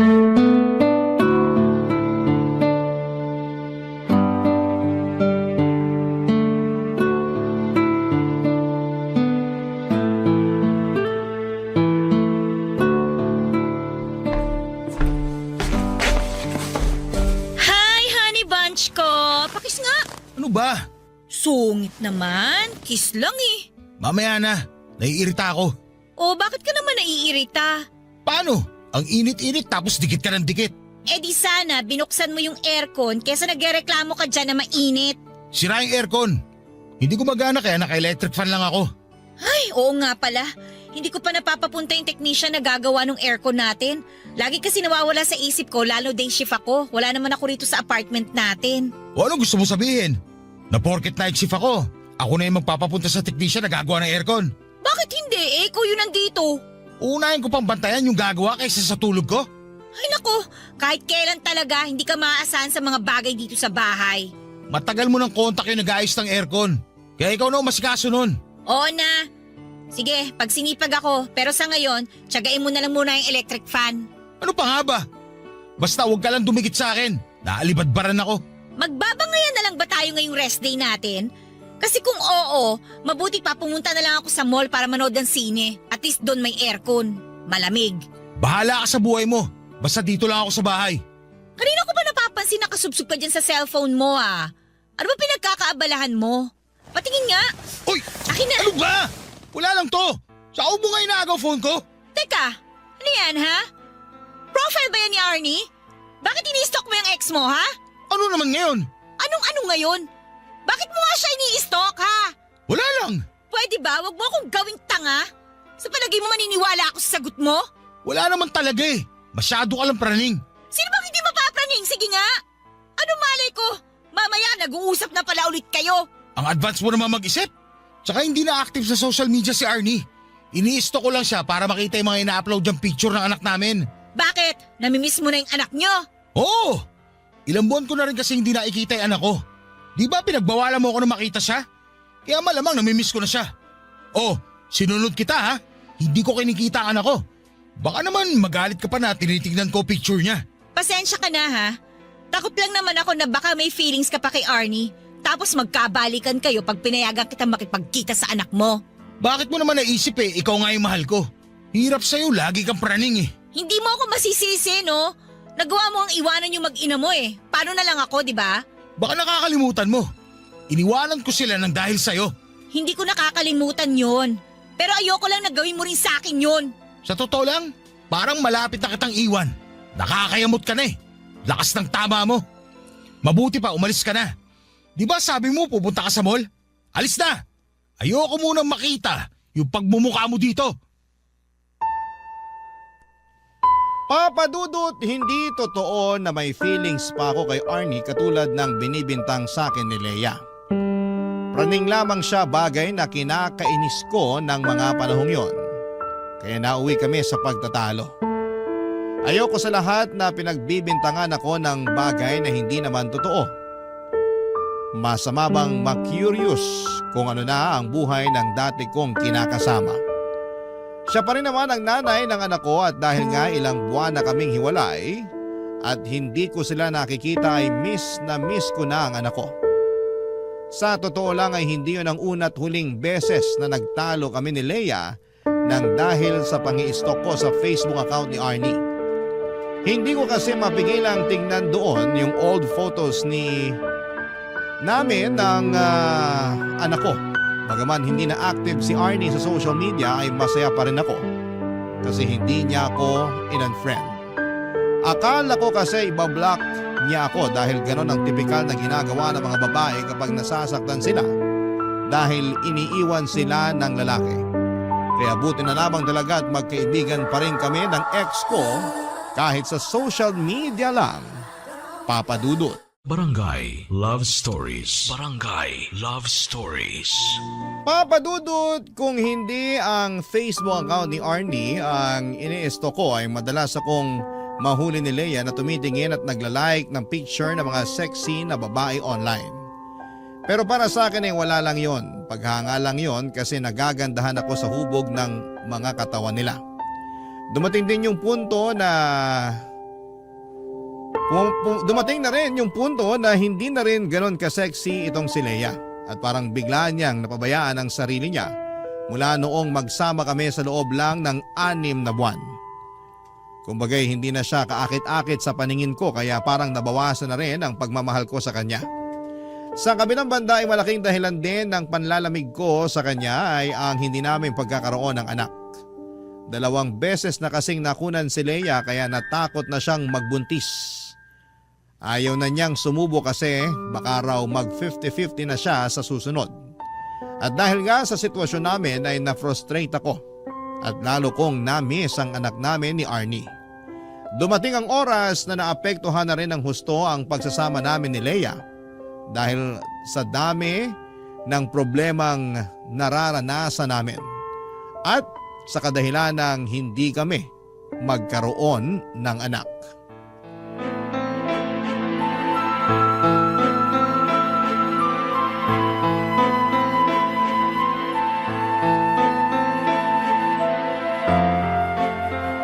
Beste namang buhay to! Sef, ano ba? Bakit mo ba binabasag yung mga plato? Nagtatanong ka pa talaga? Naiinis ako!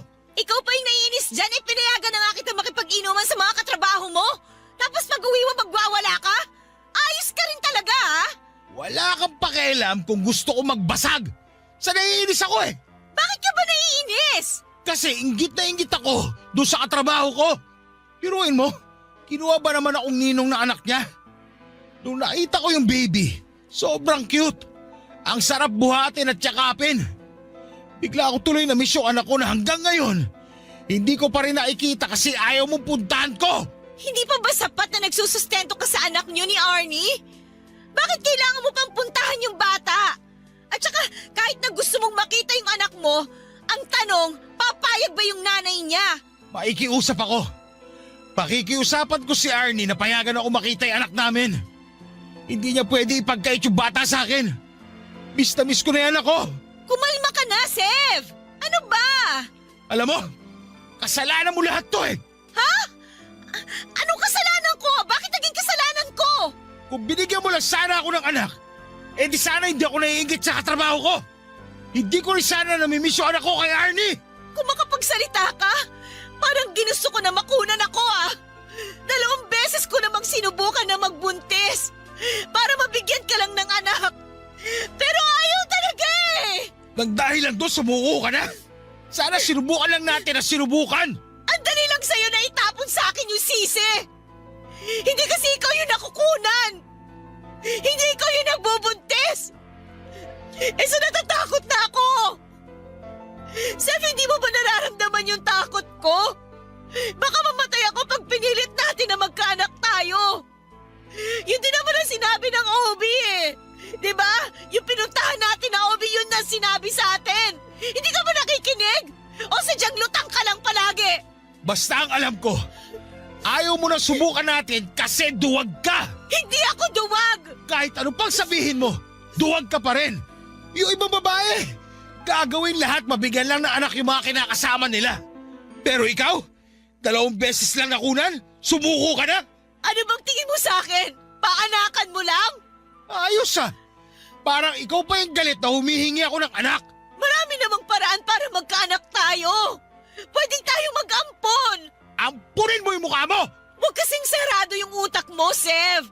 Maraming bata sa ampunan na nangangailangan ng kalinga ng isang magulang. Wala akong pakialam sa mga yon.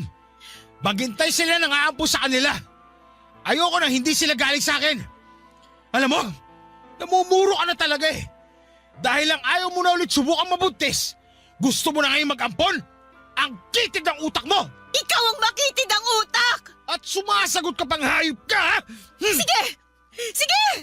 Subukan mo saktan ako na may kalagyan ka sa barangay! Akala mo kung sino ka? Napakakapal ng mukha mo!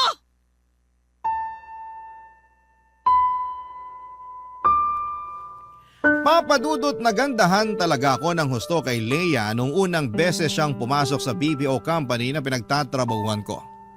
At aminin ko nagka-crush ako sa kanya kahit pamilyado na ako. Sexy, makinis, maputi ang balat at maganda pa ang forma. Hindi lang naman ako na love at first sight sa kanya kundi marami pang ibang lalaki sa trabaho namin. Pero ako ang pinakamaswerte sa aming lahat dahil ako ang nagustuhan ni Leia. Feeling ko nga noon ay swak na swak ang personality namin kaya siguro ay mabilis akong nahulog sa kanya.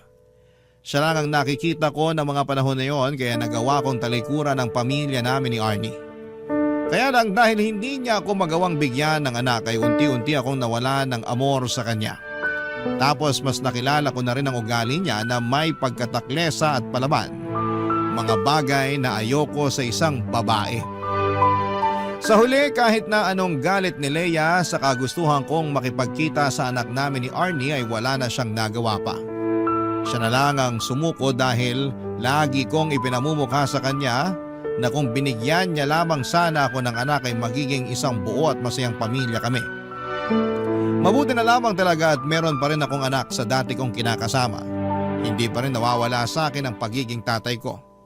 At nung pumayag si Arnie na makapag-bonding kami ng anak ko, sa kondisyon na ako ang pupunta sa bahay nila ay ganoon na lamang ang saya at galak sa puso ko. Kaya lang ay may mga pagkakataon pa rin na hindi yon naiintindihan ni Leia, Papa Dudut.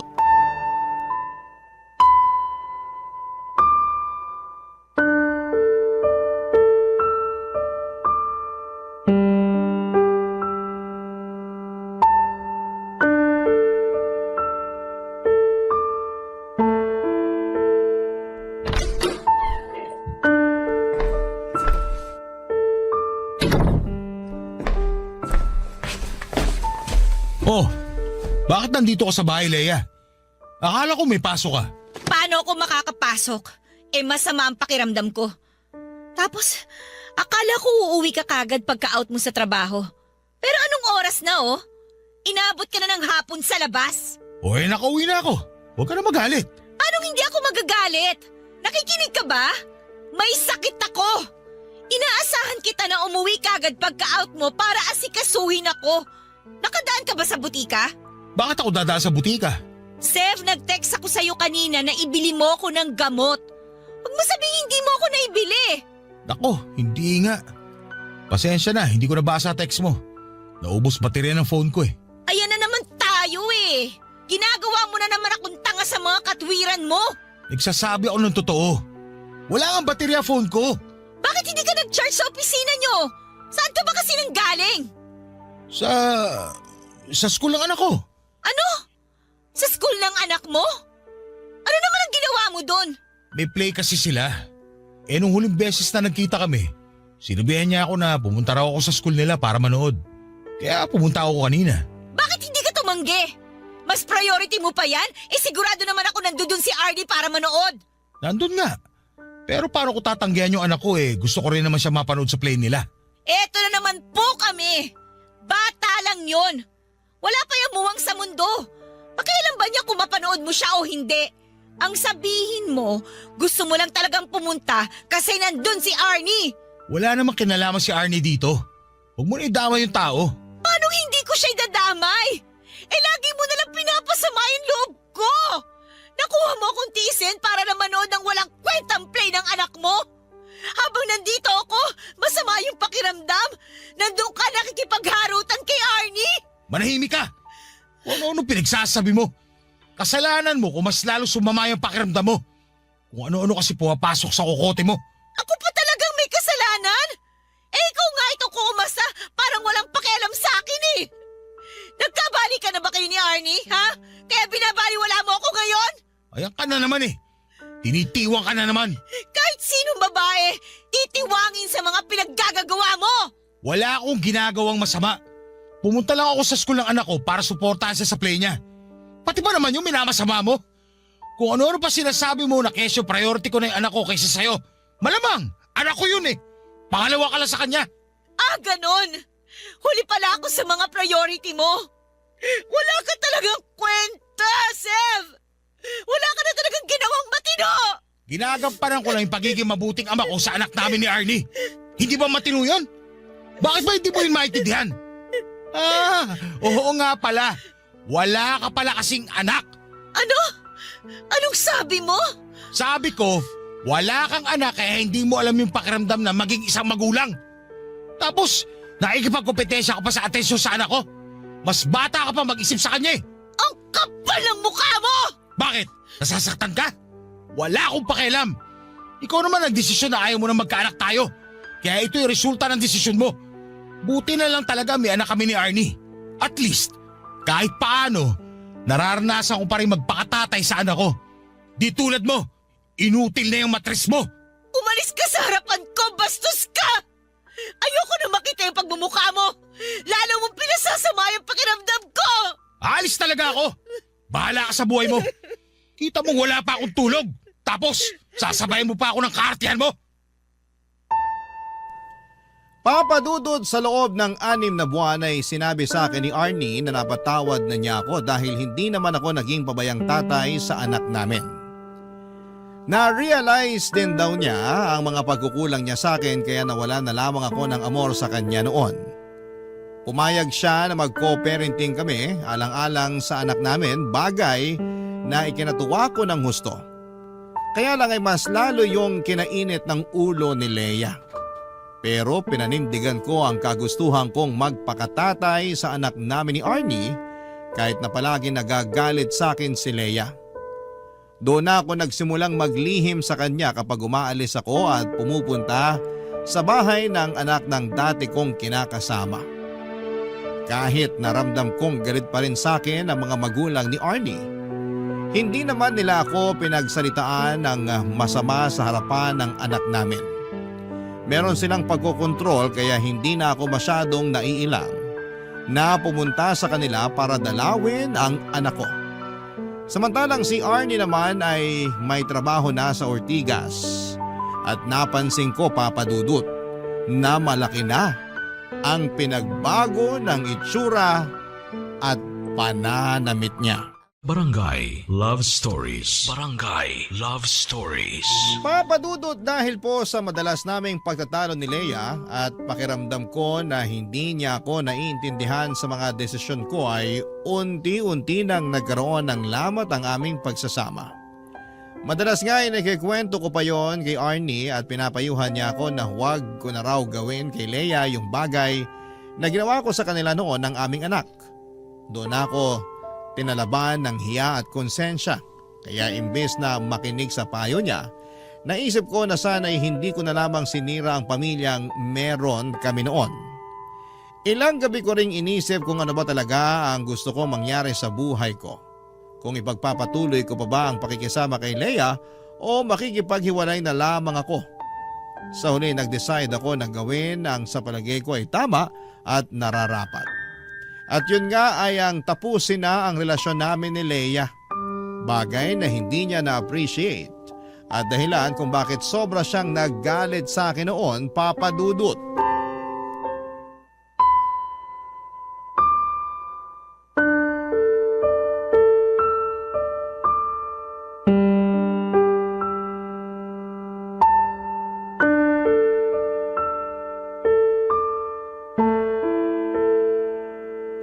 Sev!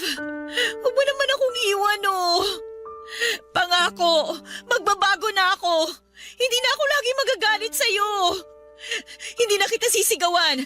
Pagsisilbihan na rin kita lalo! Huwag mo lang akong iwanan! Please naman, Sev! Please! Pagsisilbi ang pinagsasabi mo eh, hindi naman kita katulong.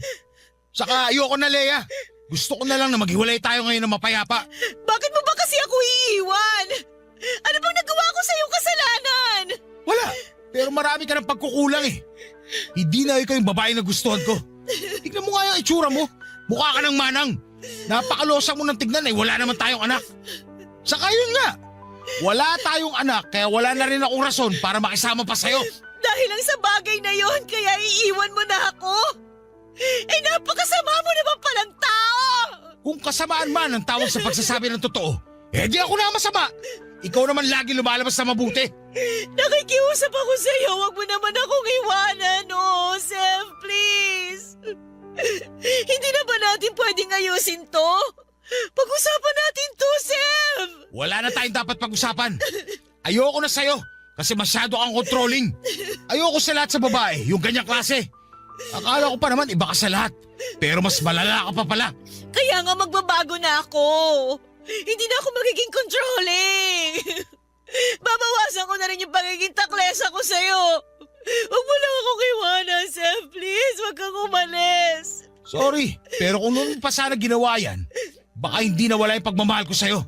Pero huli na kasi ang lahat. Kilala mo naman akong tao. Pag ayoko na talaga. Hindi mo na ba ako mahal? Kaya ganun kadali mo na lang itapon yung pinagsamahan natin? Hindi na. Bakit ang bilis naman? Ewan ko, hindi ko alam. Baka naman hindi mo sinubukan na mahalin ako. Sa loob ng ilang buwan na magkasama tayo, ginamit mo lang talaga ako. Ginawa mo lang akong parausa nung nagsawa ka na sa dati mo kinakasama. Tapos ngayon, nasawa ka na sa akin, basta mo na lang ako tatapon na parang basura. Minalaman kita kaya masasabi ko na totoo yung pinakita ko sa'yo. Saka, saan ang galing yung baka hindi ko sinubukan? Sinubukan ko na ayusin yung relasyon natin. Inintindi kita nung ayaw mo na mag-baby tayo. Kasi natatakot ka na baka may mangyaring masama sa'yo. Pero na-realize ko, hindi ko pala kayang pakatawanan na hindi isumbat sa'yo ng paulit-ulit yung bagay na yon. Kaya nagdesisyon na lang akong tapos itong relasyon natin. Kasi wala rin naman itong patutunguhan. Ginawa mo lang sa akin kung ano yung ginawa mo kay Arnie eh. Baka naman sinasabi mo lang yan. Kasi ang totoo, may iba ka na. Nagkabali ka na ba kayo ng dati mo kinakasama? Hindi walang ganon. Siguraduhin mo na nagsasabi ka ng totoo. Kasi walang sikreto na hindi nabubunyag. Huwag mo na akong gawing tanga, Sev! Hindi nga kami nagkabalikan kaya wag mo nang ipilit. Hindi talaga kayo magkakabalikan. Kasi aayawan ka na niya, Sev. At kahit na maisip mo pang magbagong buhay para maibalik yung dati niyong samahan, hindi ka na niya tatanggapin muli sa buhay niya! At bakit mo naman nasabi yan? Kasi manloloko ka! Galit ang mga babae sa mga manloloko! Kaya huwag ka nang umasa na may babalikan ka pa kay Arnie kung sakaling maisipan mong ayusin yung dati niyong relasyon! Wala kang karapatan ng pangunaan ng mga bagay. Hindi mo naman nakikita ang mangyayari sa hinaharap. Oo! Pero hindi ako inutil! Siguro nga karma ko na to. Kasi kasama mo ako sa pananakit noon sa dati mo kinakasama. Sige, tatanggapin ko. Pero sana, tanggapin mo rin yung karma mo pag inihain na sa'yo yun ang kapalaran! Papadudot, masaya ako na nakawala na ako sa relasyon namin ni Lea nang walang responsibilidad. Naisip ko na baka hindi talaga kami para sa isa't isa kaya hindi kami nabiyayaan na magkaroon ng anak. Pagkalis ko sa apartment namin ni Lea ay tumuloy ako sa bahay ng pinsang ko na nasa Cubao. Tapos ay tinext ko si Arnie at sinabi ko sa kanya na tinapos ko na ang relasyon namin ni Lea. Nakatulugan ko na lamang ang paghihintay sa reply niya pero wala naman siyang naging sagot. Kinabukasan, nag-decide ako na bisitahin sila ng anak namin sa Marikina. Bago ako pupunta doon ay dumaan muna ako sa isang flower shop para bilhan ng mga paborito niyang bulaklak si Arnie. Dumaan din ako sa bilihan ng donut para naman sa anak namin. Pusturang-pustura ako at nakaporma pa ang buhok ko ng mga panahong yon. Excited ako na makita ni Arnie pero pagdating ko sa bahay nila ay wala raw doon ang dati kong kinakasama. Nakipagbanding muna ako sa anak namin at pagkalipas ng 2 oras ay nakita ko si Arnie na hinatid ng isang lalaki na hindi pamilyar sa akin ang pagmumukha. Agad ko itong kinompronta at nagpakilala ako kung sino ako sa buhay ni Arnie. Nalaman ko na katrabaho niya pala yon at manliligaw pa, papadudot.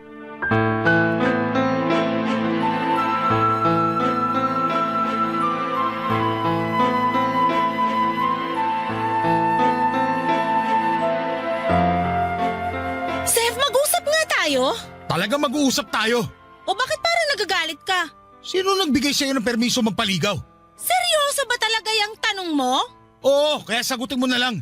Walang nagbigay sa akin ng permiso. Ako lang ang nagdesisyon na handa na ako magpaligaw. Tsaka bakit? Kanino ba ako dapat magpaalam? Eh di sa akin. Nagdodroga ka ba? Anong sa'yo? Ano ba yung pinagsasasabi mo? Kasi ako pa rin ang tatay ng anak mo. Kaya may karapatan pa rin ako sa'yo. Sira na siguro tuktok mo, no? Baka nakakalimutan mo, hiwalay na tayo. Kahit na ikaw pa ang tatay ng anak natin, iniwan mo na kami. Pinagpalit mo kami kay Leia, di ba? O bakit ngayon bigla ka nagkakaganyan? Hindi mo ba nabasa yung text ko sa'yo kagabi? Wala na ako matatanggap na text message mo, nagpalit na ako ng number. At bakit ka nagpalit? Akin na yung bago mong number, dali! Kapal mo! Kaya nga ako nagpalit para hindi mo na ako makontak eh. Tapos na tayo, kaya wala na rin namang saysay na magkausap pa tayong dalawa. Hindi ko naman pinagkakait sa'yo yung anak mo eh. Kung gusto mong pumunta dito sa bahay para dalawin siya, pumunta ka. Welcome ka naman dito sa bahay ng mga magulang ko. Pero kung pupunta ka man, di mo na kailangang ipaalam sa akin. Hindi na rin naman mahalaga. Kung ganun, hindi mo nga alam ang tukol sa amin ni Leia. Kailangan ko pa bang malaman? Hiwalay na kami, Arnie. Ako nakipaghiwalay sa kanya. Oo, talaga? Oo, kasi... Huhulaan ko. Hindi mo na siya mahal kasi hindi na siya yung babaeng nagustuhan mo. Yung maganda, yung sexy. Tama ako, di ba? Arnie naman. Wala nang bago ron. Yun din naman dahilan mo kaya ka nakipaghiwalay sa akin nun. Aminin ko na medyo loko-loko ko nun. Kaya ako nagawa yung sa'yo at sa anak natin. Pero nagbago na ako ngayon. Aanin ko naman yung sinasabi mong pagbabago. Sige nga. Kasi gusto kong magsimula ulit tayo. Gusto kong itama yung mga pagkakamali ko sa inyo ng anak natin. Kaya sana bigyan mo pa ako ng second chance. Alam mo, kung nagbibiro ka, congrats kasi napatawa mo ako. Hindi ako nagbibiro. Seryoso ako. Gusto kong makipagbalikan sa'yo at magsimula ulit tayo. Mas gugustuhin ko pang iumpog ulo ko sa pader kaysa makipagbalikan sa'yo. Matapos ang ginawa mo sa akin noon, palagay mo, may natitira pa akong pagmamahal para sa'yo?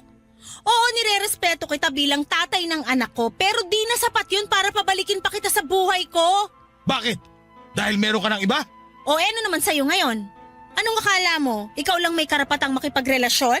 Hindi ka pwedeng mapunta sa iba dahil mahal kita. Wala akong pake. Wala ka ng karapatan na diktahan ng buhay ko. Kapal ng apog mo na sabihin na dapat ako humingi ng permiso sa'yo bago ako magpaligaw. Bakit? Sino ka ba sa buhay ko?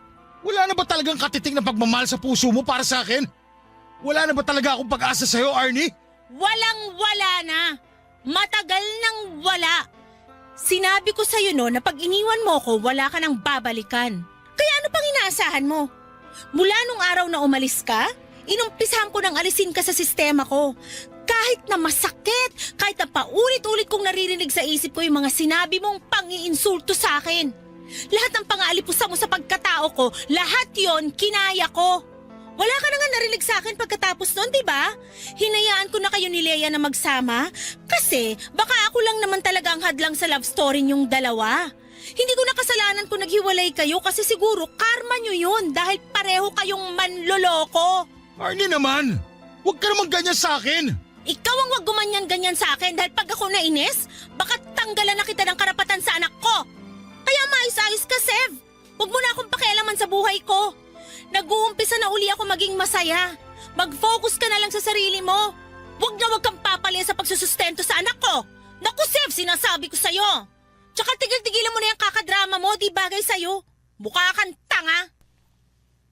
Papadudot na pahiya talaga ako ng husto ng gabing yon kaya umalis na lamang ako sa bahay nila.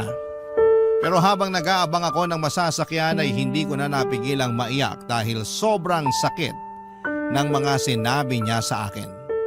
Para kung sinaksak ng milyong patalim sa dibdib at kulang na lamang, ay hilingin ko na sana'y masagasaan na lamang ako ng mga panahong yon. Alam ko naman na nagkasala ako kay Arnie pero sobrang sakit palang karma na makita siyang masaya sa piling ng iba. Sa ngayon, Papadudot, ay ayoko pa ring sukuan si Arnie. Gusto ko siyang ligawan katulad nung unang beses ako nagkagusto sa kanya. Gusto kong patunayan, Papadudot, sa dati kong kinakasama na nagbagong buhay na ako. Lahat naman ng tao ay deserve ang second chance, hindi ba? Kaya naniniwala ako na deserve ko rin yon.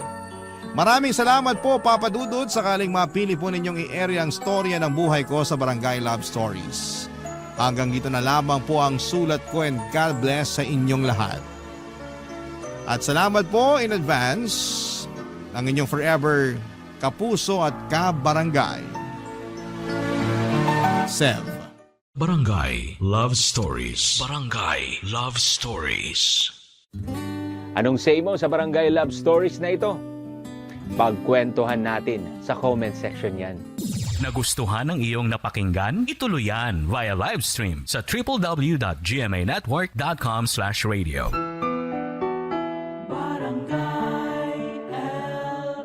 In Mega Manila, 97.1. Forever! Ang mga kwento ng pag-ibig, kwento ng buhay, at kwento ng pag-asa dito sa Barangay Love Stories. Love Stories.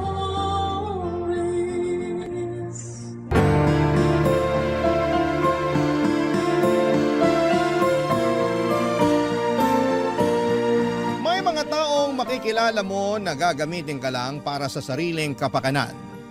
Akala mo ay totoo ang pagtulong pero meron palang masamang binabalak. Ikaw kabarangay, nasubukan mo na bang gamitin para sa sarili nilang ikakaunlad? Dear Papa Dudut, ako nga pala si Rita, 30 years old. Rita ang pinangalan sa akin ng nanay ko dahil pinaglihiraw niya ako sa Virgin Margarita. Kaya siguro yun na rin ang naging paborito kong inumin sa tuwing nasa bar ako at nakikipagkasiyahan sa mga kaibigan ko. At Virgin Rita rin ang lagi kong ino-order sa tuwing nasa date ako. And speaking of date ay may nangyari ilang buwan na ang nakakaraan at gusto ko sanang ibahagi ito sa inyo.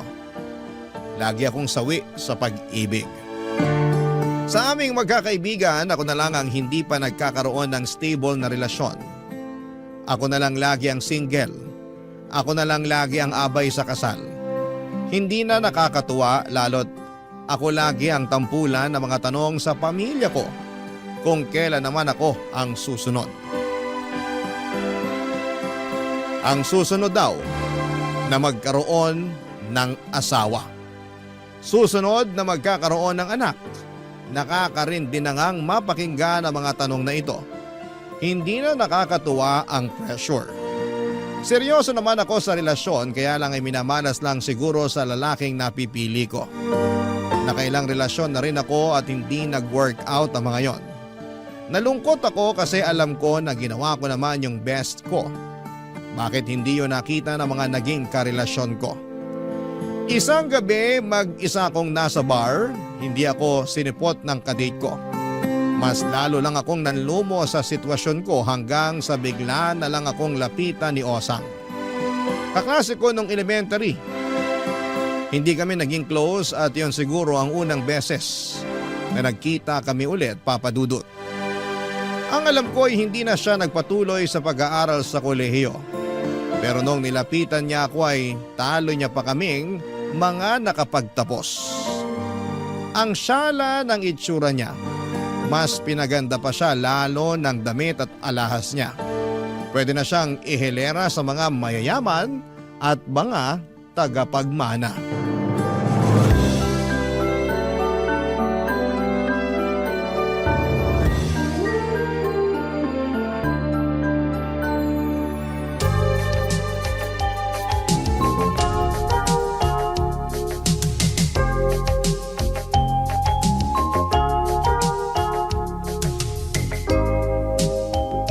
Hindi kita nakilala, Osang. Oh, sobra na ng ginanda ko. Sorry ko, ang hirap humabol Joke. Ay, hindi joke yon. Totoo nga. Ang hirap humabol sa ganda mo. Sinuwerte lang siguro sa buhay. Sana all swerte. Maganda ka rin naman. Ikaw nga tong laging pinapadala ng love letters ng mga lalaki sa kabilang section natin nung elementary tayo. Kung maganda ako, edi sana may boyfriend o asawa na ako ngayon. Hindi naman yan ang basihan ng kagandahan, no? Sinasabi mo lang yan kasi walang kahirap-hirap na nakadikit sa iyong kagandahan. Alam mo, hindi ka naman kulubot. Pero ang lakas mo makaampalaya, ha? Mabuti pa samahan muna kitang uminom. Kwentuhan tayo. Anong drinks mo? Libre ko. Wow!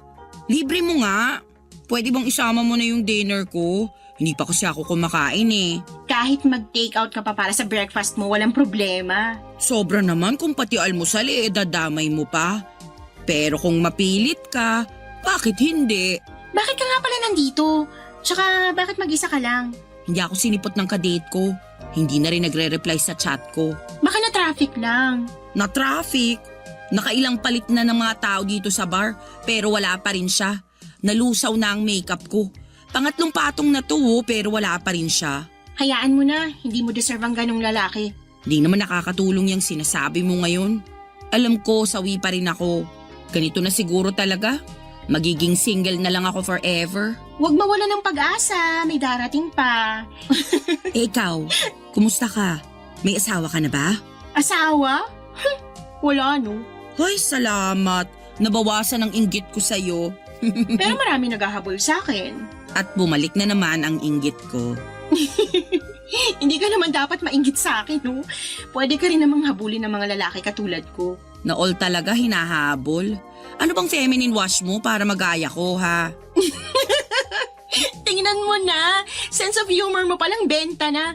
Idagdag mo pa yung bewang mo na malahita lang sa lapad. Take note po, kasasamgyupsal ko lang kaninang tanghali, ha? O diba, kailangan mo lang maging confident. Hindi, kailangan ko ng reto. Ireto mo na ako, please. Yung mga napagpilian mong humahabol sa'yo, ibalato mo na sa akin. Ayoko nang maging single. Kukuhanan kita ng bago. Wag na yung mga tira ko. Akong bahala sa'yo. Baka pwedeng mag-request.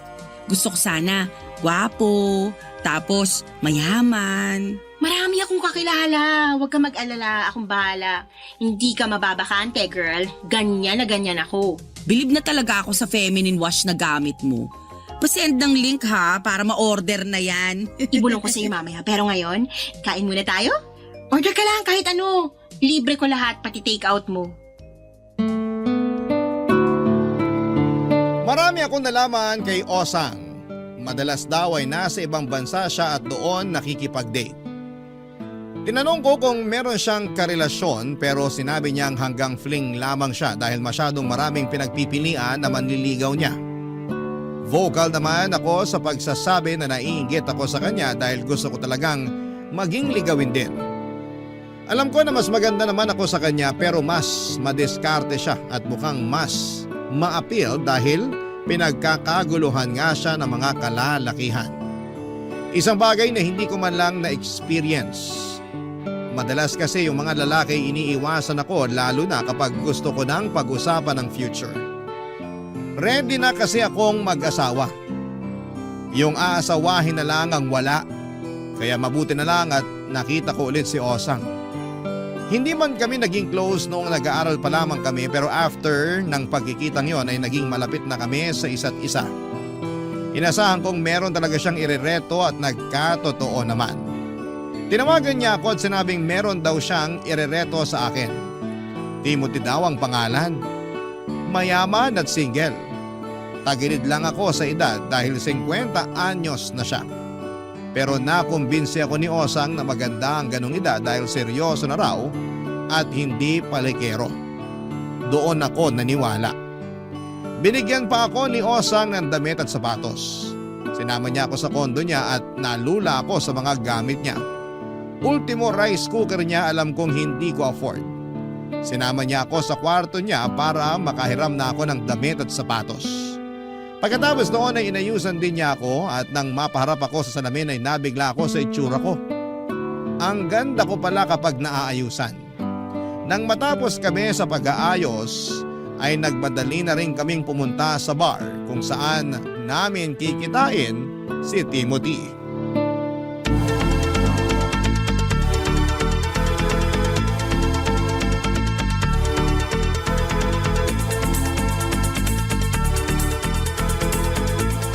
Sigurado ka bang magugustuhan ako ni Timothy?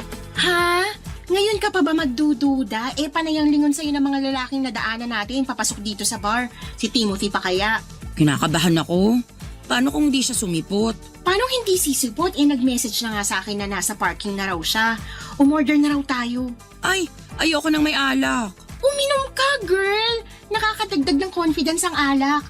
Tsaka, Para maging komportable din sa'yo si Timothy. Minsan kasi yung mga lalaki, kapag alam nilang nakainom na yung babae, dun sila gumagaling dumiskarte. Oh, heto na pala si Timothy. Ay, Osang. Hi Timothy, si Rita nga pala, yung sinasabi ko sa'yo. Totoo nga ang sinabi mo, Osang. Lumalaban ang ganda ni... Lumalaban, nanununtok. Oh, maiwan ko na kayong dalawa dyan kasi may appointment pa ako sa BGC. Pero Osang... Huwag ka nang umangal dyan. Ayoko maging third wheel. Basta, galingan mo lang sa paglalandi para ibahay ka na ni Timothy. Timothy, mauna na ako Ikaw nang bahala sa friend ko. Ingat, Osang. At salamat. 50 years old ka na talaga? Wala na talagang bawas? Tama nga si Osang. Magaling kang magpatawa. 30 lang kasi ako Saka mahilig pa sa sizzling spicy hotdog. Mahilig ka rin ba sa hotdog? Kinakabahan ka, no? Medyo. Ngayon lang kasi ako nagpareto. Nauubusan na kasi ako ng manliligaw Hayaan mo. Buong gabi kitang liligawan. Hindi pa man din nagsisimula ang ligawan, mukhang may panalo na. Huwag ka munang kampante. Baka malay mo. Pag nakalahati na nating tong date pumalya pala ako. Hindi ka papalya sa akin, basta Basta ano? ililibre mo ko ng sizzling spicy hotdog. Seryoso ka pala talaga sa sizzling spicy hotdog. Pero meron akong mas gustong seryosohin. Ano yun? Ikaw. Hindi ko napaghandaan yun Hindi ko rin naman kasi napaghandaan ang pagdating mo sa buhay ko. Alam mo, ang daming tao rito sa bar ngayon. Baka gusto mong lumipat. Hanap tayo ng mas tahimik na lugar. Sa simbahan na ba ang tuloy natin? Sa hotel. Sa hotel? May alam akong hotel na nagsaserve ng masarap na sizzling spicy hotdog. Tara na. Andito na rin naman na tayo sa bar. Meron namang sizzling spicy hotdog dito. Subukan na muna natin dito. Only sizzling spicy hotdog dun sa hotel. Pumayag ka na. Tara. Hindi na ako nakahindi pa kay Timothy lalo na noong tinitigan niya ako.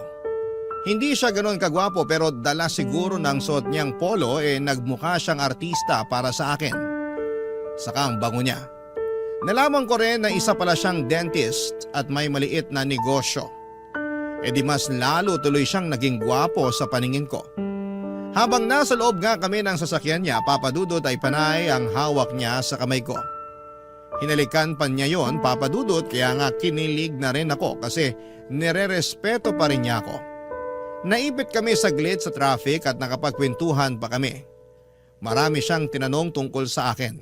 Yun ang unang beses na may nagkaroon ng interest sa buhay ko. Pagkatapos noon ay nag-imagine ako bigla ng buhay na kasama siya. Sabi ko ay willing na akong i-give up ang karir ko para lang maging housewife niya. Siyempre hindi ko sinabi yon sa kanya. Nang makarating na kami sa hotel ay nag-shower muna siya dahil feeling daw niya kumapit lahat ng usok sa kanya sa bar. Ako naman ay tumawag na sa front desk para umorder ng sizzling spicy hotdog at Virgin Rita. Nang matapos si Timothy, sa paliligo ay sa kanya ako tinabihang umupo sa gilid ng kama. Nahiya ako, Papadudot, dahil bagong ligo siya at medyo umatras pa ako.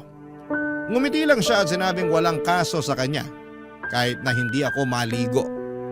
Kinilig ako roon. Pagkatapos ay hinalikan niya ako at ewan ko kung bakit mabilis akong nagpaubaya. Hanggang sa hindi ko na lang namalayan na may nangyari na sa aming dalawa. Buong gabi ay magkayakap kaming dalawa. Pabangon-bangon lang kami para magpapak ng sizzling spicy hotdog. Sinabihan din niya akong manood ng TV at nakailang beses na may nangyari sa amin ng gabing yon. Kaya naman mabilis din akong nakatulog. Pagkagising ko ay umaga na. Mag-isa ko na lang sa kwarto, hinanap ko si Timothy pero nag-iwan na lamang siya ng note at sinabing hindi na niya ako ginising dahil may biglaan daw na appointment sa kanyang clinic. Sinabi niyang bayad na lahat ng in-order kong sizzling spicy hotdog at ang kwarto.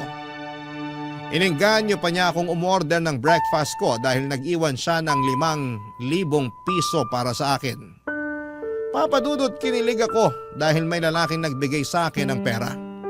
Pero nawala agad yon nang maalala kong hindi ko pala nakuha ang Facebook o cellphone number niya. Papadudot. Barangay Love Stories. Barangay Love Stories. Hindi ko muna pinaalam kay Osang ang nangyari. Umaasa ako magpaparamdam pa rin si Timothy at naghihintay lamang ako ng update kay Osang tungkol kay Timothy. Nakakahiya kasi kung ako yung magpapahabol or maghahabol, samantalang si Timothy naman itong mukhang interesado sa aming dalawa. Panay ang check ko sa cellphone at mabilis kong sinasagot kapag may tumatawag. Mabilis naman akong madismaya kapag nalaman kong mga rider lamang pala ito na nasa labas ng bahay para iabot ang parcel ko. Panay din ang check ko ng Facebook ko para i-check kung nag-send ng friend request si Timothy o kaya ay kung nag-PM na siya sa akin. Ginawa ko na rin public ang profile ko sa Facebook para mabilis malaman ni Timothy na ako yon. Kaya lang ay 2 linggo na ang nakakalipas pero wala pa rin. Kaya naman ako na lang ang naghanap kay Timothy sa Facebook. Lahat na ata ng may pangalang Timothy ay chinek ko na pero wala siya roon. Ang mysterious naman niya. Wala na akong ibang naging choice kundi ang sabihin na ang lahat kay Osang. Total ay siya naman tong nagreto kay Timothy sa akin. Kaya malamang ay meron siyang alam tungkol sa kanya.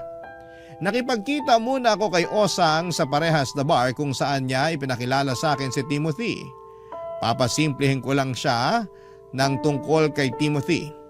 Gusto ko talagang malaman kung bakit hindi na niya ako kinokontak. Nung una ay nakipag-tsikahan muna ako sa kanya.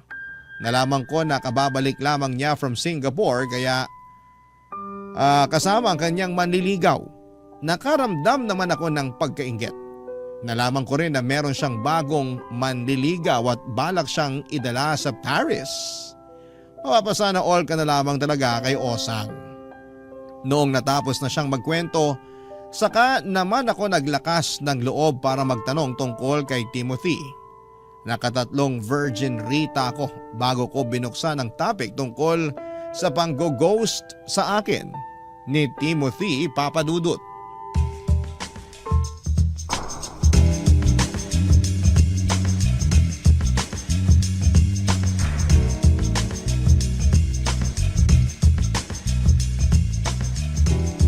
Hayaan mo, kapag natuloy ang pagpunta namin sa Paris ng manliligaw ko, may pasalubong ka sa akin na bag.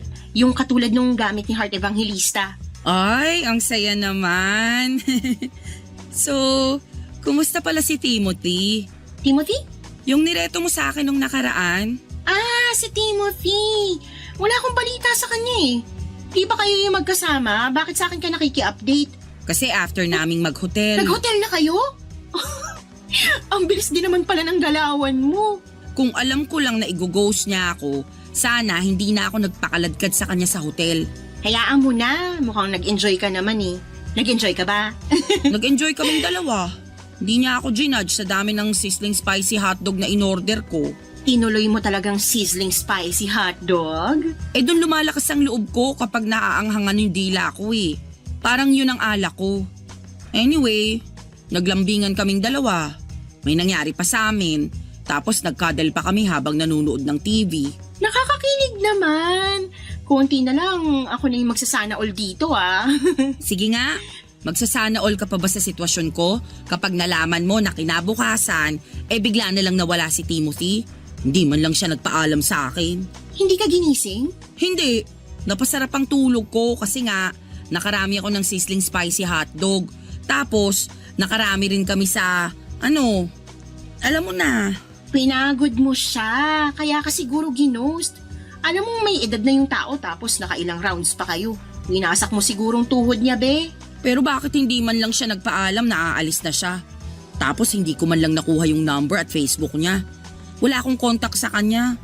Kaya nga inaya kitang lumabas ngayon kasi gusto kong makibalita tungkol sa kanya. Nako, sa akin ka pa umasa hindi ko rin naman ka-close yung si Timothy. Wala naman ako masyadong alam sa kanya. Bakit mo ko nireto sa kanya? Parang pinahamak mo lang ako Kakilala siya ng dating manliligaw ko. Tapos yung dating manliligaw ko na yon, brin ako na sa Facebook. Uripot kasi. Kaya sorry Rita, hindi kita matutulungang hanapin si Timothy. Akala ko naman siya na yung forever ko. Pwede namang mag-try na lang ulit sa iba. Parang ayoko na. Last na si Timothy. Huwag kang sumuko agad. Kung si Timothy nga nabighani mo ng sobra sa ganda mo, paano na lang yung ibang irereto ko sa'yo? Di hamak na maseryoso ang mga yon at may sinabi sa buhay. Gwapo na ba yung irereto mo? Ang importante rito, mukha silang mabait. Ewan ko, parang di mag-work ang reto sa akin. So, G ka pa sa irereto ko sa'yo? Kukunin ko ng number niya at sisiguraduhin kong mas maayos to kaysa kay Timothy. Hindi na ako i-ghost niyan ha? Hindi na. Ililibre kaya niya ako ng sizzling spicy hotdog. Baka punuin pa niya ng hotdog at sili ang ref mo. Husband material na tong next. Sure ako.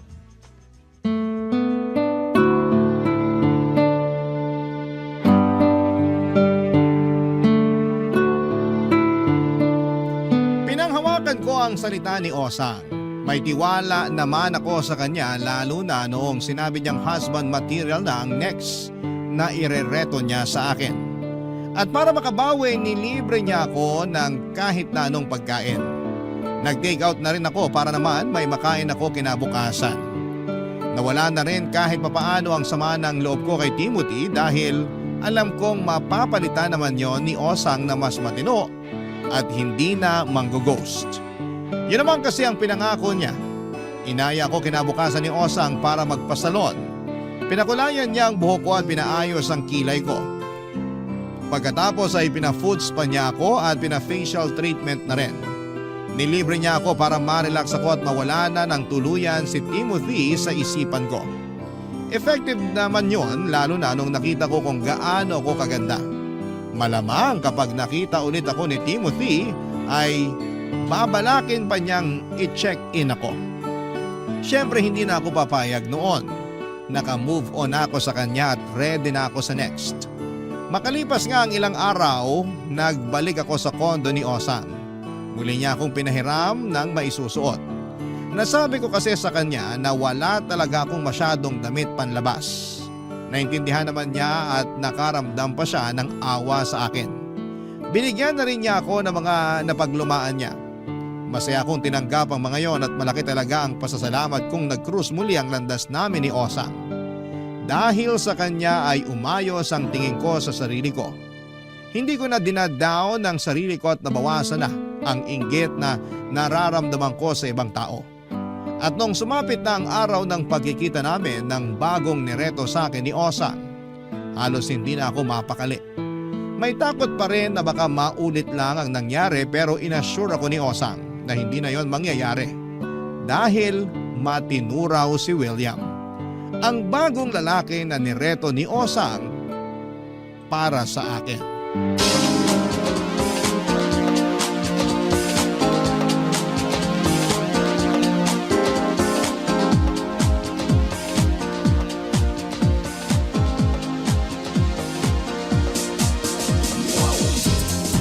Uy, halata ka ba sa'yo Relax ka lang kasi. Ang hirap mag-relax. Lalo kapag na-trauma ka sa dating kadate mo. Iba na nga to. Move on ka na kay Timothy, okay? Hindi na natin siya pagbubuksan ng pinto kapag pumatok siya. Hindi na talaga. Ang pangit niya ha. Mas may itsura ng konti itong si William. Ay, sa wakas. At mas mayaman din at mas matalino kaysa kay Timothy. Bongga! Kaya lang... Okay, bumalik na naman ang kaba ko. Hindi naman to masyadong malaking issue. Kaya lang mas matanda siya kay Timothy Bale, 55 years old na siya. Sige, G lang.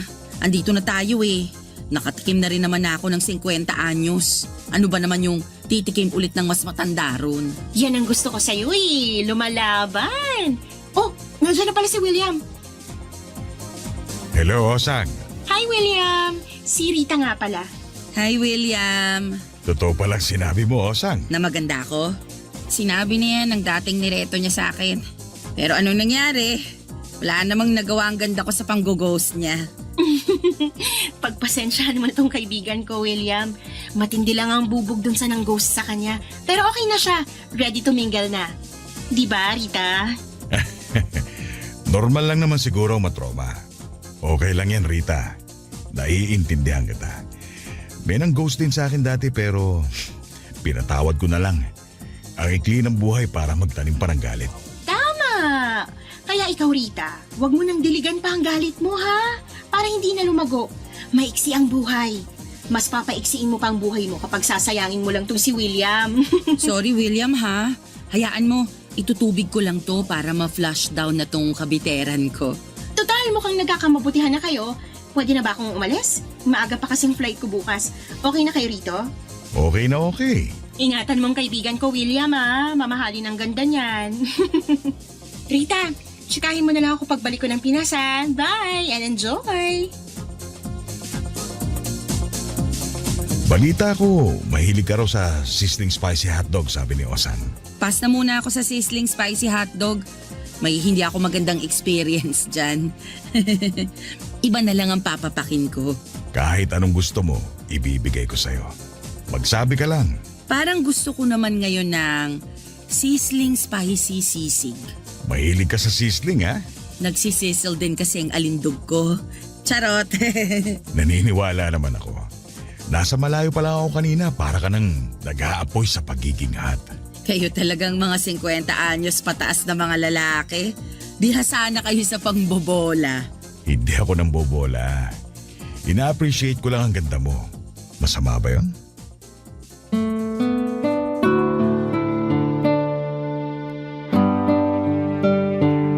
Kinilig ako sa mga papuri ni William. Ang hirap talagang maging marupok. Palibasa ay hindi ako palaging nakakatanggap ng papuri kaya kapag meron ay pinapatos ko na at hindi pinapalagpas pa. Nagkape lamang kami ni William at hindi raw siya umiinom ng alak. Dagdag points yon para sa akin. Alam kong seryoso na siya. Nagkukwentuhan kaming dalawa at marami na rin akong nalaman sa kanya. May mga maliliit siyang negosyo at nagkaroon siya ng asawa pero nagkahiwalay na sila matagal na. Wala naman daw silang naging anak. Nakahinga ako ng maluwag sa mga nalaman ko.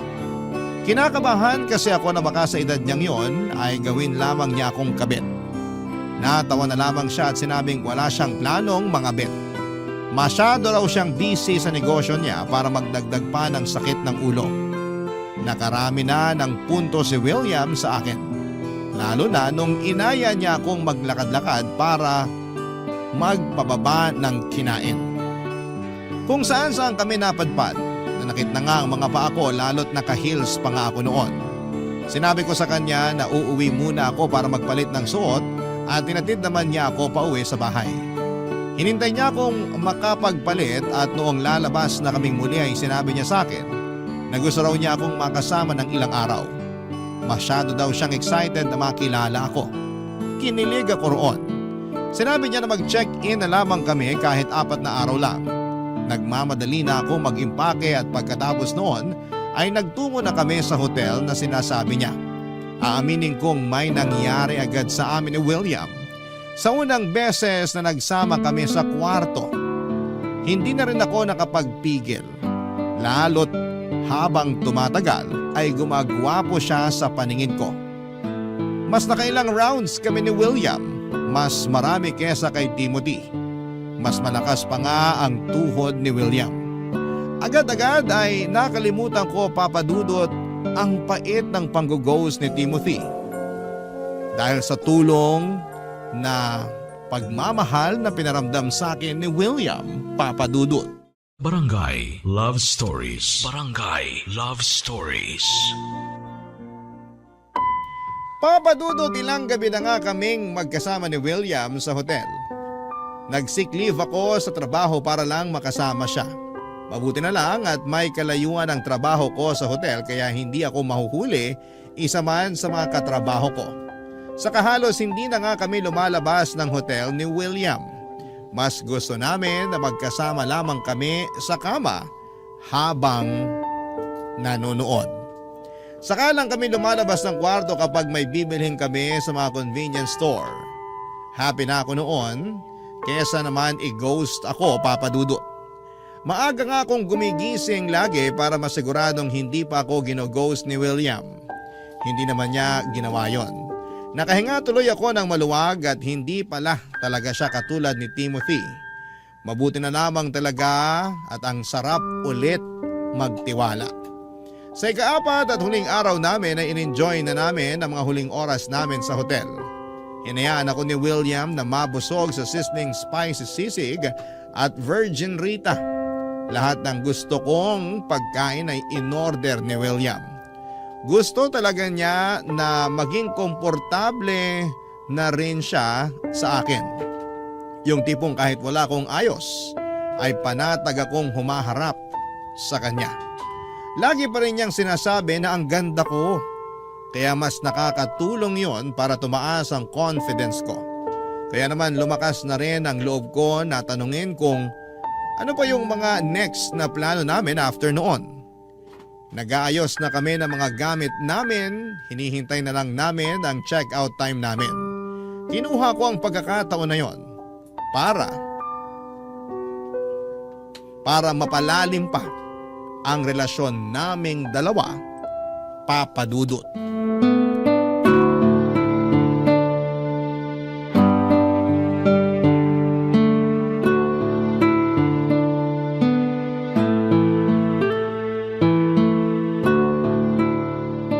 Nakita mo ba yung bagong post ni Osang sa Facebook? Wala akong Facebook eh. Ano ba yan? Sige, kahit mag-texta na lang tayo. Okay lang naman. Masipag naman akong mag-text. Ano bang meron sa post ni Osang? Nasa Paris siya ngayon, di ba? Ang dami niyang ganap. Ang ganda pala talaga ron. Oo. Maganda ron. Nakapunta ka na? Isang beses lang. Uy, isama mo naman ako next time. Ipasyal mo naman ako ron. Pero syempre, mahal nga naman doon. Masyado lang akong ambisyosa. Kahit sa La Union na lang tayo mamasyal, okay na ako ron. Hindi pa kailangan ng passport. Maganda rin sa La Union. Mag-beach tayo, saka masarap magkape ron, lalo kapag sunset. Ano, G tayo? Nako, hindi kasi ako mahilig sa beach eh. Sa bundok kaya? Gusto mo mag-Baguio? Masarap magyakapan doon kasi malamig. Magkape tayo ron habang nagyayakapan. Umay na ako sa Baguio eh. Lagi kami ron pag may mga seminar. Sama mo naman ako kapag may seminar ka ulit doon, ha? Para ako naman yung maka-experience ng umay sa Baguio. Tapos na ba yung pag-eempake mo? Konti na lang, yung nasa banyo na lang. Kunin mo na para matapos na. Patuyuin ko lang saglit. Panty lang naman yung nilaban ko, saka mahaba pa naman ang oras bagong check-out time natin. Kwentuhan muna tayo. Bala ko sanang umalis before ang check-out natin eh. Sayang naman. Hintayin na lang natin hanggang check-out, ha? Sayang naman kung hindi natin masusulit tong binayad mo rito sa hotel. Umay na rin kasi ako sa hotel. Paano naman ako? Bihira ako makaranas mag-hotel. Pagbigyan mo na ako, please. Sige na nga. Yay! Alam mo, may magandang hotel akong nakita. Shala yun, pero alam kong afford mo. Baka pwedeng next time dun tayo. Send ko sa'yo yung link. Next time? Oo, kapag nagkita ulit tayo. Sige. Tignan natin. O kaya, magstay na lang tayo sa bahay mo. Para mas makilala pa kita. Saka mas tipid, di ba? Tapusin mo na yung ine-empake mo. Mabilis lang ang oras. Alam mo, nakakahalata na ako sa'yo. Ano naman nakahalata mo? Parang wala ka namang ganang magplano ng mga next nating gagawin eh. Para saan pa? Anong para saan pa? Alam mo, tapusin mo na talaga yung pag-iimpake mo. Kailangan ko na talagang umalis. Eto ang tip mo. Dinagdagan ko pa ng 1K yan, ha? Tip? Para sa 4 na araw natin na magkasama. Bakit mo ko bibigyan ng tip sa date natin? Hindi klaro sa itong setup natin. Anong setup? Kaya naman pala ang lakas ng loob mo magplano na next natin gagawin. Binayaran ko ang manager mo si Osang para mailabas ka ng ilang araw. Hindi ko manager si Osang. Kaibigan ko siya. Sabi mo eh. O ano na? Kukunin mo ba tong tip o hindi?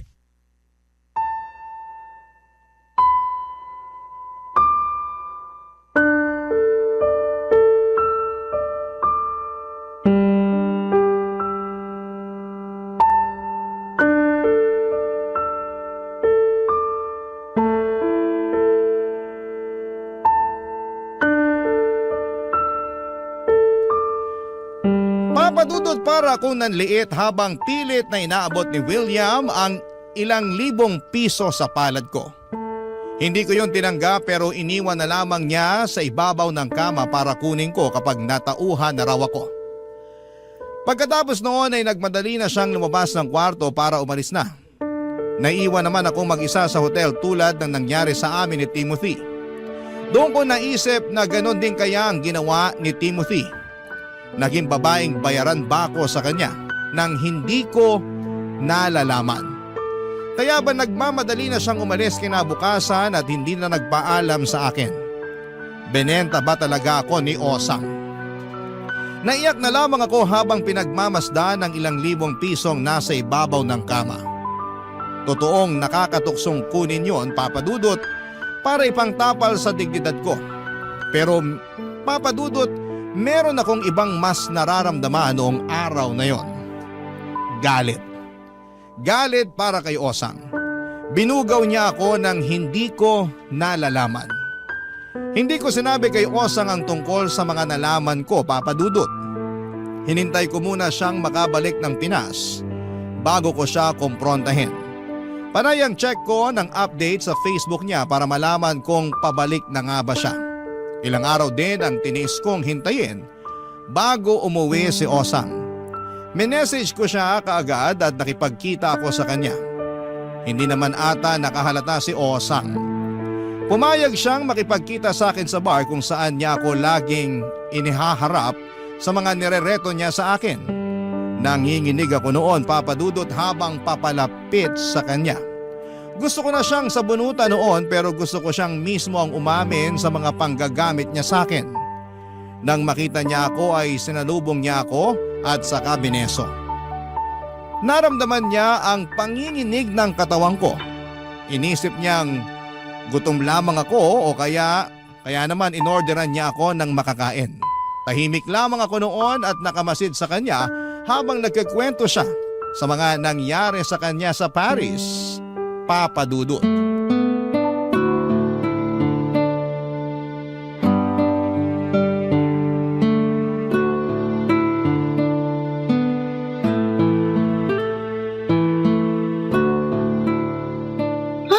Gusto ko na nga mag-TNT sa Paris.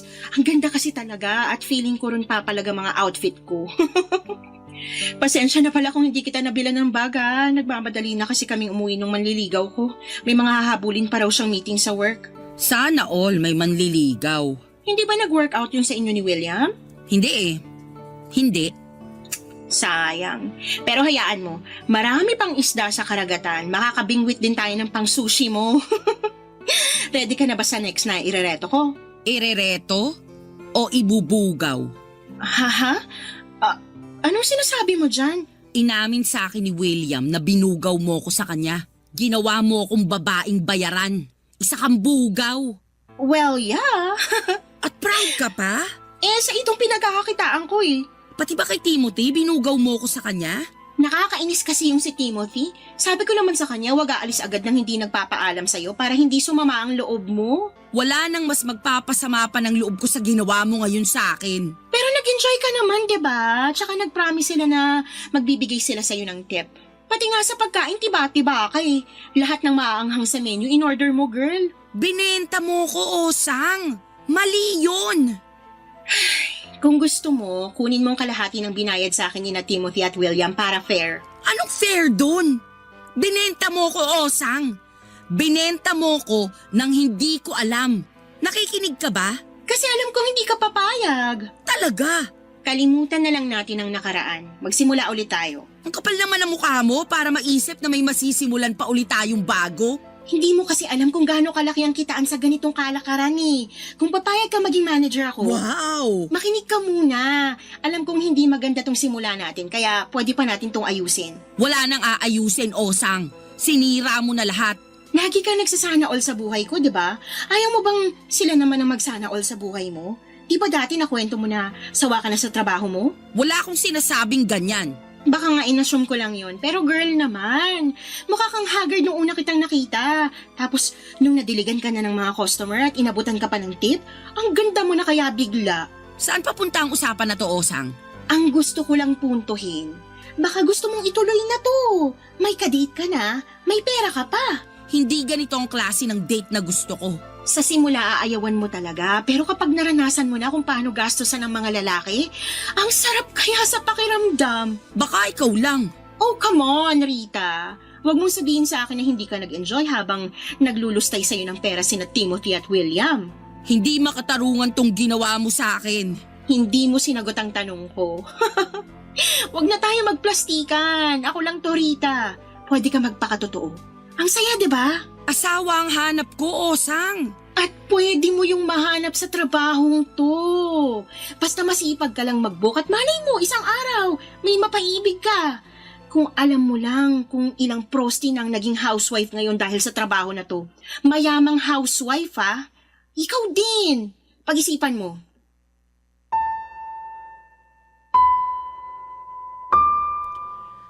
Natahimik ako sa huling sinabi ni Osang Papadudut.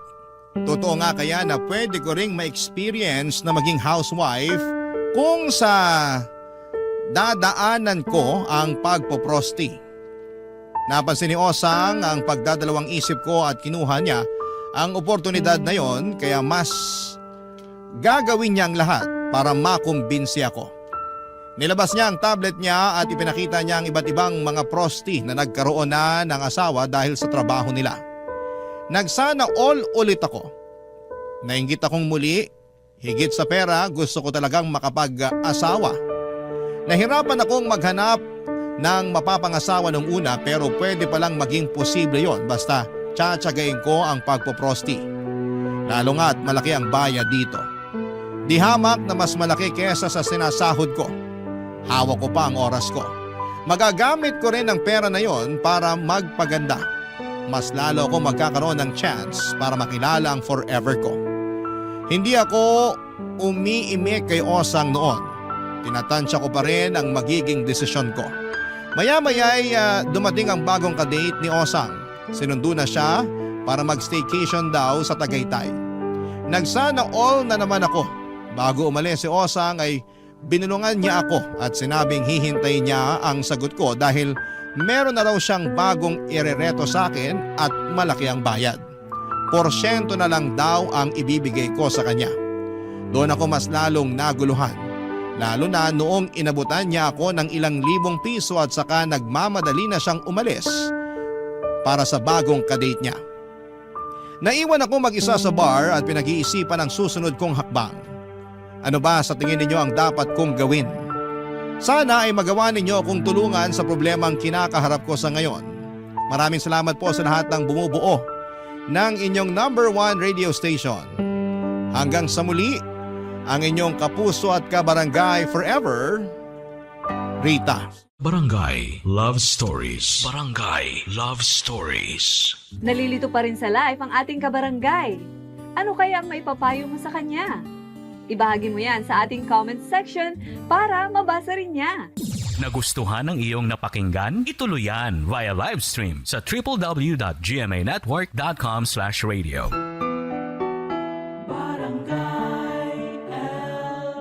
In Mega Manila, 97.1. Forever.